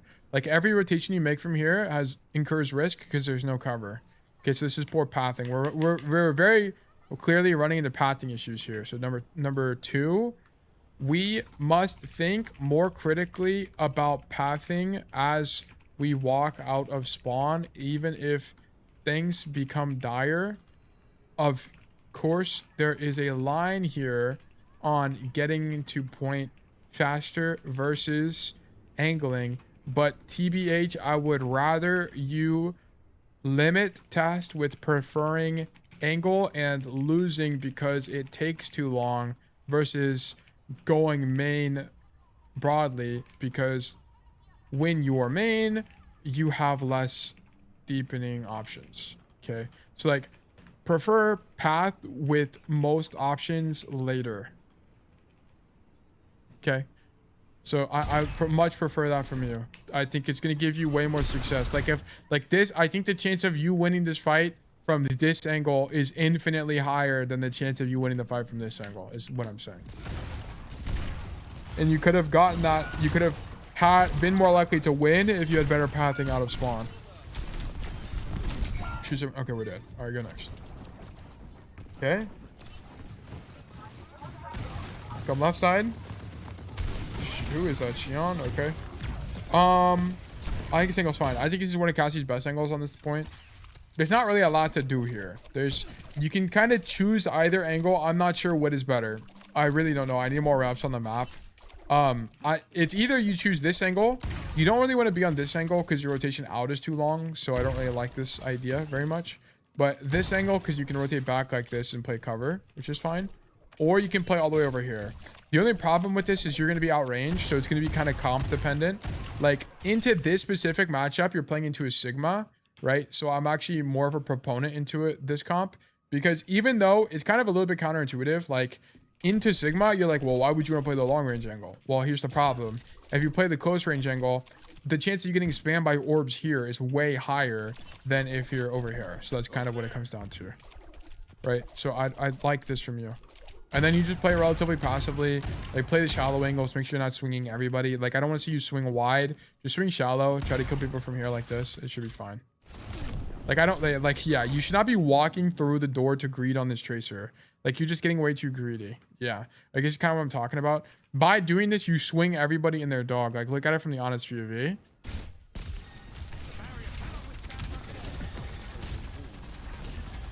Like here, you swing everybody, you just get slapped, right? Like if this Sigma was looking at you, like all of these guys would be able to kill you here. So you just get way too aggressive.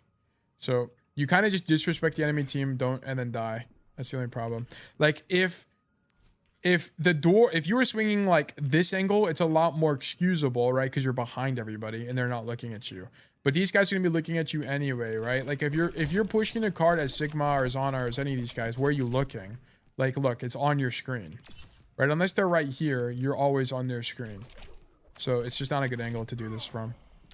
That Anna is him. It's less that this Anna is him, and it's more that you just like the like generational misplay.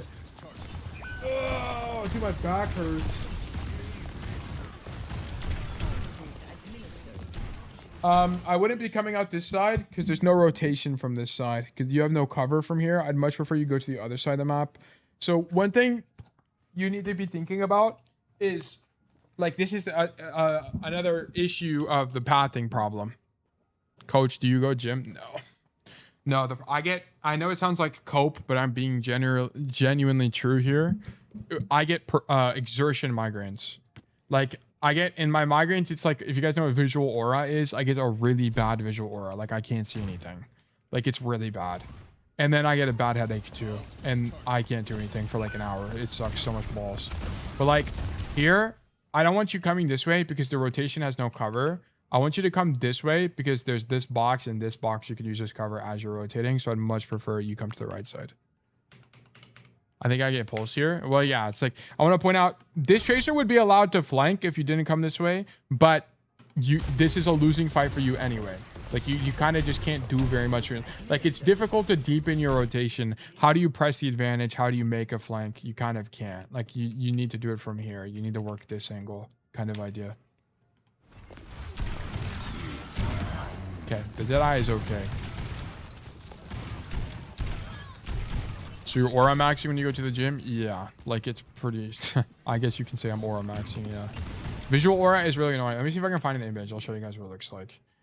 Visual aura migraine.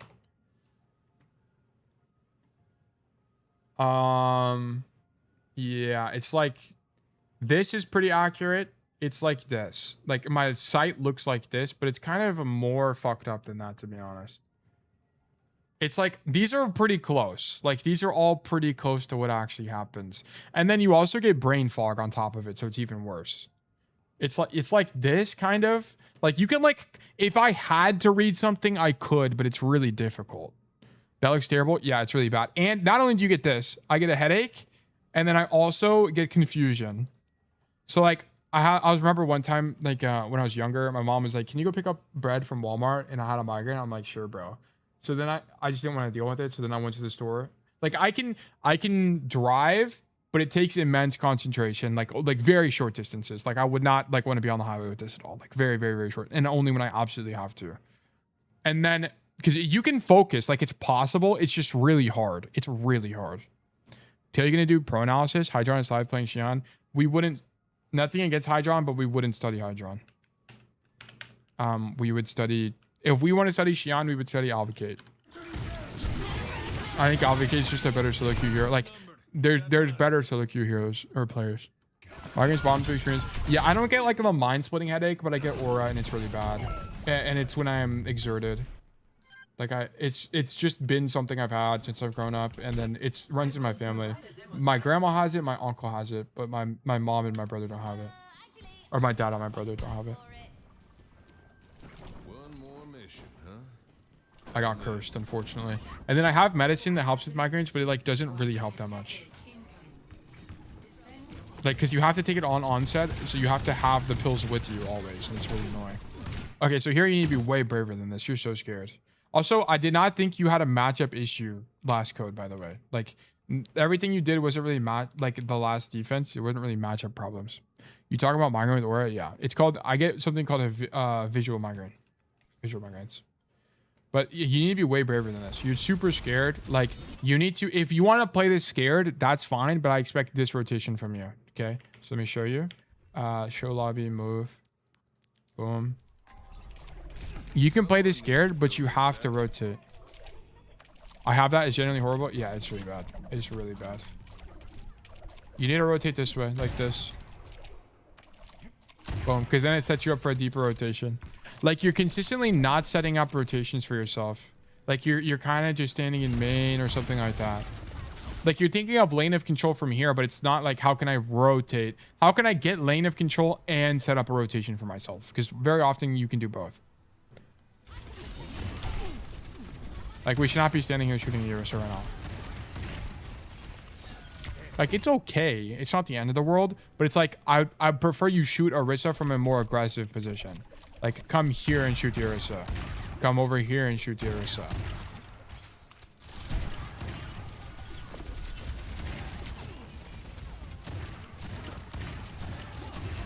Yeah, your Tracer's hard flanked, so you don't even have to do anything. Like, all we have to do here is shoot our gun. This is really good for us. Like, your team formation is really strong. Good flash.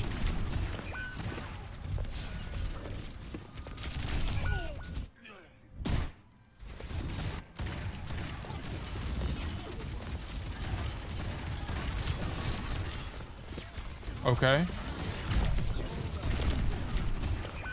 A bit of panic on the Xion there.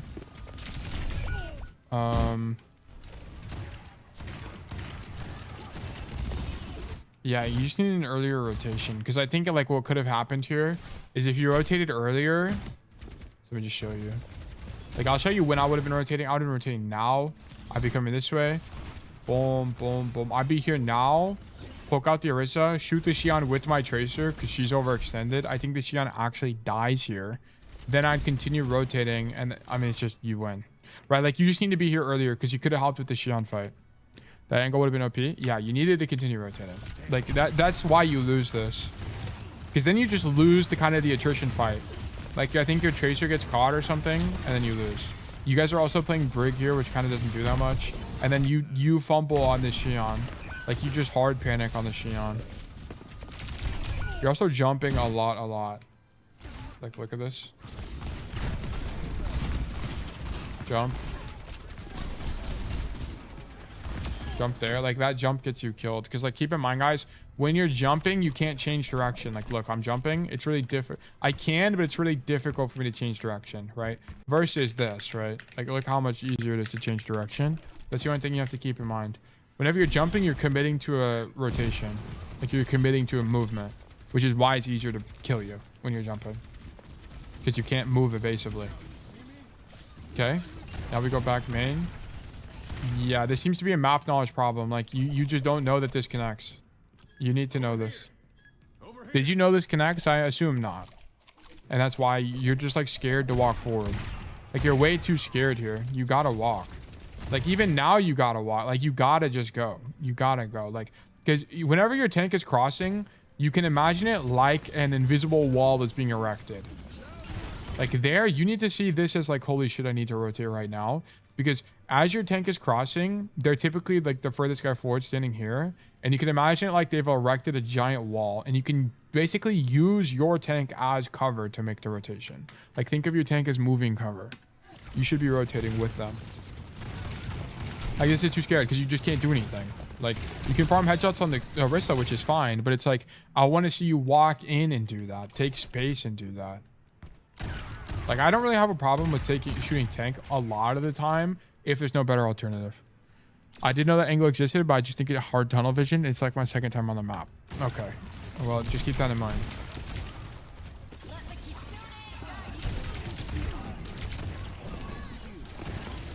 Okay, so in this Tracer fight, so I want to point out that you don't get a headshot off rip because your crosshair placement's too low. What's your sensitivity, by the way? It looks really high. Your crosshair placement is consistently too low. Like, look at this.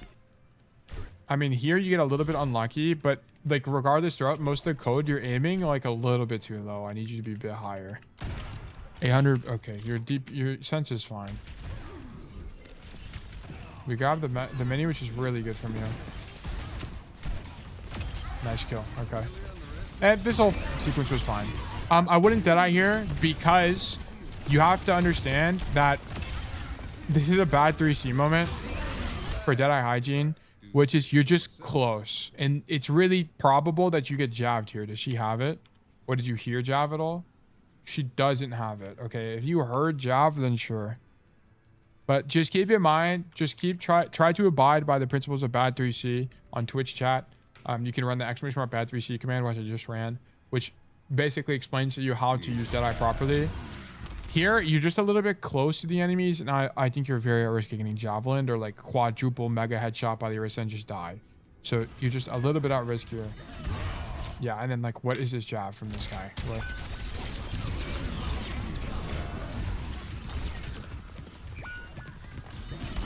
Like, what is that jab? Is Twitter down? WTF? No idea. I don't really use Twitter.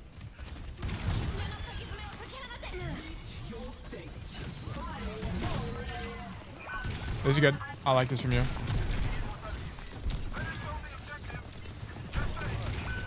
The other thing about this is you and the Tracer are both flanking. Like, here's the thing. You and Tracer are both on the angle. You have to understand that you need to win. You need to identify that you and Tracer are both flanking. So you need to think, oh shit, we're both here.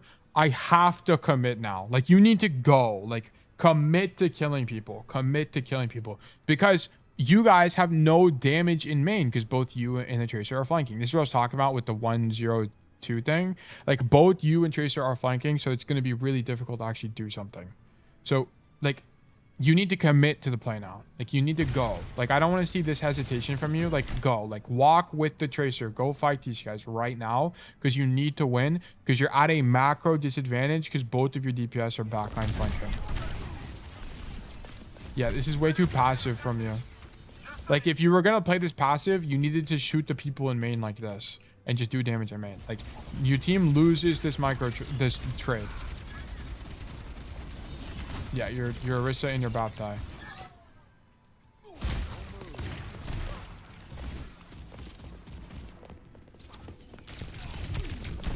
Okay. And then you need to die faster. Like, your team is dead. You're not keeping count. Like, regularly, you need to add this to your thing. Okay, number 3. Keep count on fights. Throughout fights, I need you to watch the kill feed and ensure that you're counting. Okay, if you guys don't know how to count, here's how you do it. Okay, if enemy dies, that's +1. If ally dies, that's -1. Okay, then you just add or subtract. So if, like, for example, e.g. 2 enemies die, that's -2 or +2, sorry. Then if 1 ally die, then 1 ally die, return to +1. Okay, so it's like a cumulative count. You need to do this because it's going to give you a better conception or a better idea of if the fight's winnable or not. It's not a foolproof method, but it will help. Okay, so I need you to keep count because because you're not doing this, you're consistently committing too much to living on lost fights. Just die. I thought I could take him down with me, but he's Tracer, so he gets back fast, so I don't even know if he'd be worth it. Okay, I don't agree with that, because look. If you think, like, okay, you kill the Orisa, sure. Like, walk into the Tracer and try to kill him, because the fight's lost anyway. Like, I'd rather you walk into them. Like, living for this long is, like, you're just staggering at this point. Like, I'd rather you get aggressive, try to, like, walk into the guy and kill him, because the fight's lost. That's the thing. Like, you're not, like, you need to try to go for as high chance of killing him as possible, even if it means you're gonna die. Like, if trying to trade out, walk into people. Like, very important. Stop trying to live around megas and stuff. You're gonna stagger a lot. You've done this twice now. And then you're way too scared to rotate. Like, you need to be braver. I think this is, if I had to guess, this is map specific. I feel like you're probably not this scared on a lot of maps. Like, on King's Row, you're probably pretty brave. It's just here, you're scared. Because you kind of just don't know the map. Which is whatever it means. But, like, this is what I'm talking about. Like, so because you get way too scared, like, you're not on the correct angle. You need to be here right now shooting the Orisa. Like, you're just too scared. Like, it's just a map specific thing. You're not rotating properly. I'm braver on other maps, yeah.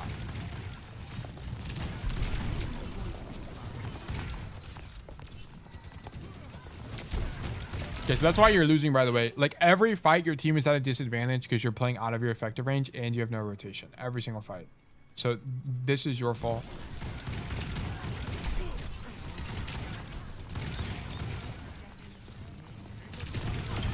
Okay. I don't like the Deadeye. Like, I don't really...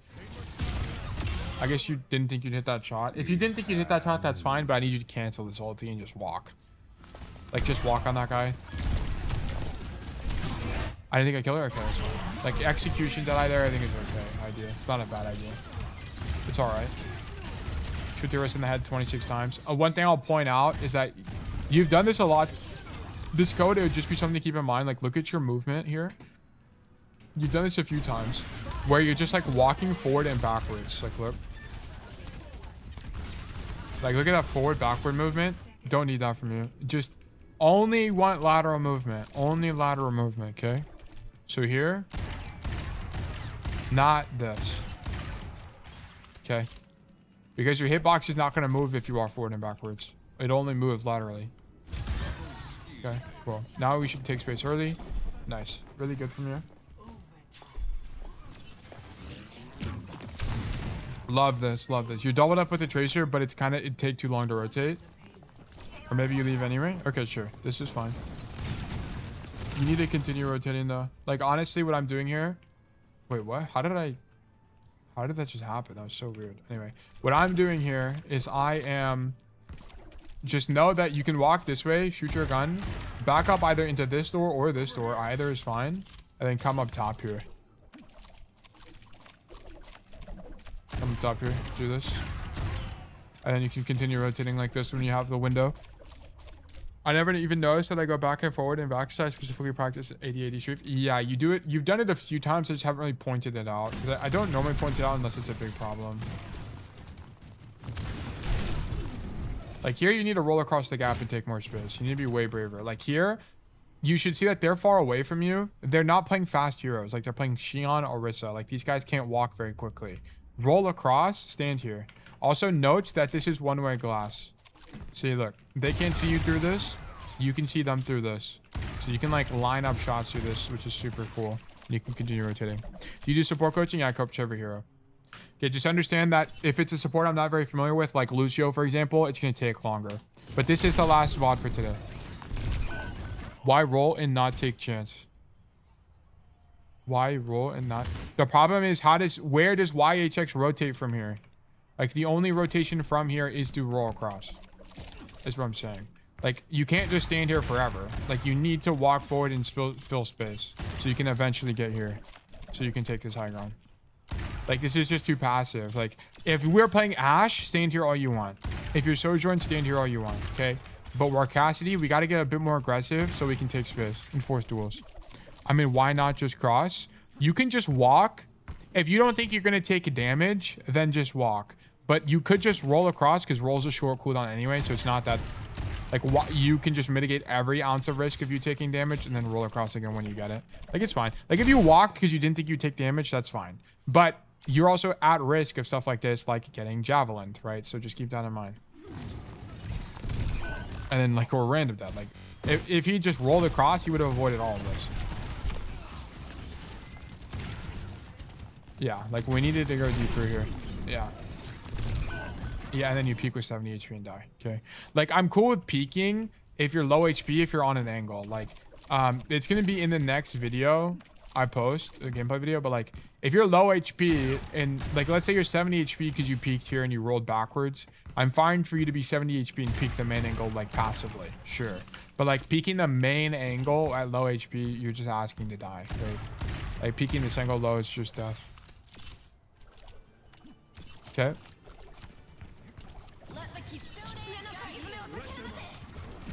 Okay, come right side. Love this pathing from you. Good pathing. Shoot Orisa.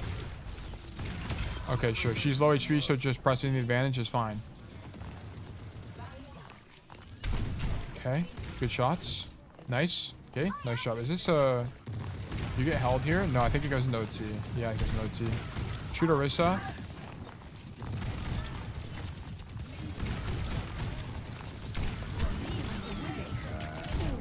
Deadeye's fine. I'm not really opposed to Deadeye, sure. I understand the idea. You're trying to zone main so your team can walk. I have no problem with that. You just get slept. And your hygiene wasn't even bad there. You're just kind of unlucky. You need to continue rotating. I guess you want to use Kitsune. Like, if you're going to... Okay, if your idea is to stand main and shoot your gun and not rotate, then walk into the Kitsune and use it. Otherwise, rotate. Like, continue going. One or the other. I don't really care which one you pick. I'm telling you, bro, this on at Thanos. I mean, it's whatever. Like, it's kind of easy to sleep you from there. I won't lie. Because, like, the idea was to teletalk like this. But she just, like, prediction sleeps you and you happen to walk back into it. It's whatever. Not a big deal. But, like, if you're going to do this and you just use the Kitsune, walk into the Kitsune. Otherwise, continue rotating. And then come here. I think you and I can both agree the chance of you killing somebody from here is way higher. Okay. So, well, I need you to continue rotating. Yeah, so now you use the Kitsune. That's fine. Okay, so good hygiene whenever you get pulse bombed just to stop moving. So here you get pulse bombed. I mean, it's fine. You're rolling away from the Baptiste, so it's actually fine here. But just keep in mind, generally when you're stuck, you want to stop moving, but that's fine. Because it's very obvious that you're rolling away from your BAP. And I think your team caps. Like, how are we missing these?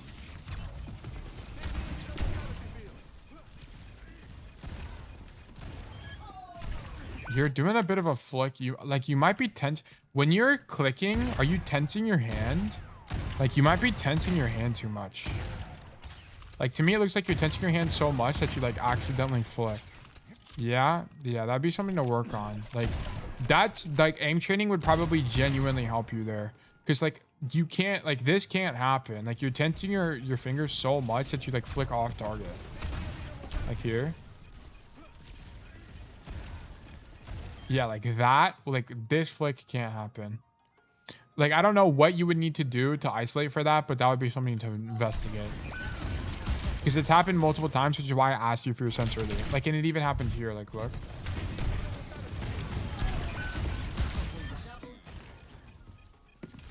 Oh, that's just an overflick. And then you kind of like flick down doing it too, but whatever. Anyway, let's keep going. Okay, we're gonna go through this next part fast. We already know, like, your first attack is by far the worst. You need to fix this. You need to be way braver. You're just wasting so much time by not doing anything. Could you make a video of this VOD? Probably, but it might not come out for a while. I've got a backlog of video. I mean, I could make it faster. I'm not sure.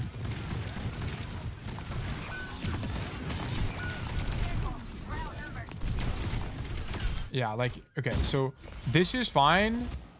So first of all, you're too passive again. Like, I needed you to be way wider. Like, you should have been here right now, shooting your gun. But, like, be closer to statue itself. But now that you're up, I want to see you take an angle right now. Because, look, what do we see? We see that no one is close to us at all, and we hear the Orisa across the map use this information to make the rotation this way and open up a new angle. Right? I understand your Tracer's flanking. Like, or she's not even flanking. She's playing main right now. Like, she's just shooting the Orisa in main. She's not even on a deep angle. Like, for the record, guys, when I'm talking about two people flanking, like, I don't want to see two people, both my DPS behind them. Like, you know that one fight where both you and the Tracer were behind them? I don't want to see that. That's what I don't like. Like, this, taking an angle, this is also not really a flank. This is more of an angle. Like, a flank would be you going to their spawn right now. And, like if you and your Tracer are both going into their spawn, that's where it's weak. Okay, and that's why I don't debate the flank. Like, when people say, but you can have two people flanking and you could still shoot tank. But at what point is a flank different than an angle? Like, it comes down to how you want to actually approach what each term means. Defenders of, were you guys liking the new map? I think the map's fine. I like the map. Defenders have a way too long walk back, but other than that, it seems fun. Like, you have to play with builders. I think it's okay. I think it's fine. Like, I think it's basically impossible to hold first point as a defender. I think it's really difficult. Because it's not like, attackers just have such easy wrap rotations against you. It's like really difficult to win. There's so many options the attackers have.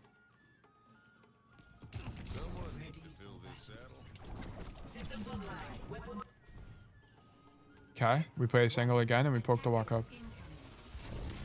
When team wipe loses too much map control, I think it's okay because the retake is pretty strong as a defender. Because, like, this fight as an attacker is really weak. Like, this fight is pretty difficult as an attacker. There's not a lot of, like, good space. Like, the only space they have is this. And then, like, if they can make the rotation to train as well. So, like, this fight is pretty easy to hold as a defender. Because you have high ground here, you can spam main. And then this fight's also really good. I think this is the most fair. And then third point is really defender side. Yeah, this is just like your typical hybrid map. Yeah, you're rotating way too late here. Same problem as last time. I'm making a note out of this. So you need to rotate out way faster. Must rotate away. Did I already make a note out of this? Must think more critically. Must use FTW. Okay. Must rotate away from enemy team faster as Cassidy to maintain effective range distance from enemies. This is most important when you are playing an angle where the rotation out doesn't have cover or is long. Like, you have to understand, I'm okay with you playing here as long as you rotate away early. The problem is you're standing here for way too long. You're letting this Orisa get to here by the time you're rotating, and then by the time you're rotating, you get caught in the open. So I'm fine with you playing here. You just gotta back up earlier.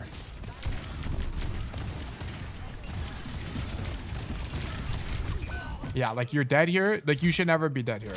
And it's nothing against like the matchup or the flankers or anything. It's everything to do with you're not managing your effective range. You're not spacing the enemy tank properly, right?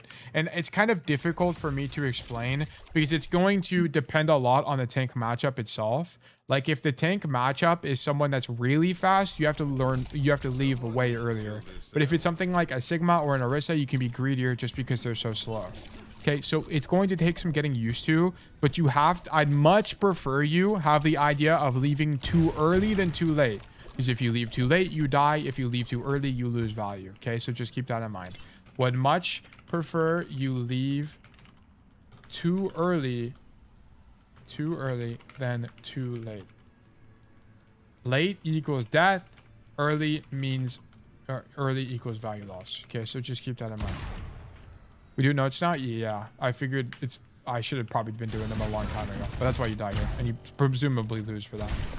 Oh, no. Okay. You make it back to the fight. Okay. So when you're making it back to the fight, you do FTW. You see where your team is and you fill the gap. So I want to see you either come right side and come control this side of the map or go flank left. Pick one. I think coming right side is going to be better because you can just get here faster. Okay. So I want to see you as you walk back from spawn. Let me walk over there real quick. One more quit after this? Nah. I'm pretty exhausted, to be honest with you guys.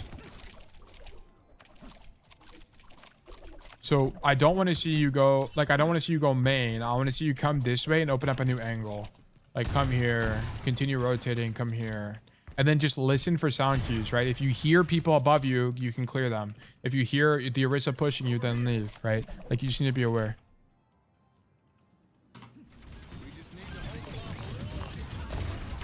Yeah, this is weak from you, right? So now, like, the enemy team is already taking cover from these angles, right?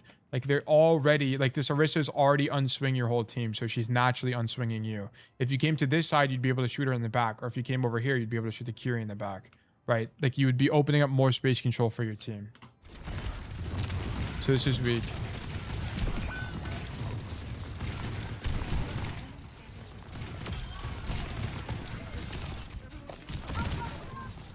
And for the record, just for clarification, I guess I'll mention this before I go any deeper. So whenever you're walking back from spawn, if you saw that your tracer wasn't in main and you saw that your tracer was in this building, I would not be in support of you coming into the building, by the way. Here, I would go main. Because your ally is on a deep angle, you don't also want to be on the deep angle. Just come play main. Because here's the thing, like, if the enemy team is, let's say your tracer is standing here, or let's just say they're Sojourn, right? If your ally Sojourn is standing here shooting their gun, they're already going to be taking cover according to your Sojourn's position. So they're going to unswing the Sojourn or LOS her or something. So they'll be like here. So if you also came in the building, they would also be avoiding you. So you want to be taking new space that they're not already taking cover from, basically. I played main because I really don't want to get marked out and die by the Tracer or Xion. You win the Xion matchup like 100% of the time. It's a super winning duel. Super, as long as she's not right click one-shotting you, it's pretty winning. It's pretty winning for Cass. Yeah, you should not be scared. And also, you want to be taking those fights. Like, just play it smart. Like, you've died to the Tracer in the Xion, not because you're just dying because you're not rotating out early. It's nothing, you're scared of these guys for the wrong reason. You're not dying to them at all. You're not dying to them at all. Like, every time you're dying, it's because of some other macro problem. Like, you're not rotating out fast enough, or you are choosing to walk forward when you shouldn't be, or you're choosing a path that's just not advantageous for your hero. It's like something to do with the macro of the map or the macro of your decision making, and it's nothing to do with the matchup. Like, this is a very common problem I see, especially from I mean, from every student, I like a lot of my students, it's always like, I don't know how to play into XYZ hero. And then I look at the gameplay and it's actually literally nothing to do with that hero and everything to do with how they're like approaching the macro, how they're positioning relative to their team, when they're taking engagement, stuff like that. Like it's almost always some other macro related concept and not the actual matchup. But yeah. There's sometimes where it is genuinely the matchup. Like this is most particularly relevant in tanks, like with tanks, but it's still relatively rare. So I don't like you coming back to main here. Like notice how difficult it is for you to do anything. Like it's really difficult to find people. It's really difficult to play space. Like imagine at any point in the fight you were on this angle and you just shot your gun from here, or you were on the inside angle. Like you're just a little bit scared. Like you can still play, like just because you can take an angle, but doesn't mean you have to go into their spawn and you have to flip. Like if you think this is worse, that's fine. Like I don't care. Like if you think going into their spawn and hard flipping is bad, sure. Like maybe it is bad in the matchup. It doesn't really matter if that's the case, but sure. But like you come to this softer angles, open up an off angle, like way stronger. Way stronger. Because you're going to get in higher elos where enemies flank more, enemies take more space, take more angles. And if you just come back in main because you're scared, you're going to be playing on the back foot the entire game. And then your game plan is going to be a lot more contingent on the enemy team making space rather than, or making mistakes than you, rather than you making plays. Okay. So this is vertic losing. You need to be way braver. Like on first point attack, and then you had these issues. I'll briefly recap them. But you're using FTW sometimes, but it's a little bit rare. What is going on here? Why is it like flipping me through here? So like the thing about this is you're using FTW, but it's like not all of the time. Or if you are, because you might be, you're kind of not evaluating which positions give you the most potential options, right? So like I'll add that as a side note. Like let me go here. Like you could be doing this, but you're incorrectly evaluating which positions give you the most options / rotations. I like the way I spelled like wrong. I like the way you're approaching lane control, but needs a little bit more consideration about what is going to be optimal. Think effective range. I might be repeating myself here, I guess, but think effective range and continued rotations. Like that's all it is. Like you want to prefer the places that give you the most options. I'm brainlessly FTW. Okay, I see. Okay, yeah, but this is it. This is everything you need, and then I expect you. Where are we? Plot 5. Yeah, see you in Diamond. Okay, send me a code in 2 weeks. I think you should. This is plenty to work on. This is plenty to like. This is going to take a little bit to implement. And then I also need you to stop doing these 14 game days. I don't know what's happening in these days, but this has to stop. Has to stop. Unless you're on it, you're going 9-0, then sure, keep queuing. But if you're losing, if you're going even on the day and you're playing 16 games, don't want to see that ever. I'd rather you, if you just have extra time and you want to do something else to help you with Overwatch, either VOD review, watch my content, watch other educational content, study pros, or do aim training or something like that. Like do something else. I'll send a Route 66 code next, probably. Okay, yeah, that'd be cool. But yeah, vertic losing. Thank you for the code. Bang. Cool. Okay, that is going to be the last raffle for today. Let me make sure you guys get your tickets. Here you go. Resolved. And we're gonna do Silksong. We're gonna move into variety. I don't have energy to do any more codes, so otherwise I would do one more, but I just don't have the energy. I think today was a lot of critical thinking on the Anran review, as well as some of the other. Like we also had Neon Junction back to back, basically, which was a little bit tiring. But yeah. But this was the first day we've ever had where it's like that many of the same map, and it's just because the map is new. So everyone's trying to figure it out. So no big deal. But yeah. Okay, so we're going to move into the variety section of the stream. No more coaching today, no more Overwatch, guys. I'm going to be moving into Hollow Knight Silksong. So we've been playing Silksong for about an hour. I'm going to try to beat this boss, and we'll go from there. So as we switch scenes and titles and stuff like that, I'm going to be run 3 minutes of ads so that we don't have ads during gameplay. So be right back, guys. Boom. And then I need to do... Ankh is going to start to hate Neon Junction VODs. No, I mean, I like Neon Junction as a map. I think it's an interesting map. If people keep sending me cast VODs and they keep making the same mistakes, I will get a little bit, pissed, or not pissed, but annoyed, because it's just like, guys, you can just watch the other, like, especially for my regulars, like, you can just watch the other reviews and you'll be able to figure it out. Like what to do. Silksong, first playthrough, no spoilers. Silksong. Okay, and then let me do black screen, and let me switch real quick. I gotta close all instances of Overwatch here. Bang. Bang. Close. Let me also check this.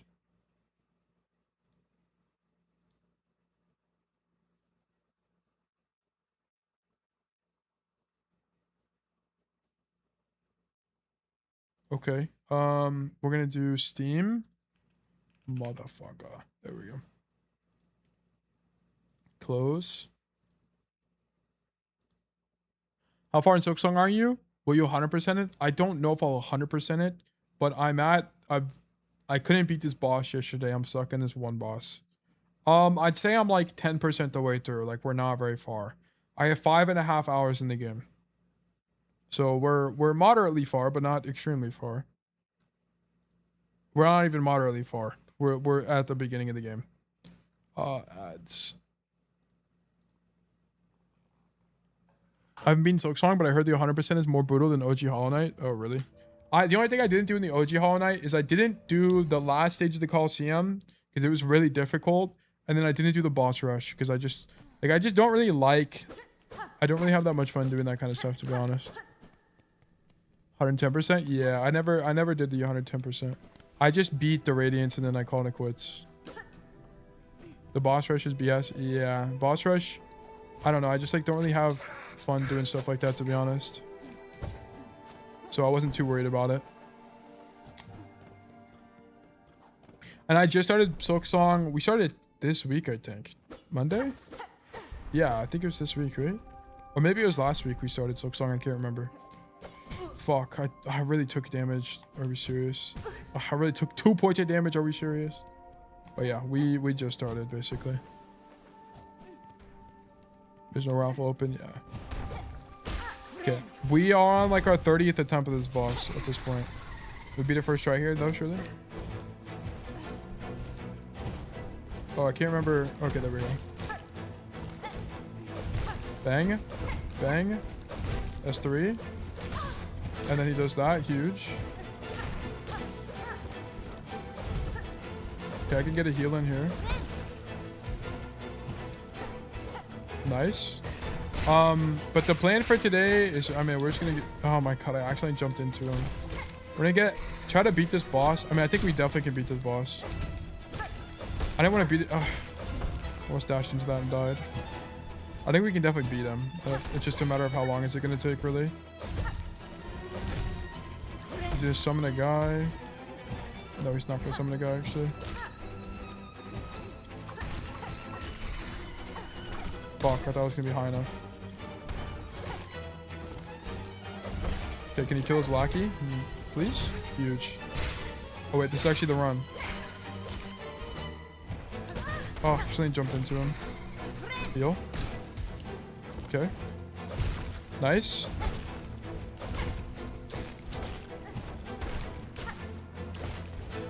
Okay, it's actually so good. No way I get hit by that. Wait, and I get this attack, that's sick. Okay, heal. And no big guy. No. Okay. I'd be kind of careful here. No. Yes. I don't have enough to heal yet. No, no, no. No, I thought I'd be able to kill him there. Fuck me. Amadip, thanks for the water review. Yeah, of course, no problem at all. I'm not gonna lie, this boss is horrible. Yeah, it's pretty bad. It's pretty bad. Yeah. We almost beat the first try. Damn, that was actually really close. Are you fucking shitting me? Come on, bro. But the goal for today is to make... Oh my god. I might just try to kill him or try to get enough silk to heal here.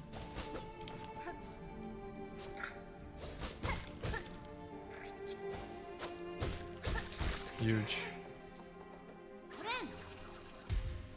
We're on Savage Beast Fly. This guy sucks. Yeah, this guy sucks balls. I'm on like attempt 20 or something. Do you read chat while making that jump or what? Yes, I was reading chat. Yeah. I was looking at chat. Pretty sure the first patch nerfed him or something. The only problem I have with this boss is when he dashes some. Well, the annoying part is when there's two ads and I can't dodge both guys at the same time. It's kind of like the thing. Okay.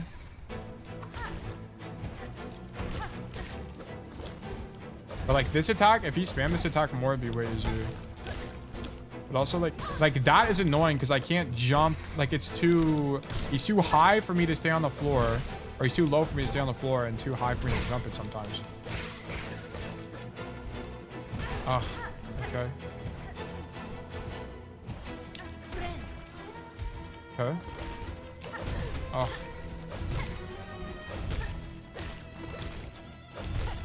Okay. I need to heal. I'm not getting extra damage in here. Like, dude, what the fuck, bro? Like, it's you have to like stand on the floor and not jump at all preemptively. Because if you jump, he like adjusts to be higher, basically. Okay. No way. Bad RNG. Come on. Slam attack, bro. Nice. On this way? No, he only did twice. No, I think it's over. Like, if you get this guy at all, you just kind of, you're cooked. Okay, never mind. You get RNG. Fuck.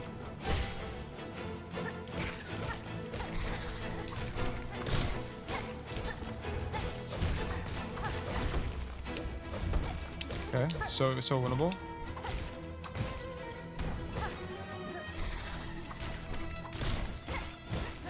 No way! I don't jump that. I guess I can heal here. I'll just do this. Let's be careful. Okay, nice. No, I didn't think he'd charge that fast. Ugh.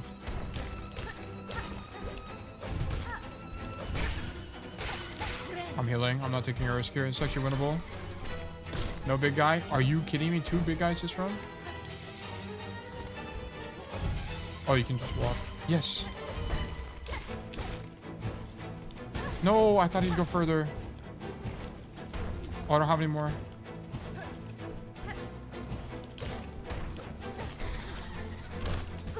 No. No. Yes. Oh, I can heal here, maybe? Okay, I need to wait for this.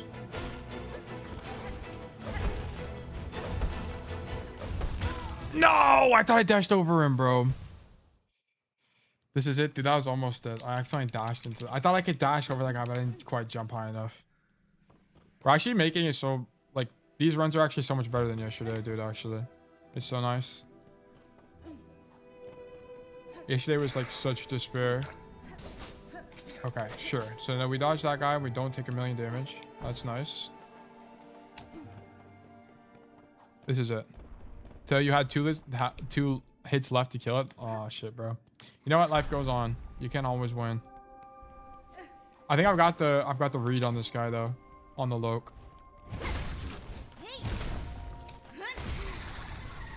Okay.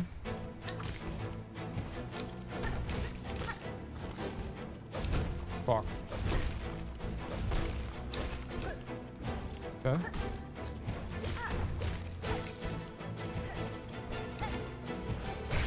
Nice. Okay. Oh my god. Okay. I'm just gonna kill him with these. Oh, I accidentally like glided there. Like, dude, what is that? Like, come on.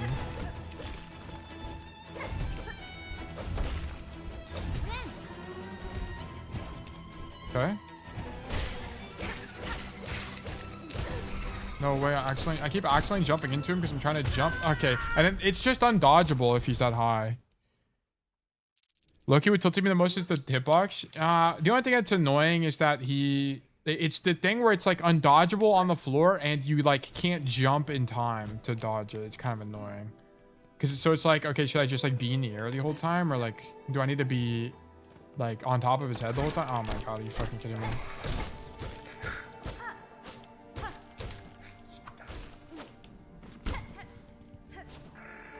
Okay, wait, hold on. I gotta lock in because I don't want to take more damage here than I have to. Come on, bro. Okay.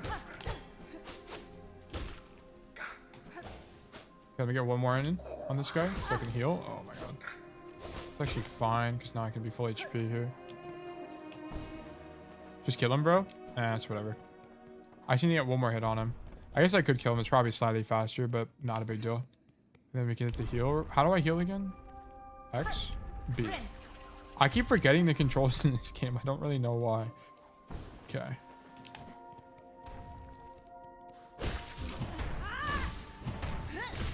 Okay, nice.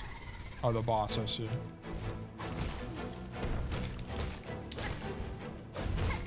Okay. Okay.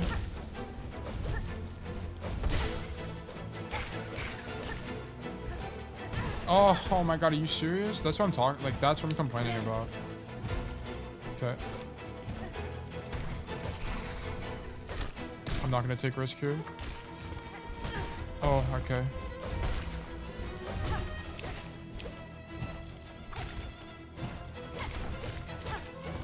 Okay, looking good. I'm just gonna heal.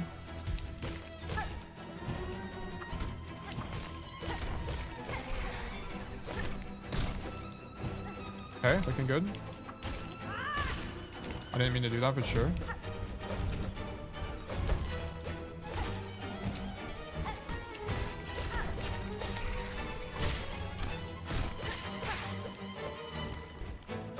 Yes, really good RNG for us. No. Take heal here.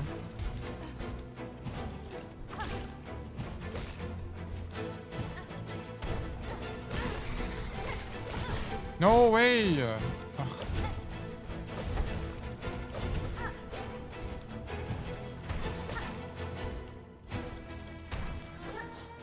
Dude, it's like this enemy that kills me the most. What? That didn't smash him? There we go.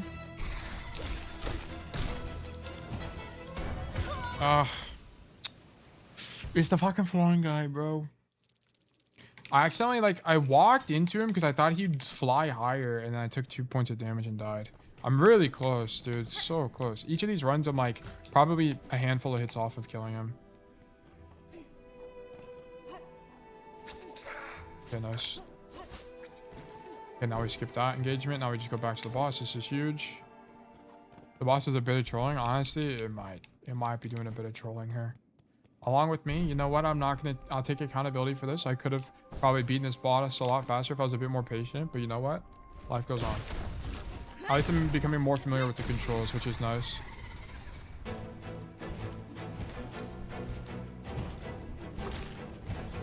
Okay.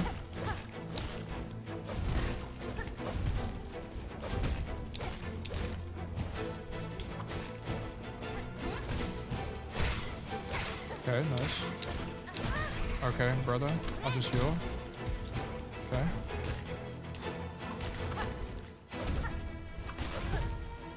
I really need to save the knives for the flying guys, like, to be honest. Instead of just doing damage.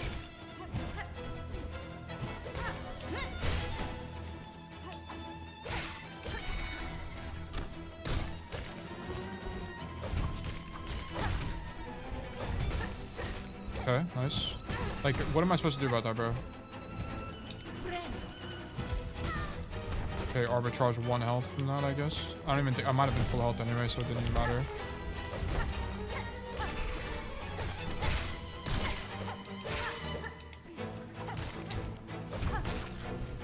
Okay, nice. I should have got a heal there. Okay, that's fine. I've been blessed with this attack again. Okay. Oh.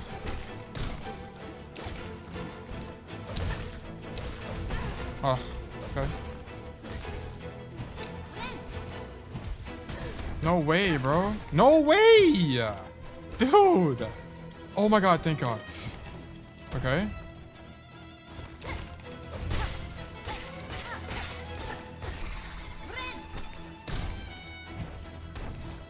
Okay. It's super winnable. Nice. Yes! This is the run. That was the run. Let's go. Let's fucking go. Let's fucking go. Let's fucking go, dude. Let's go. Yes. Oh my god. Fuck that fucking boss, bro. God damn. This situation reminds me of the Ornstein small fight when you couldn't dodge that one attack.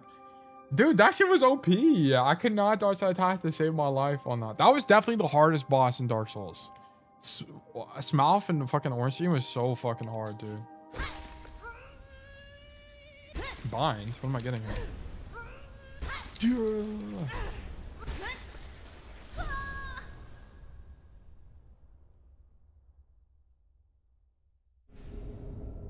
Bound the crest of the beast. Tear foes with savage slashes. Bind to enter a wild fury and steal life from prey. To change crest, open the crest. Oh, okay. So I get like a passive. Wait, what? Wait. Coordinate worth on me? Oh, I see. I see. Okay, I'm with you. I get passives now. Very interesting. So now we go back. Wait, what? That was it in this area? Okay. There's something else here, I don't think. There might have been a secret there. Hold on, let me go check. Secret? No secret. Okay, sure. Okay, let's continue with the journey of the Silksong. Are there guys here now? What the hell?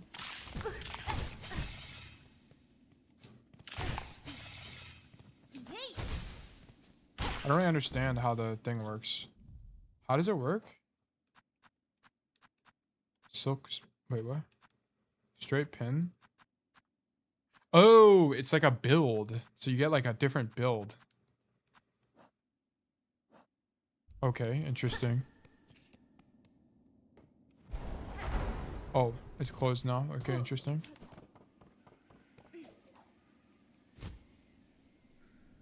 Okay. There's a guy. Is this where the guy normally is? Yes, it is. I'm not fighting you, bro. Is it not time to squelch these our ways here? Hey, come on, bro. We got greater things to accomplish. I gotta see what's going on here. So I have this now. Wait, so can I change which one I have? Oh, change crest. Why? So I don't understand. So I upgraded this one to get 2 blue, but this is just different. Beast. Tear foes with savage. Wait, so is my attack? Oh, I have a different attack. Okay, I didn't even notice that earlier. Okay. So I should pick what build I want. Bind to enter a wild fury. So it doesn't heal you. You just life steal. I guess we'll try it. Oh, and then it's like, okay, I see. Oh, but I can't use these. I can only use, okay. I'll be honest, I don't really see the point. Unless I have more of the build items, I just don't see the point in doing that. Gives you a new set of attacks and a new passive, I see. Try the pogo. Oh, is it a down pogo now?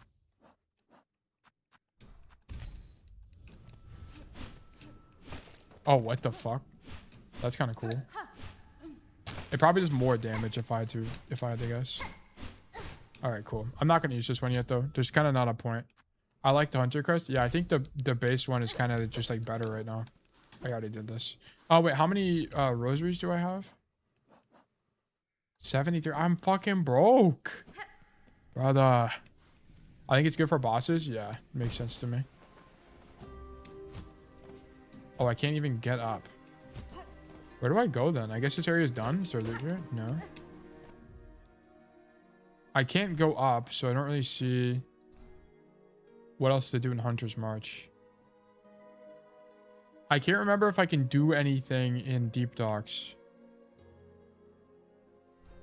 Is there really no way to get up here? No, I don't think so. Not with what I have, at least. Unless okay, maybe I can cheese it with that guy. Hold on. Come on, bro. Hold on, I might be able to cheese this completely. Fuck. Fuck. Bro, should I stream to cheese? I just like, I'm thinking about it and I feel like this is cheesable. I kind of want to try this. I think it'd be kind of fun. I'm just gonna try it for a little bit, like a few minutes. Come on, bro. Fuck me. Ugh.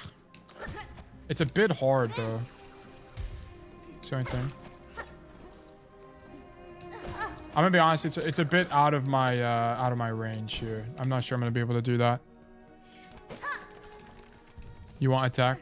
I'll just go next. I'm gonna be honest. I think this area is done because I don't think it's unless there's this thing unlocked something, like maybe killing that boss give me something now. Oh, the NPC's not here anymore. And I feel like were these butterflies here? I feel like these butterflies weren't here before, so I don't really know. Okay.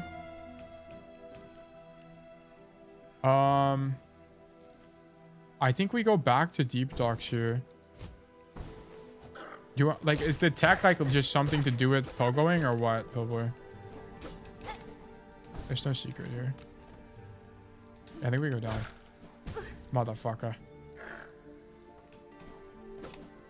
Yes? Okay. Then, honestly, unless it's a quality of life thing, I think it's whatever.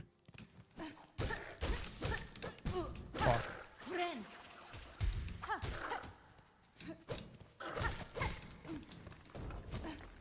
Bro. Where am I going? Not Farfields, right? Oh, wait. I do have the map for Farfields now.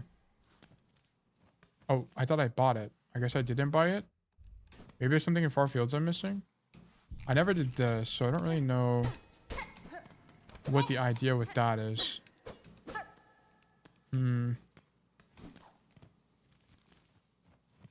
Also, I don't know where the I should have bought the... I need to farm money. Like, honestly, because I need to buy a bunch of maps and just random shit. Ugh. Like this crest that I haven't bought or whatever they're called. I forgot what they're called. Badge things. Just because I didn't have the money for it.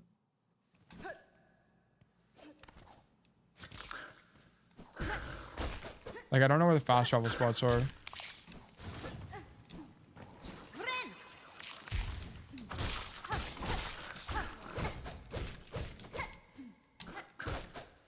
You're done, buddy. Okay, nice.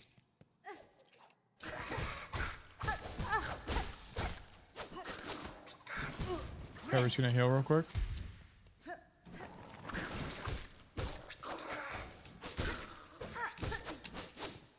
Okay, nice. Did all the enemies drop Geo in the first game? I literally can't remember if they did or not.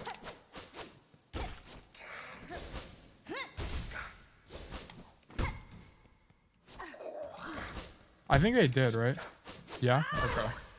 Yeah, that makes sense. Those guys give a lot of money. Those are kind of like the guys to farm, to be honest. Then these guys as well. These guys don't give as much money. I think they give like $4. Yeah, $7, I suppose. Better than nothing.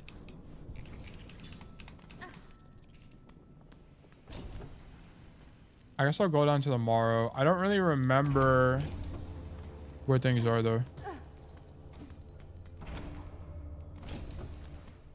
What's even here? Oh, yeah. So normally when this is the case, there's like a secret passage. But I just don't know like where it would even be. It's not here. So it's presumably like somewhere in the Morrow to end up here. Or like, maybe I need to have double jump unlocked. Or maybe like one of these are a lever. Maybe not. I don't know. Maybe I can like jump on this. No. Okay, that's not it either. Maybe there's a secret here. I don't know. How many masks do you have right now? I have one fragment right now.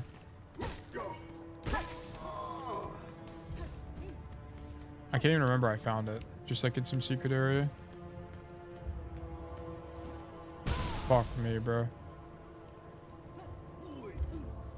Alright. I should actually kill these guys. There you go. Okay. Oh, that explodes. I didn't even realize. Ugh.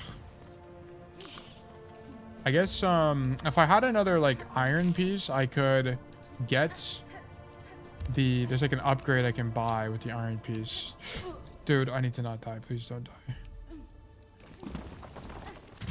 Nice try, Boulder. Okay. This is a bench.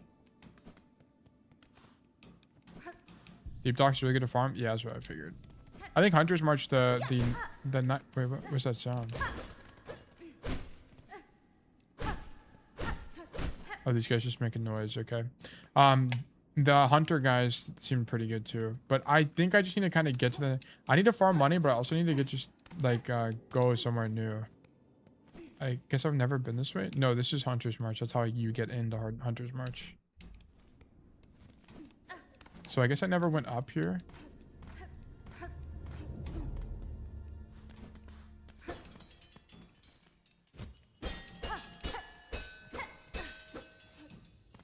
What is up with this place?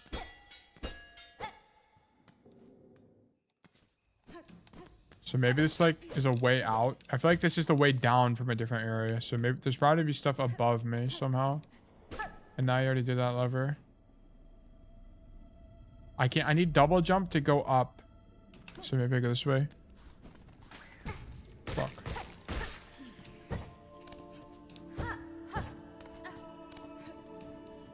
Continue this way. No, that was a geo thing. Okay.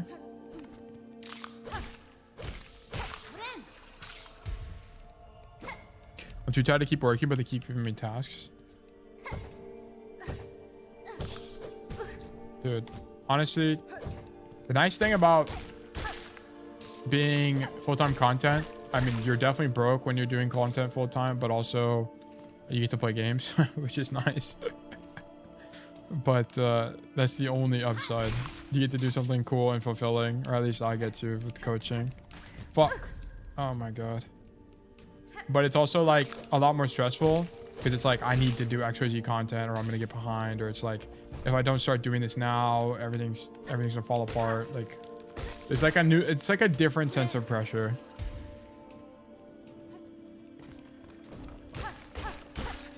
Boy's dead. All right. Motherfucker, I keep accident. I like rush and then take damage I don't need to for no reason at all. All right, we're getting back to the tutorial area because I just kind of don't know where else to go. And I haven't fully explored this place.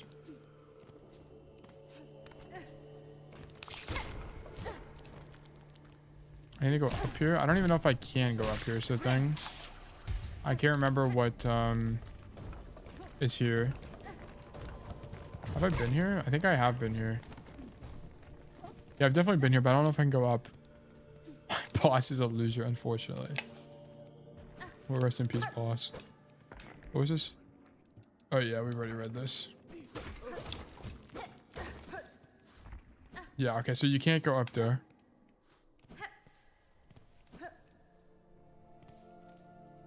Bro asked if I was a biker because I have tattoos. Like, hello. You might be a bit out of it. Yikes. A bit out of the loop. Oh, no. Other people got tattoos, boss. Oh, okay, cool. Moss Home or Bone Bottom? Did I even do anything in Bone Bottom? I kind of did. Wait, I feel like I'm going nowhere. I just don't really understand what to do here then. I think Deep Docks, but that... Can I like... Yeah. But this is... I'm pretty sure that's blocked off with the gate. So these are the only two leads I really have. This is not possible to do. Like, this thing is not possible. I don't know what this is. And this is not possible. This is not... Wait, I don't know what this is either. Okay. So those are our leads, I suppose. There's this, but I can't get there. I can try going across, but I don't think I can jump far enough. Maybe I can glide across this gap.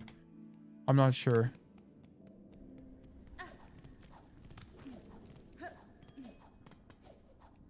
Okay, so I unlock fast travel. Yeah, I'm gonna go across still. Because I think maybe I can jump, like sprint jump across and then glide is probably the only thing I can think of. Brother. Okay, I'm just ignoring these guys. Oh. Brother. Are you done, buddy? Okay, let me go back up top here.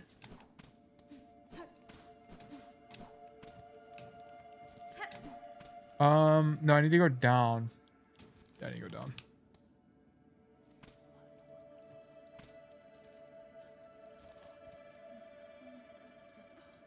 Money. Have I not gone down this way? I kind of like not that desperate for money. I guess I might as well, right? Like I have nothing else to do, so I might as well do this. Okay. Yeah, how did I never get this? What? Is it respawn after some time? I don't think so. What's going on? There we go. I've definitely explored this before. Let's go back up. Is there anything over here? Okay, bro. I'm like jumping off of them. I didn't know it was a thing before. Nope, they don't respawn. Yeah, that's what I figured. Yeah, I think I've been this way. Yeah, bench. I mean, I use this bench, I suppose. Oh, wait, I have never been here before. Okay. Cool. Okay, that's neat. Oh, thank you, guys. I guess I couldn't make that jump before, maybe?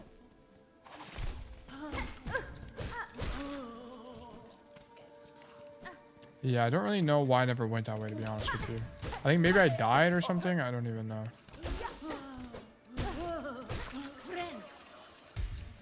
Give me the money, bro. It's nice that I'm getting a bunch of money for just killing random shit while walking around. Ugh, I tried to like back up far enough, but he's too fast. Oh, I was never able to make this jump. I remember that, but now I can because I sprint. I think maybe here there might be... Are you fucking shitting me? Ugh, I accidentally fucked it up, but now I'm here, so maybe I can go back up. I did this already, right? Yeah, so I have this elevator. So I get... Wait, hold on. Is there anything in the town?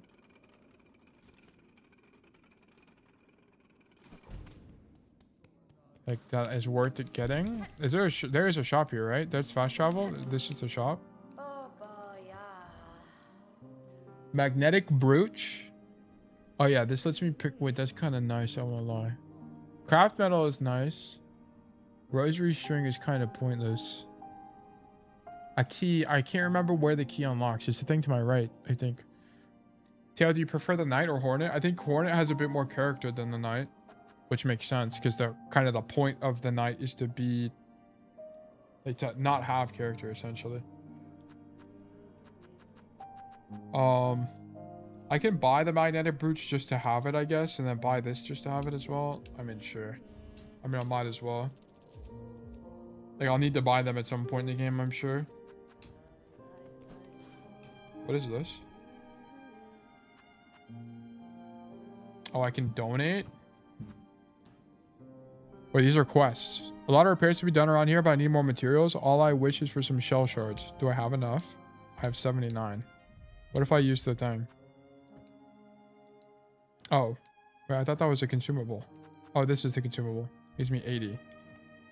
Wait, what are these other ones?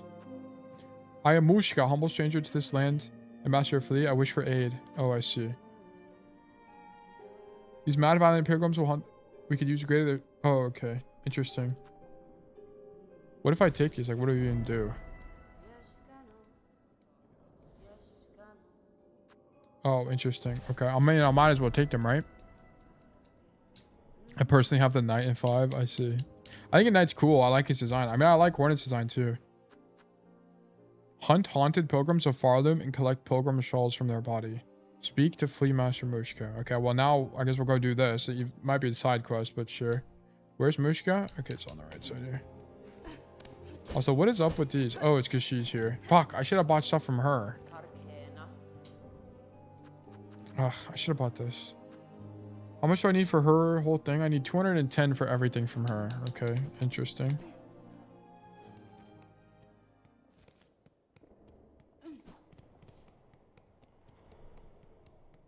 Hornet is better because girls rule. Honestly, this is true. Bomb the little guys from above. Oh yeah, you're actually right. You're actually so right. Let me go back and do that real quick. Yeah, I need to go back this way.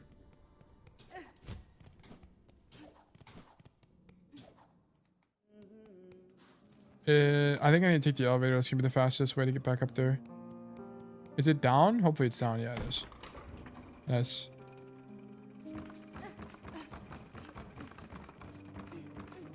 And can I send it back down just in case? Yeah. Okay. Okay.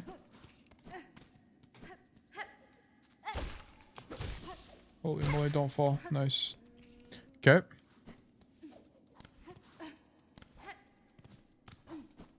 Oh, what the hell? Let's try bozos. Wait, lots of money. This is brilliant.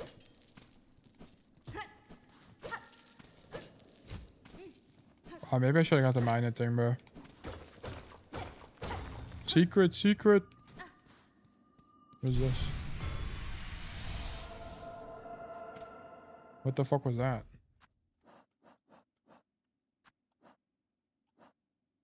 Oh, I see. Spool fragment. One half of an artifact left behind by the weaver is designed to collect and hold silk. A complete spool will allow one to hold more silk. Interesting. Okay. That's cool.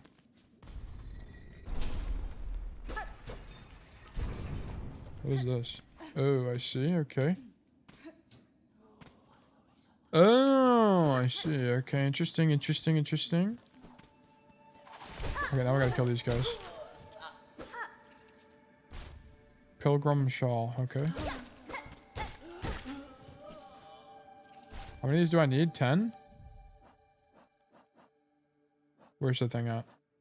Oh, I see. 12. Okay, cool. There's tons of them. What do you mean? There's tons of the pilgrims or tons of the spool? There's definitely lots of the pilgrim guys here. Oh, fuck me. I didn't mean to do that.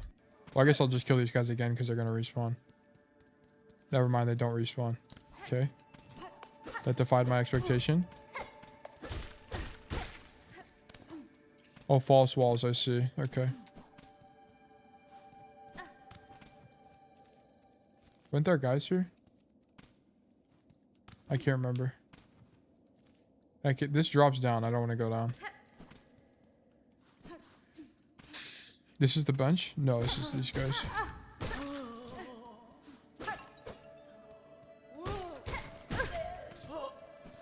Okay.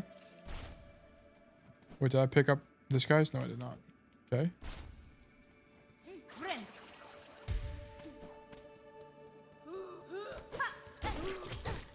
Bruh. By the way, I think it's a good idea to buy rosary strings. It's a good way to keep rosaries in your inventory even if you die. I see. Yeah, I think so too. I mean, it makes sense. I probably just shouldn't use them as much as I do. Yeah, it's probably okay. Like, as long as I'm buying things with it, it's probably fine to use them. If I'm just using them to use them, there's no point, right?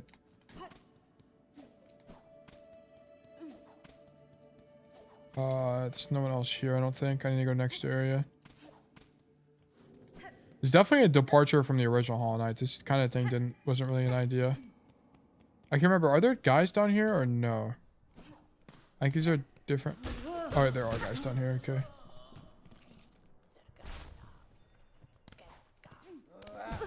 Bruh. Bruh. There we go. Nice. Okay. This guy's already dead, but does he have any? No, he does not. I needed 210 for all of the map stuff. And how many of these shawls do I have? I have 8. Okay, I need 4 more. Okay, now it's these guys. I don't want to fight those guys. I think I just go back up top and hopefully those guys respawn and I just kill them all again. And then we're being chilling. Is this way, right? I think so. Are we back? We're not back. Maybe I need to use a bench. Maybe it's like Dark Souls. Like once you use a bench, everything respawns. I think that is what it is. Let's see. Yes, that is what it is. Okay. Okay. Nice. Oh, it's actually cool that it actually literally takes off their shawl. Like, that's kind of awesome.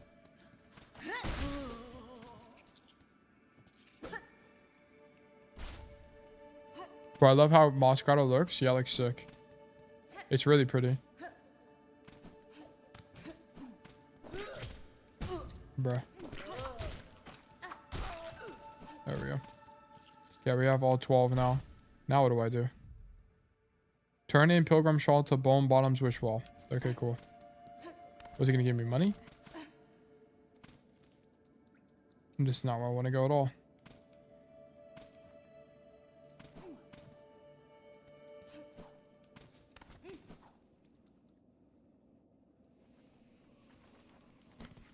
Okay.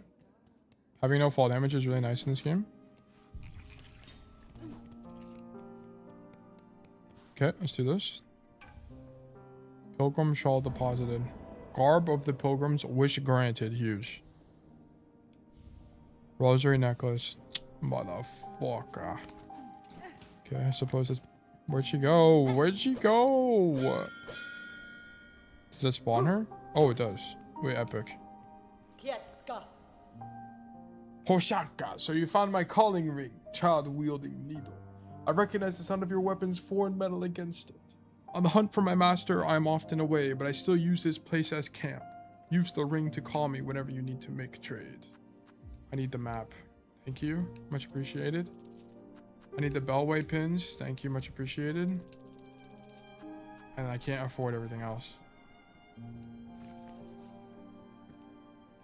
Sometimes the reward is just a sincere thank you, bro. I need money. Oh. Ah. Okay. Let's fast travel somewhere. Wait, I need to go to... Is there a fast travel to the guy? Or do I have to walk over there? It's like marginally fast. Okay, I'm just gonna run over there, bro. It's like marginally faster to fast travel to the guy. We're just gonna run over there. It's the same thing. And we go this way. We'll use the bench here. Oh, there's a bench by the guy. Okay. Oh, this way. Does 100%ing the game involve doing all the quests or no? Oh, there's money here.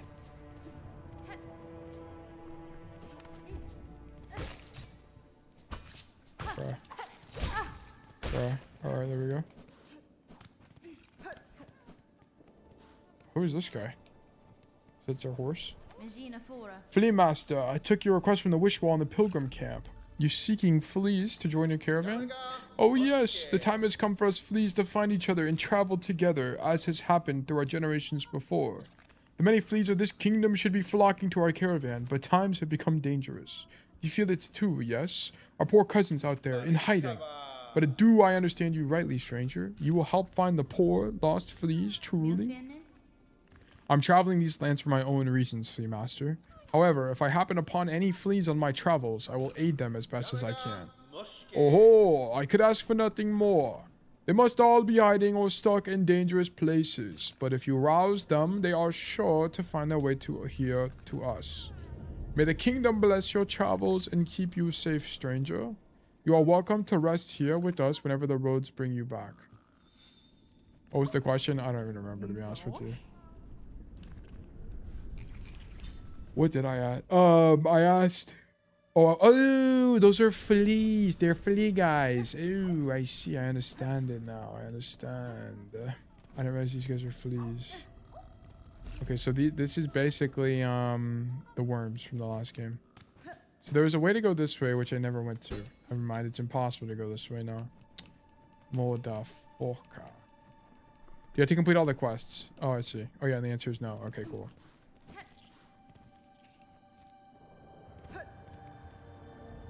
I guess I'll go up top and fast travel from up there. It's probably better. Brother, let me back up. I'm out. I'm out. I'm in. I'm out. Wait, ew. Ew, what is this movement?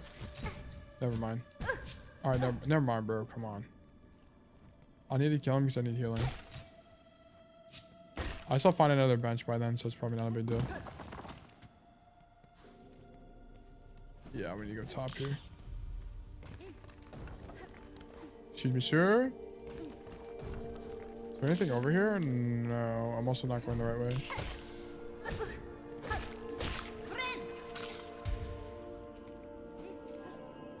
I actually spilled my water. Dude, my movement was almost flawless, man. I'm almost a professional. Alright, we're back. I feel like this is faster if I dash. I can't. Maybe I'm just perceiving it to be faster because of the animations. Where's the thing at? Wait, so really not a way to do it from here? Because there's no bell. Oh, I see.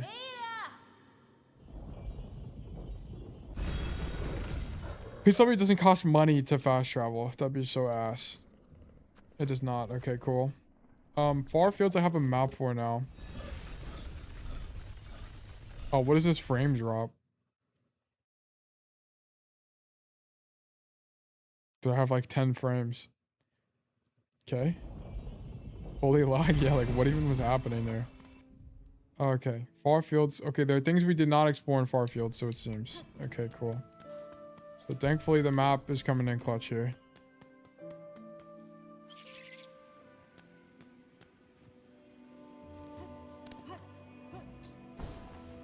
We go top. I kind of remember this. It's this way. It's where I didn't go. No, I went this way. So I don't understand. Is this like a hard fight I can do? I don't really understand.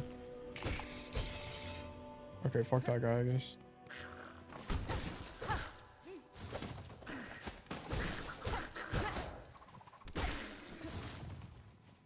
Okay. Brother.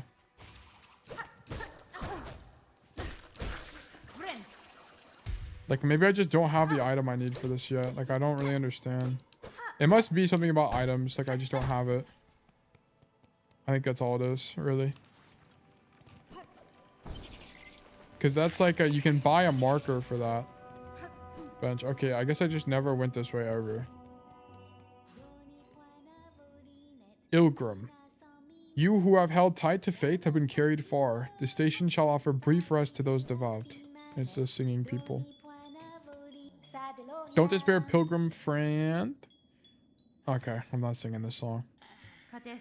These hot fields are a wonder indeed, but hunters prowl the long grass. Playing your instrument will only alert them to your presence. Well then, alert them I shall. For where many gather, great songs are sung. Sure, Mother Goat. Last good to see you were playing Silksong. Oh, what is this? Insert money. Damn, I really gotta pay for everything around here. Damn. Alright. Hello? Oh, bench. Thank you. Come to rest your weary body. The climb is agonizing, and even the devout must mind their limits. I'm impressed to find any without firm claw upon a weapon that could ascend so far. Indeed, we're lucky to have made it here. Luckier than many others. Or perhaps the difference between the lucky and unlucky is merely faith. Now, while we rest, shall we make trade? If you have rosaries, I'll take them gladly. Motherfucker. There's so much stuff to buy.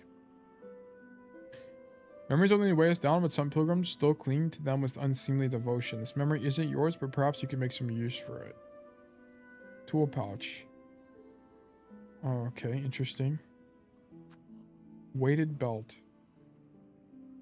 Oh, okay, that would give me no knockback. Okay. Let me in. There's no secret here, brother. Oh. Oh, that opens the door. Huge. Just figure out the ending at this point, dude. Honestly, you might be onto something. Honestly, I should just win. Let me in, bro. I want to fight, bro.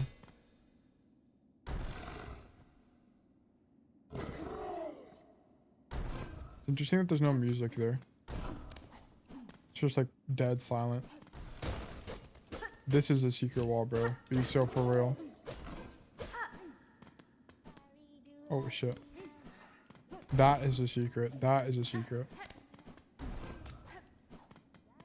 Bang. What's up here, bro? Oh my goodness. Okay. By the way, what do you think of Sherma? Sherma might be the GOAT. Actually. Secret wall. No secret wall, bro. In this day and age?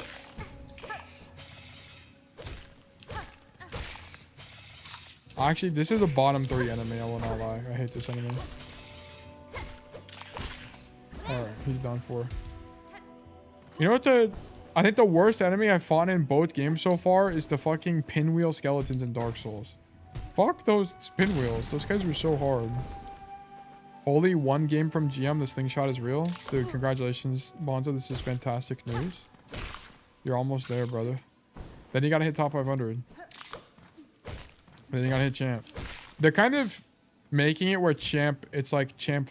I think they're trying to make like champ 4 and up top 500 or something. It's like the objective. It's kind of hard to tell what the devs are doing nowadays. But congratulations, that's excellent news. The true Elo slingshot.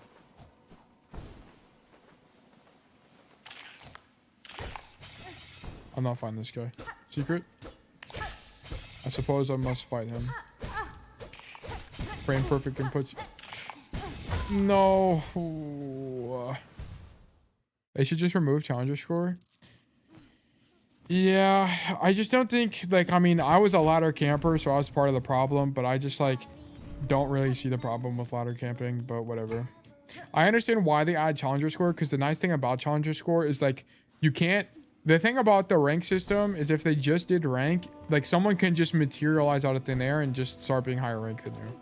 But with the challenger system, that's not possible, because they have to work their way up to it, basically.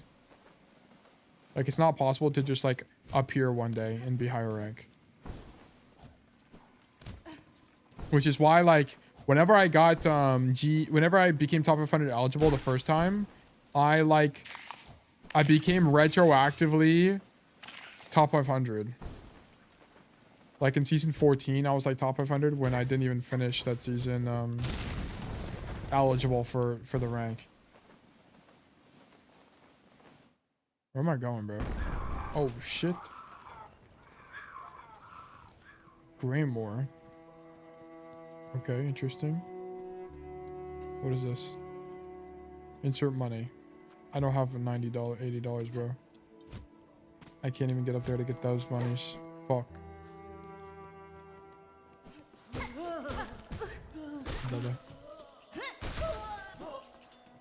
I need 80 bones. You guys got 80 bones? I got 50 bones. Okay.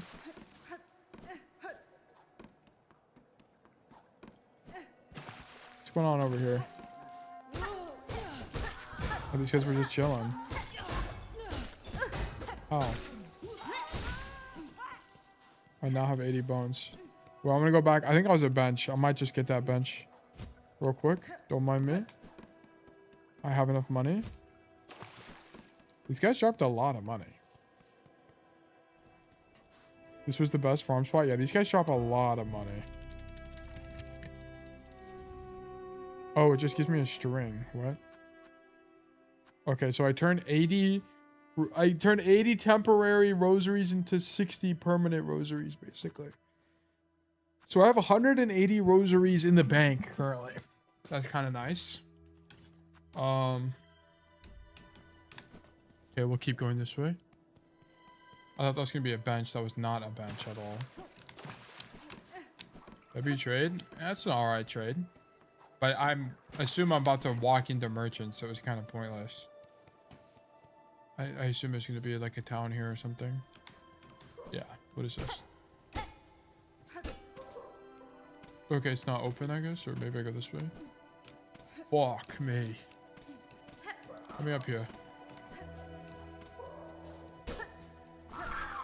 Wow, it's very atmospheric. I remember the only place I was like kind of like this in the original Hollow Knight was the city. Who are these? These guys to chill on me, bro. Like, what bugs even are these guys? They're like birds.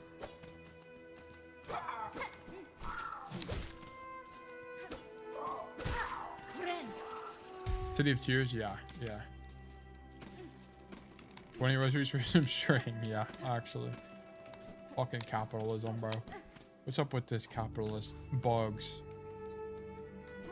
Oh, okay, we're going from this side. Hello, friends. Halfway home. Horror! Well met, traveler. Looking for a drink or a rest or both? Fair greetings, good bug. The warmth of your heart is welcome upon these wet plains. It's a damp climb. Wait, why did I just change his accent halfway through? It's a damp climb through these parts. Used to be just pilgrims trekking my way. But odd times these are, and you ain't even the strangest shell wondering about.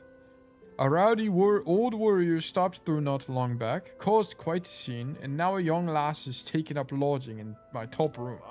The last mentioned she's on the lookout for sharp types like yourself. Maybe pay her a visit if you haven't already. It's the map girl. When you given a bug a British accent. Dude, I actually suck horribly at British accents. I suck really bad at all accents, to be honest. That would be like a thing I could work on, I suppose, during Silksong. I hear sleeping. It's gonna be the girl. Oh. Schlug. New. Oh, ma. Sweet surprise for New. You are adult, yes? Fully grown, ready to hunt? Certainly, I am no child, young one. Perfect then. Nu must ask a wish. For her, you would seek fire looms, many fabulous bugs, and cut them. What? Cut them with your blade. Cut them with your mature spirit. Cut them with your savage adult heart. Would you help Nu? Could you take her scroll and fill its pages with the learnings of your cuts? Sure, bro. Bugs off Arlem, wish promised. W. Oh ma, you make Nu so happy. Hunt down the creatures of this land and record them in this scroll. It's like the bestiary. Obtain the hunter's journal. Press options, defeat foes to add their records to the journal. Review defeated foes. Okay, cool. Learning about a land's inhabitants is a worthwhile undertaking. Perhaps you are more grown than you realize. No. Ma. Such delicious praise will make Nu shrivel. Go now, hunt and pray, and begin our learning. Alright, bro. W comms. Oh, bugs are farther. Oh, okay. I guess the more I have, like, oh, I got bugs. I got guys in here. Fuck this guy. Savage beast fly. How would I defeat one more of them? It was a boss. Is that foreshadowing? Spear Scar. Hate that guy. Lace. Hate that guy. Hate all these guys.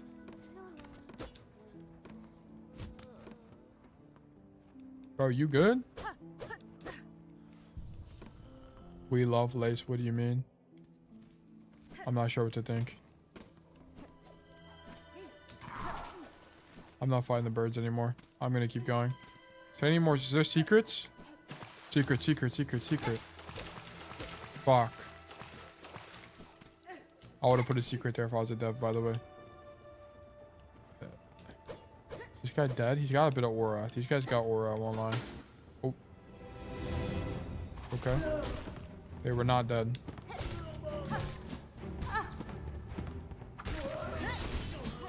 Neutral entry, bet. Okay. Spawn camp. Ooh, okay. Interesting. Okay. Okay. Okay. Oh, okay, that was pretty easy. I just spammed the range attack and they died. Yippee! No! You done, buddy? Fuck. Alright, I guess I don't need to kill him. Secret! Oh my god, there's no secrets anywhere. What the hell? Oh, fast travel, okay. It's gonna cost $200, which I don't have. Secret though. Yes! I fucking knew it, bro. Oh, okay. I shouldn't have gone down here yet. Let me unlock the fast travel real quick, and then we'll do this. So that a trap? A guy got trapped and died? Okay. Another secret? No, okay. Insert money. Fuck me, bro. 60? I'll just use a tank, whatever. Might as well use the money as I get it. Drunk guy was here? Dude, he was here, actually. That's a W trap from your boy.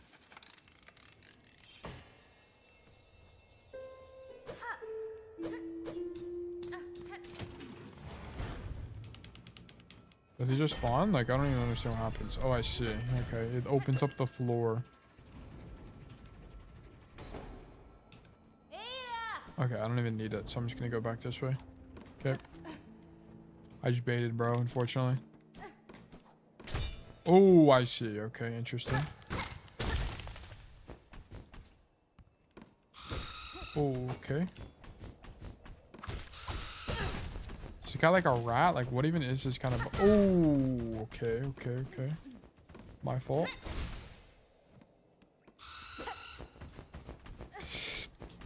Bro, everyone chill, everyone chill, everyone chill. It's okay. I have 1 HP. Everyone calm down. It's okay. Everything will be alright. Walk this way. Huge. Open this. Eee! Don't kill me, bro. Is that a secret door? Dude, is that a secret? It's not a secret, bro. I risked my life for what?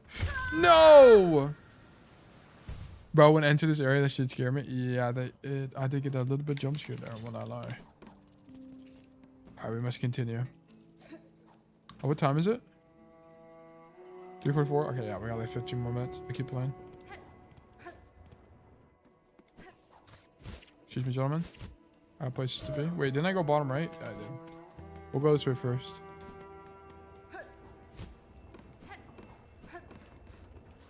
Bro, do 1 hour more. I have stuff I gotta do. We might be able to do more on Monday, but I got stuff I gotta do. Because I gotta get ready for a daily upload, so I have to actually edit. I need to get ahead or else we'll be behind forever and it'll be a total nightmare situation. Memory locket. Okay, we got another one of those. Fuck. Bro. Okay. Can I break that? I cannot break that. Oh. Okay. That is a lot of damage. Oh, that actually scared me. I need to hit him so I can get healing.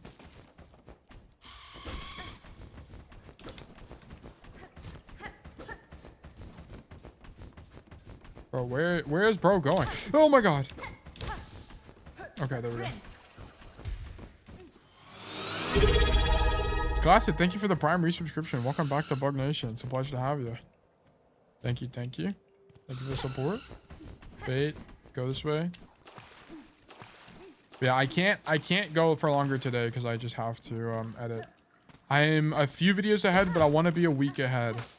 Because the reason daily uploads stopped so soon is because it was like way too stressful for me to do daily uploads. I was also in school, so slightly different. But I need to get ahead, so I need to like pump out 2 videos today so I can get even further ahead. And then I also have time over the weekend. Also, there's pugs this weekend, by the way. So if you guys are free, we'd love to have you. What comes tomorrow? Gameplay or coaching? Coaching. Coaching tomorrow. Oh, no. There's no video tomorrow because there's a video today. The next video is not gonna be till Friday or Saturday. No. Today's Friday. The next video is Sunday, and then it's daily videos from there. It's not Geo, Optimus Geo. I guess we're in a different land, so there's a different currency. I guess it makes sense. Welcome back, Kareem. Yeah, but the next video is a coaching video, and then I think I'm going to open Monday with the gameplay video. And then I'm going to do a few gameplay videos a week. I don't know if I'm going to do 2 or 3 yet. I'm not too sure. But I will be doing them because they're just kind of easy to make. Okay, I can just dash through and it won't work. It won't hit me.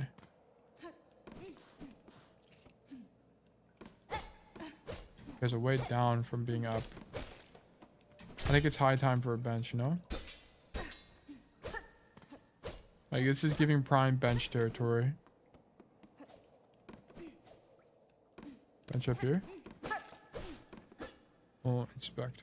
Litany of the worker. May we catch the dregs and never tire. May we clean the dregs and never hunger. May we spool the dregs and never falter. Interesting lore.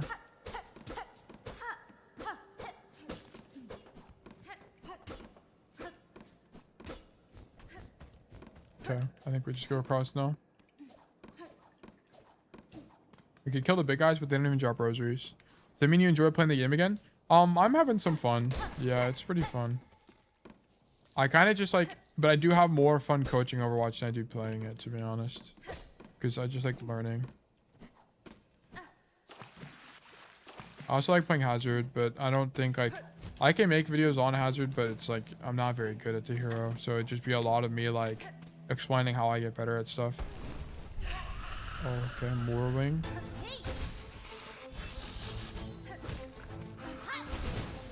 Oh, okay. It's a really big arena. Okay.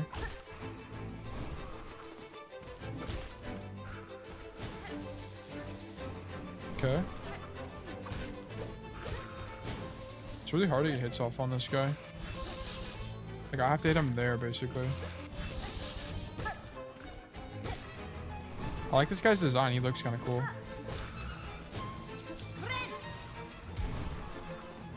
Okay. Oh, ouch, ouch, ouch. Okay.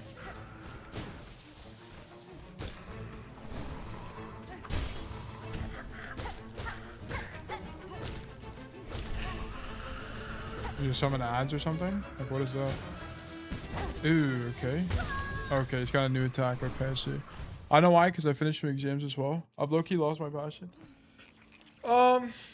It's just like, I just have more fun coaching because it's like I have to learn a lot more about the game broadly, and it's just like I already know how to play Cass, so it's like, what's the point?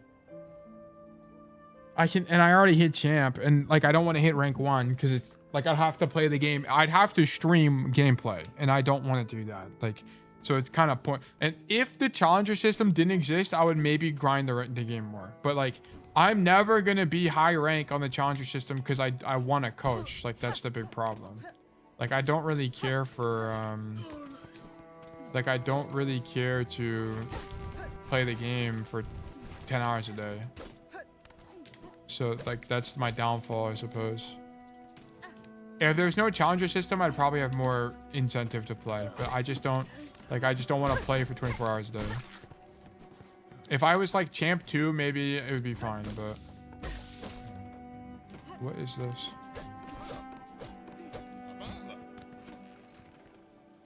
About that, do you know Spilo? I'm pretty sure you do. I was wondering why he uploads coaching videos of players publicly. Does not affect him negatively. Why would it affect him negatively? Uploading VODs like that shows people what his coaching is. It's like a sample. It would be a positive, it'd be a good business decision to post those.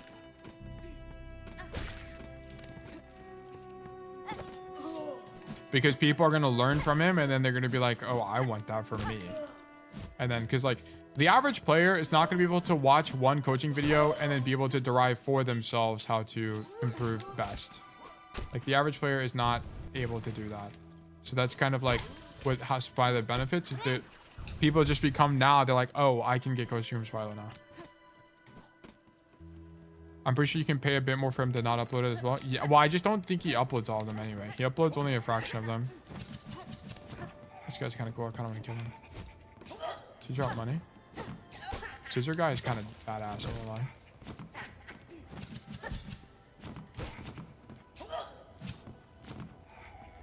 Okay, we're just gonna keep an eye, actually, whatever. Why would I pay money since I can learn from him for free video? Okay, I mean, but like, for every one of you, for every 3 of you, there's one guy who will pay. And that's all that matters. Like, it's not about, and it's like a marketing thing. Like, you'll convert so many more sales by doing that than otherwise not doing that. Like, so many people wouldn't know who Spilo was if he charged for everything. That's the thing. And that's why, like, especially in this field, when you're doing coaching in a video game, offering free coaching or doing free resources and stuff like that is very valuable. Like, Spilo doesn't make coaching resources anymore. Like, he doesn't do that anymore. He's mostly a personality now. So, like, from the business perspective, it makes sense. Does he go anywhere? I don't think so. No, that's where I just came from. Because he might not be able to convert people to buy. Like, you're probably not someone who would buy coaching from Spilo because you can just figure it out how to do it yourself. So what he does is he doesn't convert you into a sale, but he converts you to someone who knows who he is and advocates for his coaching. It's also a psychology thing. Like, if he can't if he can't close you on a sale, he can close you as a supporter, basically. So then you become social proof for him, kind of idea. Ouch. It's like it's like a business psychology thing. Like, I think what Spilo does is smart. It's a different strategy for me though, because the problem with Spilo's strategy is he's monetizing his time directly.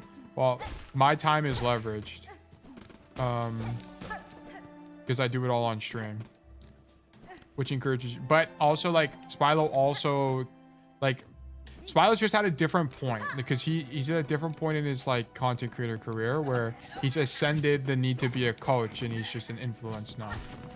So people will just subscribe to him or whatever because they like him as a person. So, okay. Oh, okay, I'm here now. I don't even know where this is, but sure. Door unlocked. I guess I'll go over there and see. Oh, okay. It's just bottom side. I guess I can go down, but I'll just keep going this way.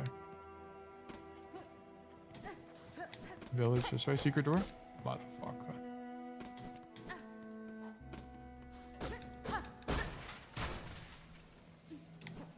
Okay, interesting.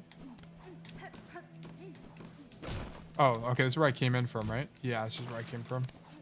Okay, so this just goes up, and now it's just fast travel, essentially. That's cool. Is it okay in terms of rules if I coach people? I mean, I don't care. Yeah, I mean, if you want to coach people, sure. Like, whatever. Like, as long as you're not selling coaching to people, like, it's fine. Like, if you're doing free coaching, sure. Like, if you're promoting coaching, like, then it's a little bit lame, to be honest. Oh my gosh. Like, at the end of the day, I can't coach everybody. Like, there's a lot of people who want coaching from me and I just can't offer it. Like, it's just not enough bandwidth.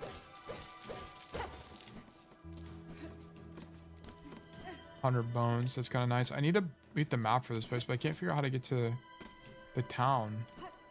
It's down this way. Oh, I need to beat the boss, maybe. I don't remember where the rosary place was to, like, convert my rosaries to things. But I think there's more area over here that I haven't explored yet. I'm doing coaching people for free because I want to learn and I also enjoy helping others, but I'm asking about the person who told me it's not allowed or forbidden. No, I mean, it's allowed. Like, I literally have a free coaching channel. Like, it's definitely allowed. Like, I wish you could send me the message because then I can elaborate to you. Like, I could see whether or not that's the case. Like, the only thing is, like, free coaching is allowed. Yeah, no problem at all. That's why I have the channel, because I can't. Because it comes from my own limitation. I don't have the power to coach everybody. Like, I don't have the time or the energy. Which is why I do the raffles. Motherfucker. These enemies are kind of cool. I went over here, right? Wait, did I go this way? Oh, what the fuck? Gro, scoundrel, fiend! Who dare wake up brave Garmund from his well-needed kip? I've no intent to disturb, Sir Bug. I'm merely passing these towers and sought to better understand the lay of the place. Knowing the battlefield? A warrior's reason. Just look at you, your stance and blade almost alone to declare a fight. As the bravest of knights, if direct challenge were offered, honor would see noble Garmund accept. Fortunate that seems not your intent. In truth, I'm still sleeping off something of an altercation myself. Had our meeting called for a nightly duel, you'd not have had the luck to behold my finest form. Can I buy something from you? Oh, What? Oh, okay. Wait, this is actually lore. Okay, he's talking about the... He's just like an NPC, I guess.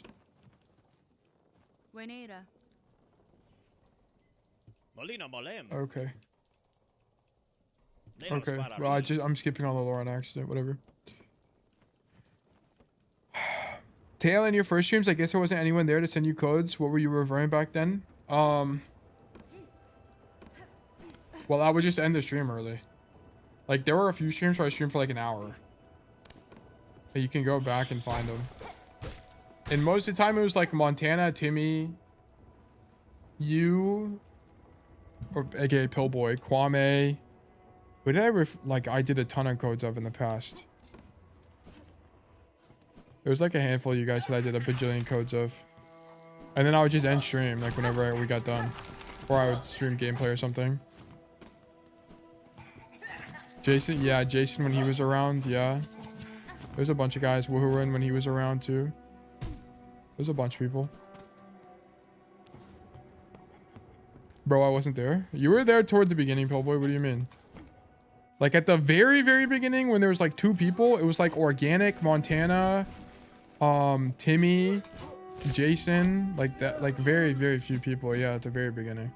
That's before I started uploading videos, and I just like, the only reason I got students is because I would post on Reddit, and I was like, hey, I'm doing free coaching.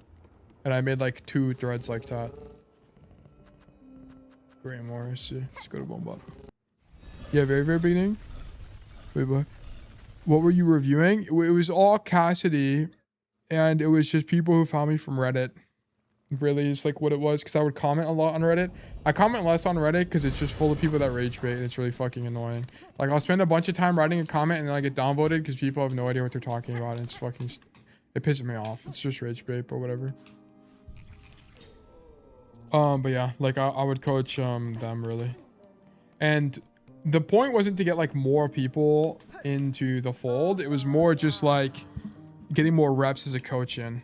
Like, how can I become a better coach, essentially? Does she have a Greymore map? Low-key, if you could do double stream on TikTok, you would get rage baited so much. Yeah, I would get rage baited. I will probably TikTok stream eventually, but I'm not in a hurry to do such a thing. I think I need to beat the boss before I can get the map for Greymore. I have all of her stuff now. It's nice.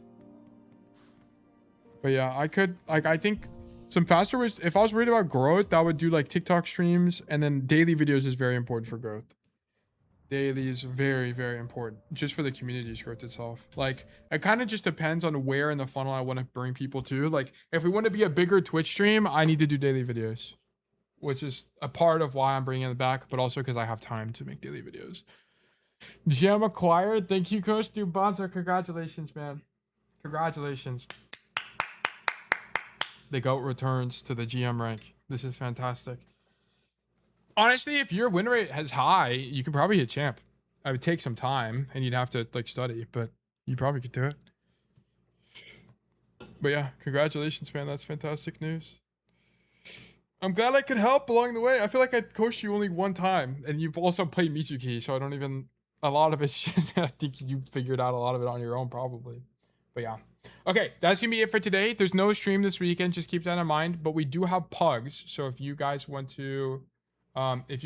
check out pugs, you're more than welcome to do so. Pugs are going to be on the Saturday. They're tomorrow, so you guys are more than welcome to check that out. They are tomorrow at 11 or 12 p.m. EST, and we have 17 people interested, so I don't really know how this is going to work. We're going to have to figure it out. I'm not really too sure what's going to happen.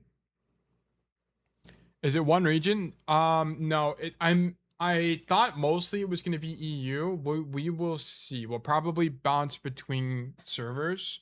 I might need to bring back both NA and EU pugs, so we will kind of figure it out. Or maybe like if we have enough people, I do an NA lobby and an EU lobby. I don't really know. We're gonna see. This might be a bit of a clusterfuck, but we will learn. They're not going to be streamed, so that's going to be the nice part about it. So I won't have the pressure to keep up the stream. and then we'll go from there. And then our next stream is going to be Monday. Just keep in mind on Monday, daily uploads will be happening. There will be gameplay videos. There will be coaching videos. All the coaching you guys have seen because they all happen live on stream. But all the gameplay will be brand new content. So you guys will get to see that. I do have one gameplay video ready, and I think it's going to go up on Monday. I think is when I have it. I don't remember. But yeah, with that being said, that's going to be it for me today. And I wonder, is anyone even streaming? Let me see. I don't think so. No, none of the usual. Yeah, I mean, Mint Thief is streaming. I mean, do you guys want to go watch Mint Thief? I'll send you guys to Mint Thief. I don't know. I mean, you guys can go do whatever you want, but you guys can go watch Mint Thief on some good old Hazard gameplay. It looks like he's off rolling, but we'll raid Mint Thief. But today is going to be, that's going to be it for me today. So thank you guys for being here. I appreciate it. And I will see everybody on Monday. But yeah. Yeah, thank you guys. Wait, hold on. The raid is taking a second. Okay, yeah, but thank you guys for being here. And I hope all of you have a fantastic rest of your day. Bye-bye. GG stuff. Good luck next. Sorry. Yo.